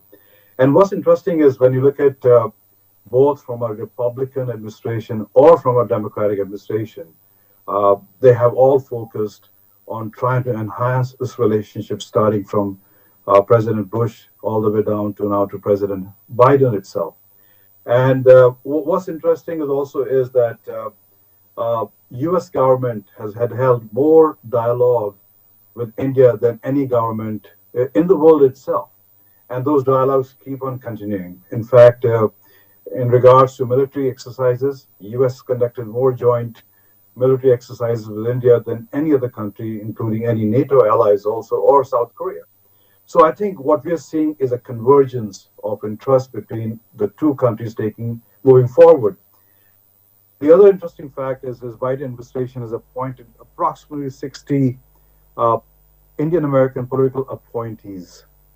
And we will see a strong momentum picking up from those appointees, driving towards a better and much more improved relation between the two countries. Today, I would like to focus more on the broader aspect of the relationship, which is a convergence of economic security interest between US and India and the Indo-Pacific region. And more important, as we discussed that, the big giant in the room is China. Because if you look at from an India perspective, while US has pushed very hard for India to get a position at the Permanent Security UN Security Council, China has opposed that. US has pushed India to be part of the nuclear missile groups to legitimize its nuclear policy. China has opposed that. China has brought up constantly issue of Kashmir in the UN, while US has taken the position this is an internal issue. So what we are seeing is a shift taking place between India, US, and its relationship with China, which has an impact. And the question which India also has to answer is, as it moves into the Quad, how does it impact the BRIC relationship as it start focusing more and more on the Quad side? So I have basically, in a brief introduction, split my remarks in three broad categories. One is the geopolitical alignment, second is economic alignment, and third is quality of life. When we talk about the geopolitical alignment, under the Biden administration, which kicked off last Friday, a virtual meeting between Prime Minister Modi, President Biden, Prime Minister Suga, and Prime Minister Scott Morrison of Australia, and they talked about Quad. And what came out was three broad aspects of important initiative by the Quad. And then you have to understand this Quad is all about democracies working together to make sure there's an international rule of order so nations can behave and operate within those guidelines. And the Quad talked about, one is a vaccine initiative, where India is going to produce 1 billion vaccines, technology being provided by US on Johnson & Johnson, and funding coming substantially from Japan, and Australia focus on distribution aspect. That is to supply this vaccine to Asia Pacific region. And you have to understand, India on its own has taken the initiative of supplying to almost 145 countries in the last few months vaccines. And so, and you have to understand, India has the capacity to produce over 2.5 billion vaccines a year, and at a price point which is less than $1 itself. So what we are seeing is quality, quantity, affordable healthcare coming from India in partnership with the US in a broad aspect. The second aspect of the discussion which came out was having a secure supply chain. And that's important because as US companies look at China Plus One strategy, the fundamental issue really becomes is how do you basically provide the secure supply chain beyond China? And so there is a working group which was set up. And the third working group which was set up was the emerging technologies. How do India, US collaborate along with Japan and Australia so the new technology, be it artificial intelligence, 5G, or focus on healthcare itself? So what we are seeing is a greater collaboration which is coming out. And you have to understand the four nations' GDP is roughly around $30+ trillion. That means you can shift this Quad discussion gradually into an economic Quad or economic bubble where you can have an ease of doing business, ease of trade going forward between the four nations itself. Now, we do have coming week Secretary of Defense Austin visiting India. And definitely they'll be talking more about on the defense side, on the Quad partnership and role of India, not only just on the Indo-Pacific region, but vis-a-vis what's happening in Afghanistan, and at the same time, looking at India's need, especially in the changing technology environment in the defense side, and also helping India to become self-sufficient in the Make in India objectives on the defense procurement. So that's the broader aspect what we see from a geopolitical perspective. Now, when you look at economic cooperation, as mentioned earlier, the trade between India and US, which was almost $25 billion in 2006, has gone up to almost $149 billion by 2020. And I believe if the COVID had not happened, then India's US trade would have gone across over 170 plus billion dollars. And we'll see the momentum picking up. But what's more interesting is on the energy partnership. Almost 3 years ago, India did not import anything from the US from an energy aspect. Today, India is importing roughly 526,000 barrels of oil on a daily basis. US has become the second largest supplier of oil to India, replacing Saudi Arabia. So what we are seeing also is, while we talk about the defense partnership, the energy security partnership has picked up substantially between the two countries as it moves forward itself. We also see that in the huge opportunity on the U.S.-India cooperation in the chemical sector. When we look at today, the turnover is approximately around $150 billion. We expect this turnover between the two countries to cross over $300 billion by 2025. And that means it will require a strong investment coming from the US into India. And the estimate is over $100 billion because as we see India's demand picking up, it will require substantial investment coming in the energy sector, especially in the chemical area. And we are seeing a lot of US companies looking at India both from a downstream perspective and also working in partnership with Indian petrochemical companies to explore those opportunities. When we look at the third aspect, which is the quality of life, we are looking at definitely an issue of H-1B. Biden administration is easing up as it moves forward. The biggest export of India is services, especially in the tech environment. And H-1B visa issue does impact Indian export of those services. And from our perspective, we are, as we work closely with Biden administration, we're seeing that easing of that. You have to understand that the need of skilled software engineer between supply and gap in the US is a shortage of 1 million software engineers. These software engineers make US companies efficient, effective, globally competitive. So it is not about trying to create just jobs for Indian H-1B workers. It also makes US companies competitive. And in our estimate, in the last 15 years, what we see is that the H-1B workers have brought in almost $1 trillion efficiency to the US companies as they compete globally. The other aspect is the startups. We are seeing, and we are working in our startup platform, bringing more and more Indian companies to set up shops in the US to be able to innovate and be able to take their products into the broader segment of the US economy. And these Indian startups are creating jobs which on the average pays around $175,000 a year, which is way above on a per capita basis. So what we are seeing is the Indian startups coming in, creating jobs, and substantial collaboration taking place between the two countries. On the education side, what we are seeing is that we have today roughly 200,000 Indian students studying in the US. And substantial amount of them go back to India as goodwill ambassador of America in India. And a lot of them stay back day one becoming taxpayer and contributing to the local economy. Our vision is to take that number to 500,000.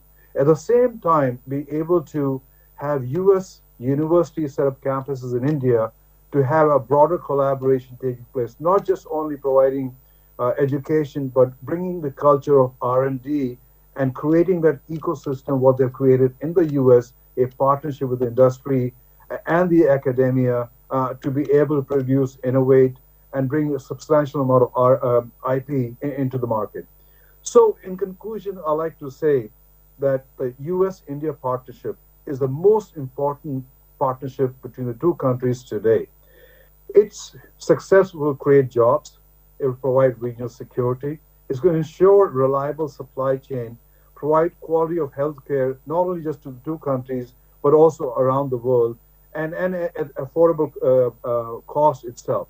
But you have to understand, for this partnership to be successful, it will need support, nudging, incentive, and reasoning from all interested partners itself, be it the industry, be it the independent think tank, be it the politician, be it the diplomat. All have to work to make it a success. Thank you, and wish you a wonderful day. Great, thank you, Dr. Aki. I appreciate the remarks, and interesting to me to hear the importance between the partnerships, especially as it relates to energy and defense. So thank you for the remarks. Appreciate the three platforms, be it geopolitical, economic, and quality of life. Thank you for those remarks. Okay, moving on through the agenda. The next address will be by Ms. Aileen Nandi, Minister Counselor for Commercial Affairs, U.S. Embassy and Consulates in India. Ms. Nandi assumed the position of Senior Commercial Officer in India in 2018.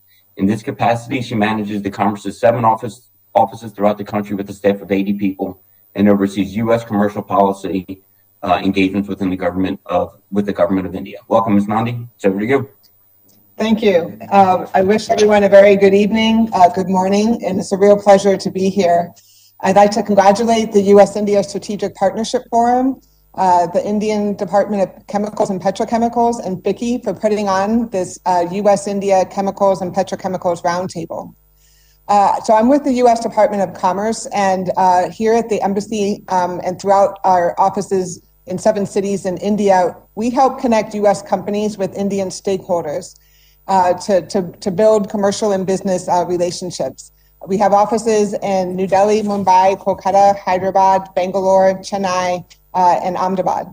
And so we play a role in contributing to the increased trade that Dr. Agi just talked about. At the outset, Mr. Parthasarathy gave the best commercial for our Select USA program. So for any of the Indian companies, if you are looking to set up operations in the United States, to be closer to your partners or to expand your global supply chain, we would be delighted to help you through the Select USA program. Usually we take a large delegation of Indian companies, around 100 Indian companies, to our flagship summit in Washington, D.C. in June. This year it is being held virtually, but if any of you are interested, we'd be glad to connect you.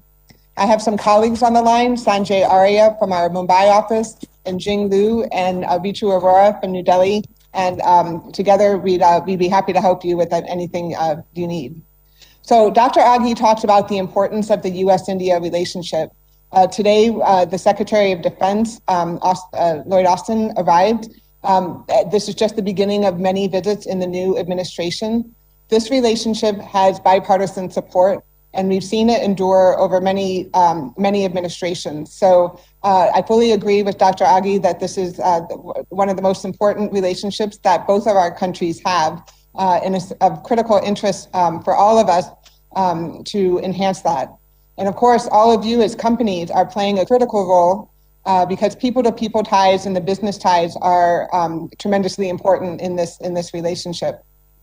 So Dr. Agi talked about the trade statistics, so I won't repeat the numbers, except to say, even with our bilateral trade of goods and services around $146 or $149 billion, that sounds impressive, but it's really only the tip of the iceberg.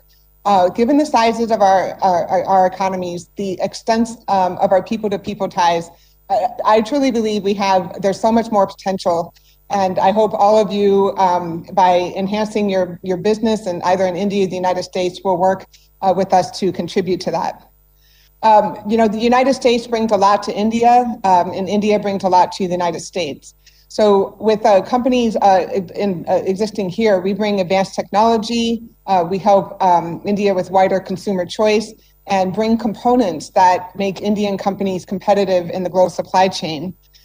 We've also made incredible investments in India, as Indian companies have in the United States. We've identified, my team here has identified chemicals as a key sector for us. And the U.S. chemical industry is one of the major manufacturing bases in the United States. Also, a significant portion of patents in the United States are attributed to this sector. We have, low-cost power, innovation, tremendous research facilities. So it makes it an attractive venue for Indian companies that are looking to possibly expand in the U.S.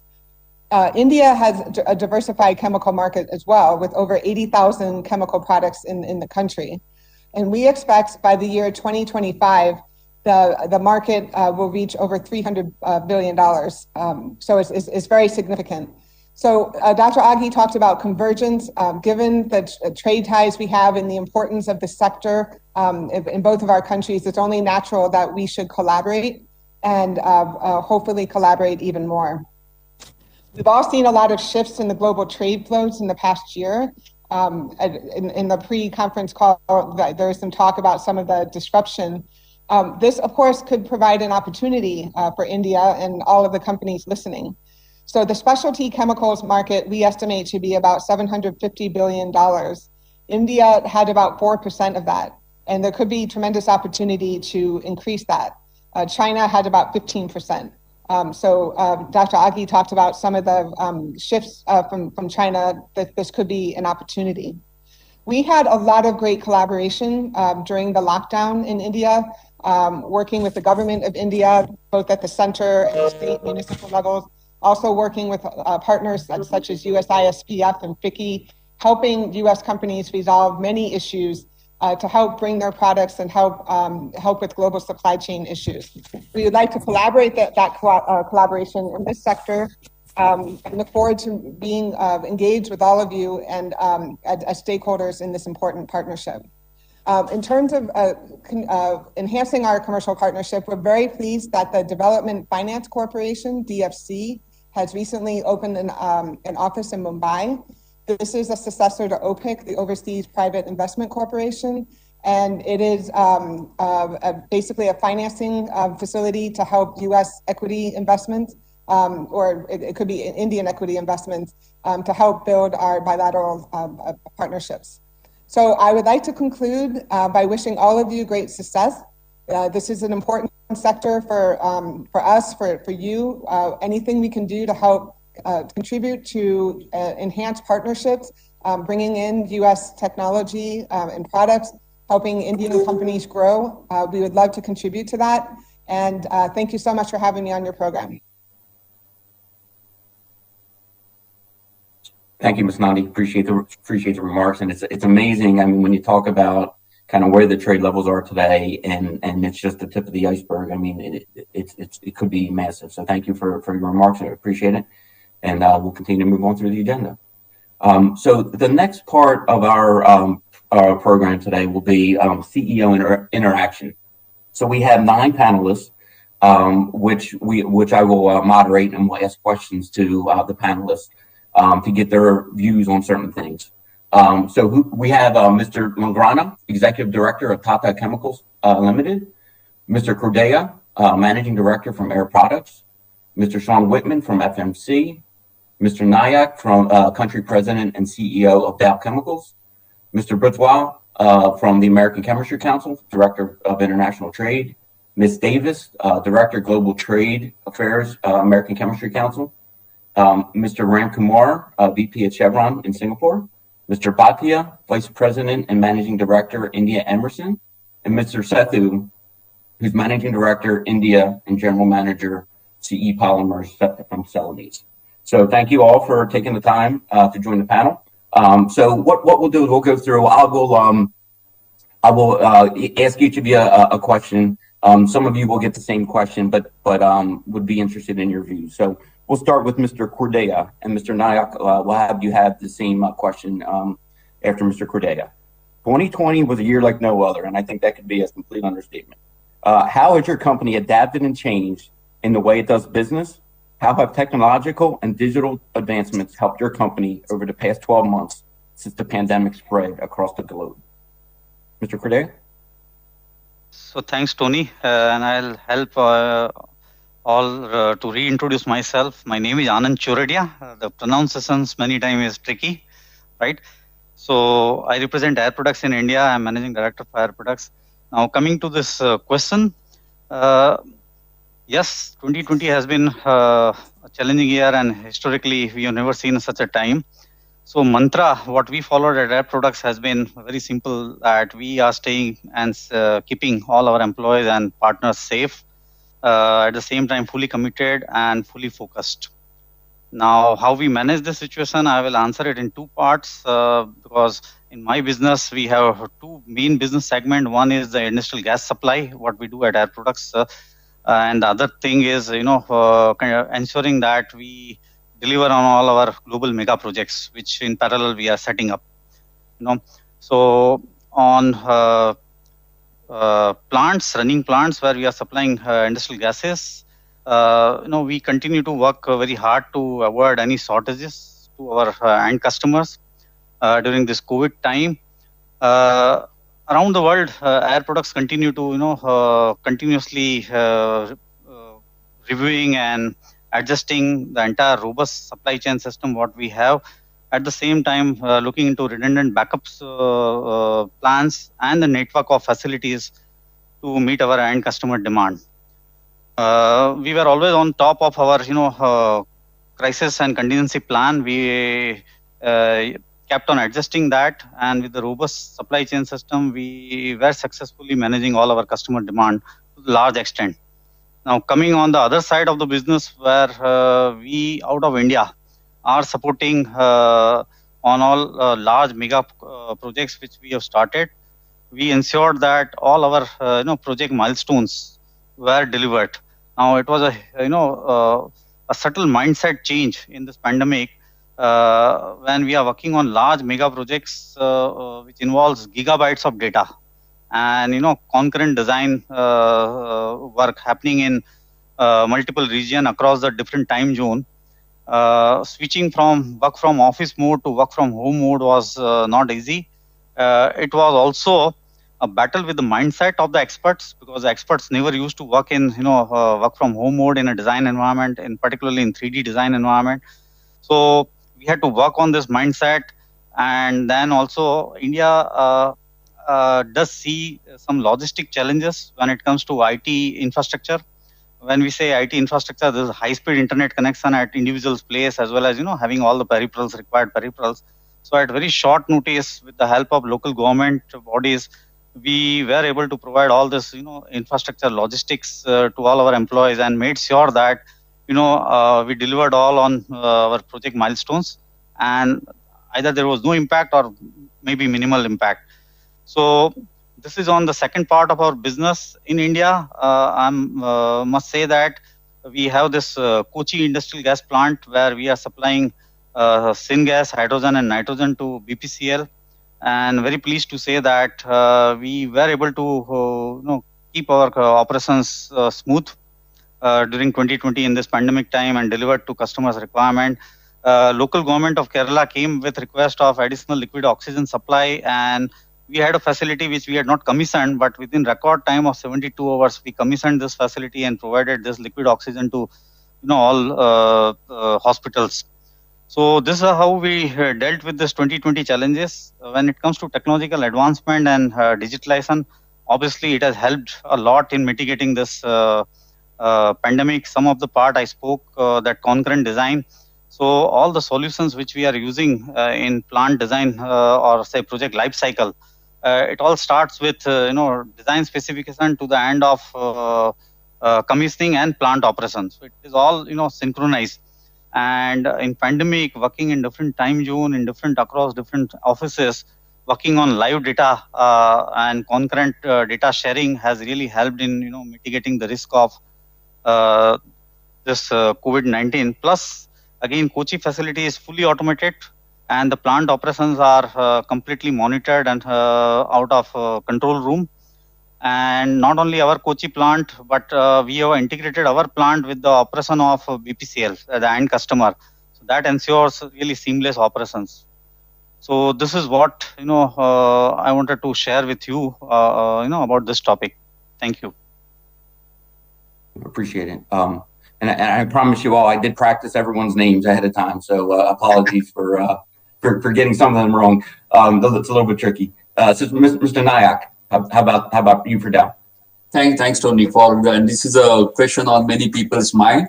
I would say from Dow, we had been walking our path towards digitalization and automation for quite some time. COVID came as a big factor to accelerate those. So from our side, we gave safety the topmost priority, both personal safety, safety of our people, and safety of our operations, as well as safety of our customers' operations. And with that, we have been really focusing on three key components: making it easy for our people as well as for our customers, making it efficient, and making it very effective. And these three areas we never changed our focus from. So coming to how we really overcome. So we have this focus made us really connect with our employees, keep them motivated using all the virtual tools. And also, since we acknowledge that many of our people were working from home, we worked on every aspect of working from home and making it easy for them to work from there, be it internet connection, be it any other facility. And I think that was very, very important for people to de-stress and not get stress of working from home. On the business side, we have very wisely and very effectively used the digital tools. And we are a highly innovation-based company, and we have a very diverse portfolio. Many of our products need to be tried on customers' operations. So for us, the customer trials was very important element of our business. And I must say that last 1 year, despite having those challenges, the teams came with very innovative solutions using the video calls, using the AI, using the other virtual reality tools. And all the innovation projects that we had initially when there was a lockdown, there was an impact because customers were not operating. But as soon as customers were back on their feet, we got into action, used these tools, and the innovation pipeline got back into the speed. So I feel the digital tools that we used, be it marketing tools or the technical development tools, these have all helped. And lastly, on the business aspect, how we can replace the virtual, the in-person meetings for all the development discussions or the doing regular operational part of the business, all those were very, very quickly replaced by virtual tools. And we were pleasantly surprised. Customers were expecting that as well. So they were, instead of meeting, in-person meeting, they were very open and they were also welcoming that kind of change. So this all worked very well to find a win-win solution for our customers as well as for us. Great, thank you, Mr. Nayak. I will share as well that PwC is a service company, but the virtual tools, we would not have gotten by without all of those virtual tools. And if I think back to March of last year, I don't think I ever turned my video camera on. And even for a week or two, I probably didn't. And then at that point, we were realizing this was going to be a long time. So now, exactly to your point, Mr. Nayak, everyone is turning the tools on, and our interactions with our clients is all video, virtual. So it has completely made a huge difference. Absolutely. And I would say the quality time that we are spending with our customer contacts is much higher because the travel time and all non-productive time is saved. Right. Completely agree. So thank you both for those remarks. Next question will go to Mr. Whitman. What changes in the regulations could bring investments into and growth in the industry within the country? Mr. Whitman? Thank you, Anthony, and great job with the pronunciation of my name. No troubles there at all. I'm glad to join the panel here today. Also glad to have Raju Kapoor, who's our head of government and industry affairs, there in the room with everyone. So we're tackling it on both fronts, virtually and in person. India is without question one of the most important countries for us in the world. I think it ranks number 3. And so when you consider our investment strategy, it is key and central to all of those elements as we look forward. We feel like India has done a remarkable job over the last few years outlining a strong structural reform agenda. And due to a lot of the efforts of the government, especially when you look at things like ease of doing business and working on that FDI, India has really emerged as the destination for those types of investments across a lot of sectors, but certainly in the agrochemical industry. And I'm joined with other folks from the chemical industry here today, obviously, and from the ACC. I'm sure they will echo similar comments. The recently announced PLI schemes we feel like are steps in the right direction, and will incentivize companies like FMC to do more manufacturing in India and diversify some of the supply chains while we look at committing some of those significant investments. But having said that, and those positive developments, there is a lot more room for growth and more to do. Any policy or regulation for the agrochemical industry needs to be based on facts and data and science. And the second most important aspect would be a rigorous consultative mechanism where there's engagement with industry and stakeholders, and is they're encouraged to help shape some of those government reforms and regulations in a way that does encourage that investment. And that two-way type of exchange really improves the lawmaking, and that's something that goes without saying anywhere in the world. And as India, I think, has a really strong desire to cultivate that kind of growth and investment, I think this is something that could advantage them over other countries and regions. But with those, without those two kind of fundamental parameters, it could thwart some of that type of investment. As you look at it you pull back the aperture and you look at it from a broader perspective, when business is looking to unlock or do large-scale, long-term investments, things like increased manufacturing or bringing cutting-edge products to a market, it really depends on just two primary elements. One is that transparency and decision-making. How does the regulatory network or scheme work? How does the judicial system work in terms of sorting out whatever issues or conflicts? And what is the predictability of protecting your investment? How does how do patent protections work? And I think that's probably a really key area for unlocking investments and growth for the country, is giving more attention to the patent protection area. And that needs to be kind of a holistic approach, and looking at data protection for proprietary companies. If you want those kind of cutting edge products, that is a key element of it. You can't have conflicting regulations or conflicting decisions coming from different ministries that don't give a clear path to, if we bring best in class products to the area, which is absolutely something we are incredibly serious about doing. We need to know that those investments will have a full run rate. If you look at a typical AI in the crop protection industry is going to take 10 to 12 years to put together, and you're talking north of $300 million US to make that product come to market. So you're not going to do that willingly unless you have that long-term predictability about that investment. But I think India is almost, without question, one of the most exciting economies for the agriculture sector to be in, and we feel terrific about some of the partnerships we have formed with other domestic manufacturers, and feel like we're in an amazing position to help Indian farmers in agriculture as they continue to produce food and fiber for the world. Great, thank you, Mr. Whitman. And certainly, one of my clients was in the ag business as well, and certainly heard there's 10-year runway to get a product to market. So thank you for those remarks. Next question.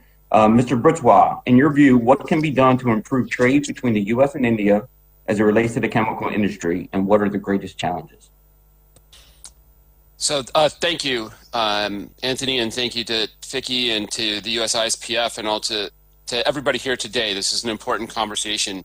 The American Chemistry Council, we represent US chemical manufacturers, and we believe that India is one of the most important markets in the world for our partnership and future growth of the global chemical industry.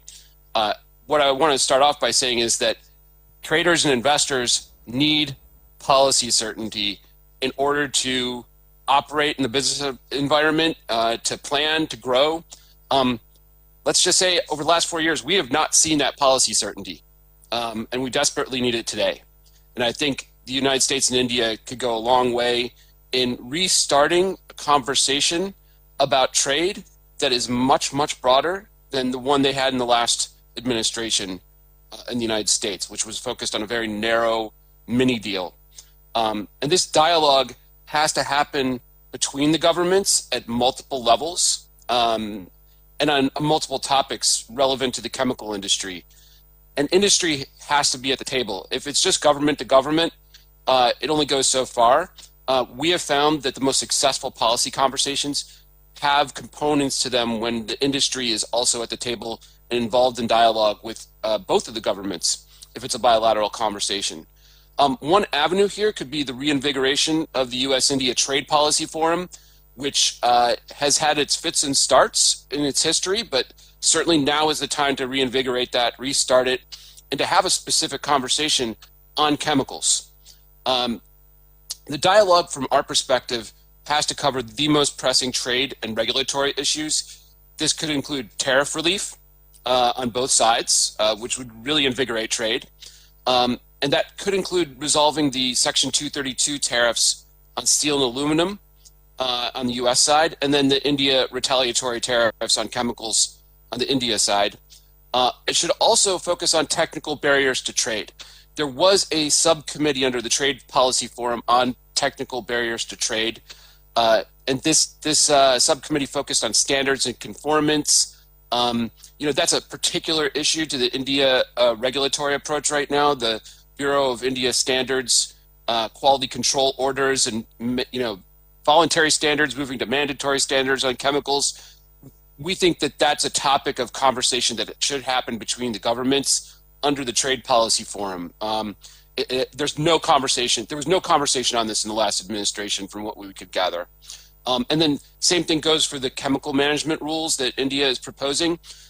These rules are incredibly important for the future of India and for its people. This is about protecting human health, safety, and the environment, but it's also about economic growth and economic vitality and support for the small and medium-sized enterprises in India.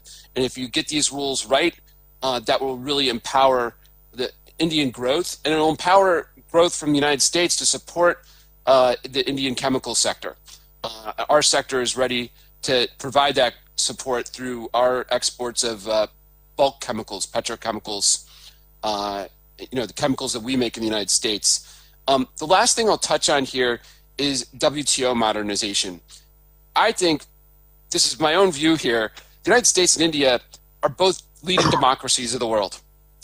That cooperation as democracies does not come across at all at the WTO. They are constantly at loggerheads. I have battle scars from the WTO Doha round when I worked with India, and I love those conversations, but the US and India, it was hard to get on the same page.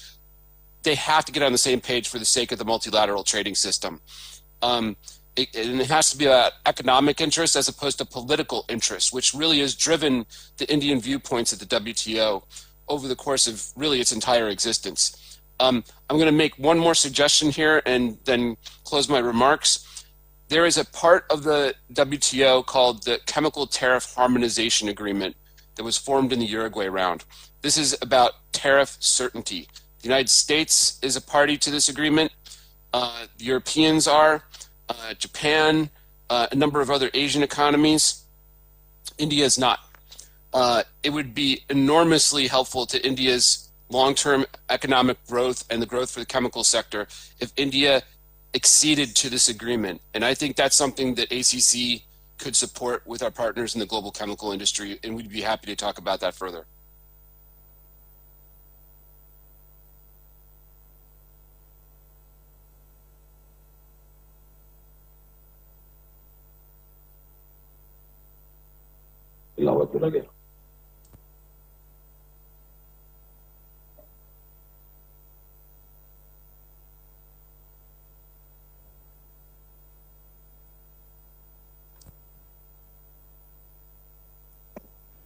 I'm back. Can you hear me?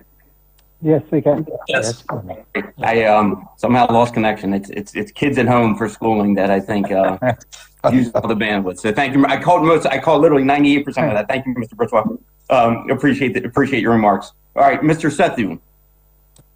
What barriers or threats do you see to growing business in India? Regulatory frameworks and infrastructure are often mentioned as major challenges for doing business in India. How do you perceive these, and what other barriers do you see as challenges? Yeah. So, Celanese has been selling into India for a long time, a few decades actually. So about 2 years ago, we decided to our toes in the water and make an investment here. And it has actually been a much more, let's call it, pleasanter ride than we had originally expected. And it was the regulatory environment, the compliance environment where we are located has been very easy. Permitting, etc., has been very simple. We've also, to let you know, we've completed over 1 million hours despite having 200-300 employees in 2 years without any reportable injuries. So that way, it's all been a nice way of getting into the country, and things like GST disruptions we could have had from tax officials and all have been quite minimal. I think the challenges that continue to remain, and many of these have been covered in this conference and other forums earlier, won't spend too much time, relate to land, relate to infrastructure and chemical parks, etc., which I think will make it a lot easier to do business here for everybody.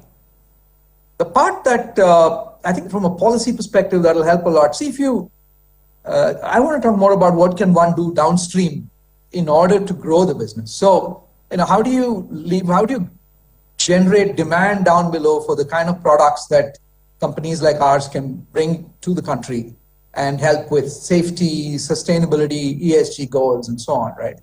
So if I take, as an example, engineering polymers and plastics, hardly any engineering polymers are made in India. There is downstream compounding, molding, but not really making the plastics. There's a ratio of demand that's 1 to 10 in China. How do we get to critical mass to do something like this? And that will require a continuing improvement on regulations and that focus on safety, the focus on sustainability. I mean, government has done some of this, like a safety seat belt, small example, right, in a car. By doing that, you're actually promoting the use of engineering plastics. You need more high-performance polyacetals, nylons, and so on. The BS6 fuel standard has brought in a lot of new technologies, a lot of new materials that will help with that. So I think that is one part, right? The other part is, how do we bring more local manufacturing into the country? Policies that will encourage more downstream manufacturing, the production-linked incentives, etc., have brought in electronics into the country. But that's really down at the bottom of the value chain. How can that be moved upstream? What kind of policy measures are needed in order to do that? So that, you go all the way in electronics from assembling mobile phones to making chips. And that's not going to happen without an infrastructure, an ecosystem that's complete. I think there's a huge role for the government to play in doing some of this. So I think really, if we want to grow the business in specialty chemicals and bring it to a scale where more manufacturing upstream happens, that's going to be critical, really creating demand down the value chain and then moving it up. Thank you, Mr. Sethu. Appreciate that. Mr. Kumar, how important is India as it relates to your M&A strategy? Thank you, Anthony. It's extremely important. I think I want to just build on Mr. Agi's comments about India's second largest import partner for crude was US in the last quarter. In fact, the US has displaced Saudi Arabia. What is the beauty about that is the kind of crude that you get from the US is entirely different than what you would get from the Middle East and even from West Africa. It's very light. You're talking about API of 42 to somewhere 50, and it's very rich in naphtha and light ends, which is kind of ideal for the petrochemical feedstocks. So if you have seen in the 90s, typically the refineries produce roughly about 10% of petrochemicals. Then it's kind of moved into more like 20%. But if you kind of go for the kind of US crudes and you go from crude to chemicals, first, your investment is going to be significantly lower because you don't have to invest the heavy complexity to convert the resids into lighter products because the resid quantity is significantly lower and it's a very high quality resid because the sulfur of the US crude is typically 0.3 and below. So I think that's a big area of focus. So we in Chevron, we have roughly about 2 million acres of land, our own land in Permian Basin. So our M&A interest in India would be, we would like to place not only our crudes, the light crudes that we have coming from the Permian, we have NGLs that are coming from there, both C3s, the propanes, butanes, and the pentanes. And then we have LNG that we have equity LNG coming from Australia, from the Gulf Coast of US, from the West Africa, Angola, where we have a LNG joint venture. And you probably heard about recently that we acquired Noble Energy, which has got a very massive gas field in the Eastern Mediterranean. So we are interested in India because India is one-sixth of the world's population lives in India. It's a very high growth market. The per capita consumption for petrochemicals, especially plastics, is very low. It's got a very high growth potential. So we are in discussions with a number of players, both the public sector as well as private sector players, to look for opportunities where it's kind of a win-win because India is importing almost 80% of its oil and gas, and because it's kind of, and that percentage will keep growing up every year. And we are kind of a significant amount of equity, gas and oil, and we want to bring it and we want to participate in the value chain beyond just bringing it kind of a delivery at the ports. So we are in discussion. It's a very, very attractive market. And so we are at the early stages of discussions. Thanks to pandemic, it's kind of got delayed a little bit, but we are very keen in the Indian market.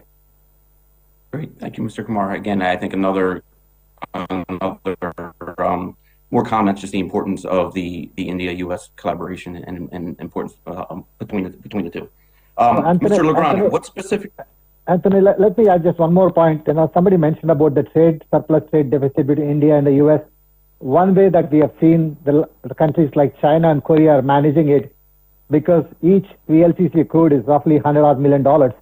So when you bring in the crude from the U.S., it's also helping bridge the trade deficit also, our trade surplus that India has got with the U.S. That's another way of tackling that issue. Great, thank you. Mr. Lagrana, what specific sectors within the India chemicals industry do you see as the greatest opportunities for growth in the next 3 to 5 years?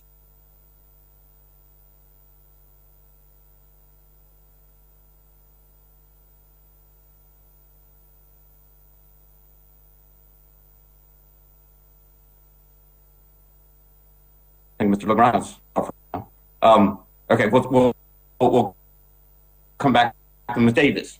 In India, what role does availability of skilled labor play, and what opportunities exist to drive skilled enhancement and development within the industry? Thank you. Thanks for Vicky for inviting us here, and also thanks for that question. So I think when looking at the role of skilled labor, especially comparing between India and the U.S., one thing that sort of oftentimes gets forgotten is that there's also in the U.S. a lot of skilled labor as well. And so, though it is a definite plus for the investment in India, we definitely think that other structures need to be in place in order to make the Indian operating environment a little bit more additionally more attractive to U.S. investments. And I think there is where I will echo the statements made by others on this panel about the regulatory environment, and that strong collaboration as well as transparency is key there, especially as with the ACC, we focus a little bit more on a lot of the environmental regulations as well as sort of the trade and investment regulations. So I would like to speak a little bit about chemicals management. With regards to the proposed chemicals management rules that were over the course of the last year or so, there we would like to see a lot of, apologies, lost my train of thought. There we would like to see sort of that strong collaboration between both government, domestic industry, and international industry as well. So that's just one example, and we think that there are sort of many others that could be brought up as well. Thank you, Ms. Davis. Appreciate the comments. Mr. Lagrana, do we have you back? It seems some issue regarding his connectivity. Then we can continue, please. Okay. All right. Mr. Bhatia, how important is digital transformation for the chemical industry in India? And what are the areas in a chemical plant that can stand to benefit by deploying digital technologies in the future? Yeah, good evening, Tony, and good evening, everybody. Very, very glad to be here.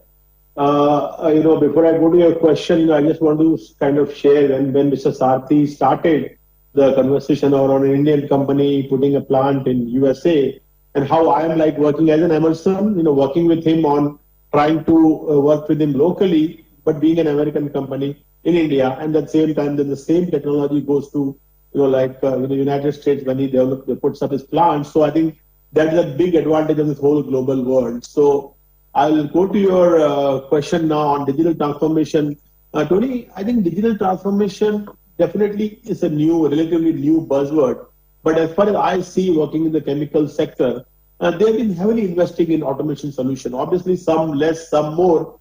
But most of the time, we will see that chemical industries are the early adopters, in technologies. In fact, some of our Emerson's largest digital transformation installation in India and even globally, are chemical petrochemical sectors.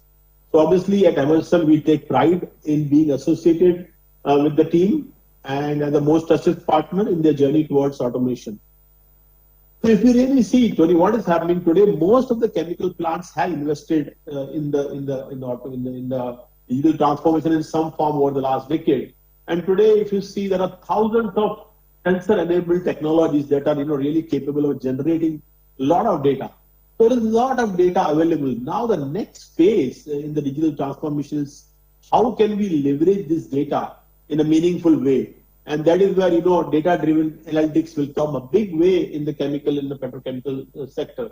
In fact, building a model and predicting a behavior, from the statistical data will be the key. So obviously, AI, artificial intelligence, machine learning will be playing a big way in the chemical sector. In fact, see, if by applying these, many of my co-panelists were there already have applied this, and we are moving in a right direction. And if you really see that we are able to, kind of predict future performance by, correlating linkages between data and events, reliability, we can improve plant reliability, productivity, safety. So I think digital transformation definitely is a way forward. And, just to add, Tony, Emerson recently launched a tool called Digital Maturity Model Quick Index. I think that lets a process plant know where they are in their digital transformation journey in comparison to other in the industry, and what is needed to take them to a top quartile performance. So we are really, what we are seeing, the digital transformation has to be driven from the top. So we are working with the executive leadership of the chemical industry, kind of to adopt this index to understand where their organization stands in various areas like risk, security, health, safety, environment, people, culture, business. And I think really the digital transformation can help in all this way. But I am true kind of proponent of we should not do digital transformation for the sake of it, but there is to be a right KPI assigned to every kind of digital transformation step we take, and there is to be a high yield ROI. So overall, I think digital transformation definitely is set to take the chemical industry to the next phase. And to add on this, I think another important aspect, Tony, is going to be safety. Many of my team members will agree safety doesn't cost, it pays actually. And I think digital transformation even there will play a very, very important role. And of course, we as Emerson are having a suite of kind of digital safety solution which can be deployed. And and unfortunately, as you know, in India, some of the plants when we are starting in post-COVID had some unfortunate incidents. So I think that we saw that digitally matured plants were able to start up their plants much faster and efficiently than the others. So obviously, this is going to be a very, very important aspect, and many things like people movement across the plant. We deploy we use the existing like wireless HART networks to deploy the geofencing, safety mustering, and safety alerts technologies. Overall, I think it is definitely digital transformation is going to play a major role, and I see a big hunger in that industry to deploy that. So it will definitely keep on moving forward in the right direction as we move ahead. Great. Thank you, Mr. Bhatia. Appreciate the remarks. So thank you for the panelists. We're gonna move on to the next phase of the presentation, which is the closing remarks. So, and for our final speaker, we have the privilege of hearing from Shri Yugandha Tripathi, Secretary, Department of Chemicals, Petrochemicals, Ministry of Chemicals and Fertilizers, Government of India. Welcome. Over to you for the concluding remarks.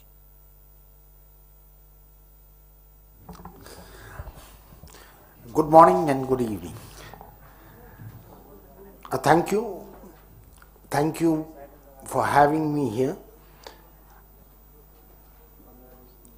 In the initial remarks, Mr. Patsati, in some very beautiful way, brought out the two-way process that's happening between India and US.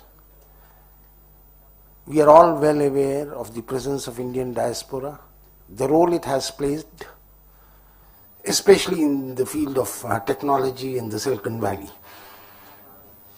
And now, the expertise even in the field of chemicals and petrochemicals, in some ways, is using the bountiful opportunities which are available in the US.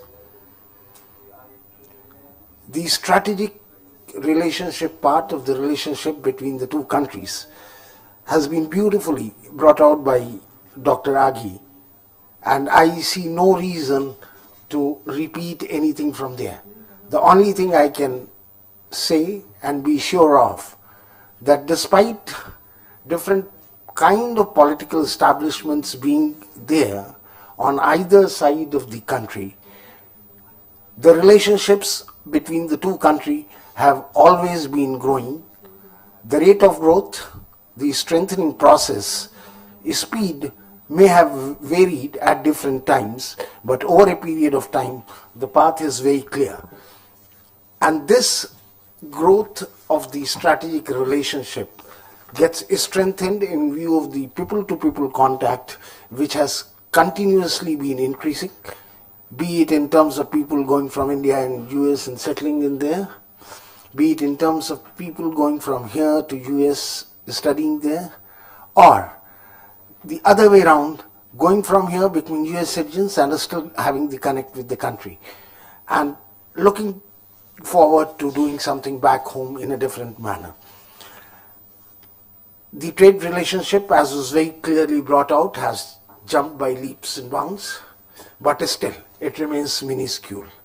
And given the kind of opportunities which India offers as an economy on a growth path, which we all are well aware has been growing on an average of more than 7% of GDP for last 2 decades, or is projected to grow even after the COVID, maybe on twice the average growth rate of the world, the demand for chemicals and petrochemicals is going to be much more than what it was. Anticipations indicate that the Indian market, which was about $170 billion currently, is likely to go up to $300 billion. And in terms of demand, that shows the opportunity. The fact that, especially in agrochemicals, India has also been a major exporter indicates that the product quality being given by the Indian manufacturers is also acceptable, consistent, and does provide a further opportunity of India emerging as manufacturing hub for not only for domestic consumption for its growing economy, but also for export purposes. Changing geopolitical situation, the lessons of COVID, and understanding, as we see, to remove dependence from one source, in some ways de-risking strategies, should further add to the positives in the Indian bucket. We know and we understand that we have been working on the issues concerning with the difficulties of doing business in India. In last 6 years, we have come a long way. If we look at the ease of doing business from 142 to 63, which I would say that insofar as major economies go, the jump has been the highest. The government of India has been completely focused on reforms and has also taken up the challenges of the COVID and converted it into reforms process. With the focus on infrastructure, with the PLI scheme for ensuring that we do promote the country as a manufacturing hub. Though we've been working towards the concept of self-reliance, but this concept of self-reliance is in a global context and not removed from the global context. And I would say the country's resolve to be a part of the global process, despite along with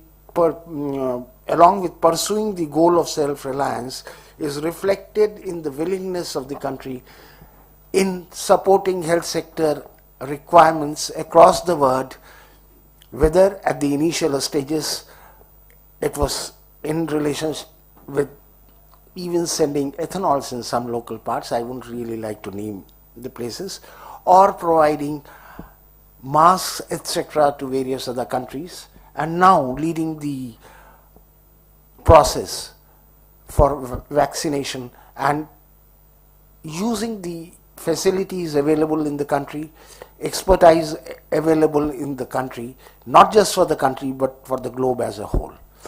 So I can only say that all these actions, all what's been happening over last 6 years, 10 years, which is clearly indicating the resolve of the country to grow rapidly along with the world, grow rapidly with the commitment to democratic norms, grow rapidly with commitment to rule of law, should give enough confidence for the investor community to continue looking at India in a positive manner. I can only say with confidence that these positives are going to go on increasing and the path is clear. So I would only say that we have had excellent trade relationship, excellent bilateral strategic relationship, and all these aspects are going to go on moving in the forward direction. We have noted some of the points which have been raised on the issue of different messages coming from different parts of the government, and would like to look at the specifics of it and see that any conflicting messages which come do get resolved, and there's no conflicting thing which an investor needs to deal with. And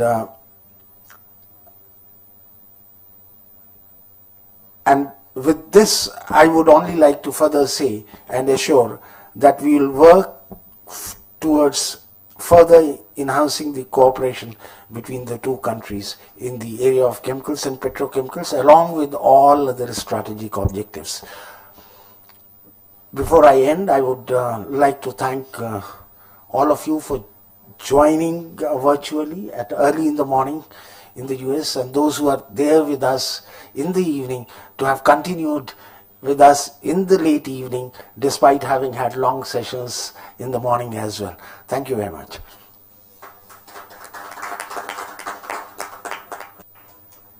Thank you, Mr. Tripathi. Handing it back over to Team Vicky for further procedures. So we'll just want to say thank you again for everyone. It's been a pleasure moderating the session with you today. Thank you. Thank you, Anthony. You being a great moderator. Thank you very much for your support. I would like to place on record my thanks for U.S. Embassy, USPIF, and Team PwC for their support and for their hard work.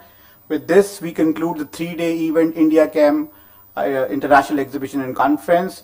And I would like to also place on record our thanks to Additional Secretary Mr. Samir Kumar Biswas, all the officials from Department of Chemicals, and Secretary Chemical Petrochemical Mr. Raghuvinder Tripathi for 3 days patient hearing, giving inputs to us, and providing us the vision. With this, thank you all the delegates who are joining from all over the world, online, and those who are present here. Thank you very much. Thank you. Thank you. Thank you. Thank you.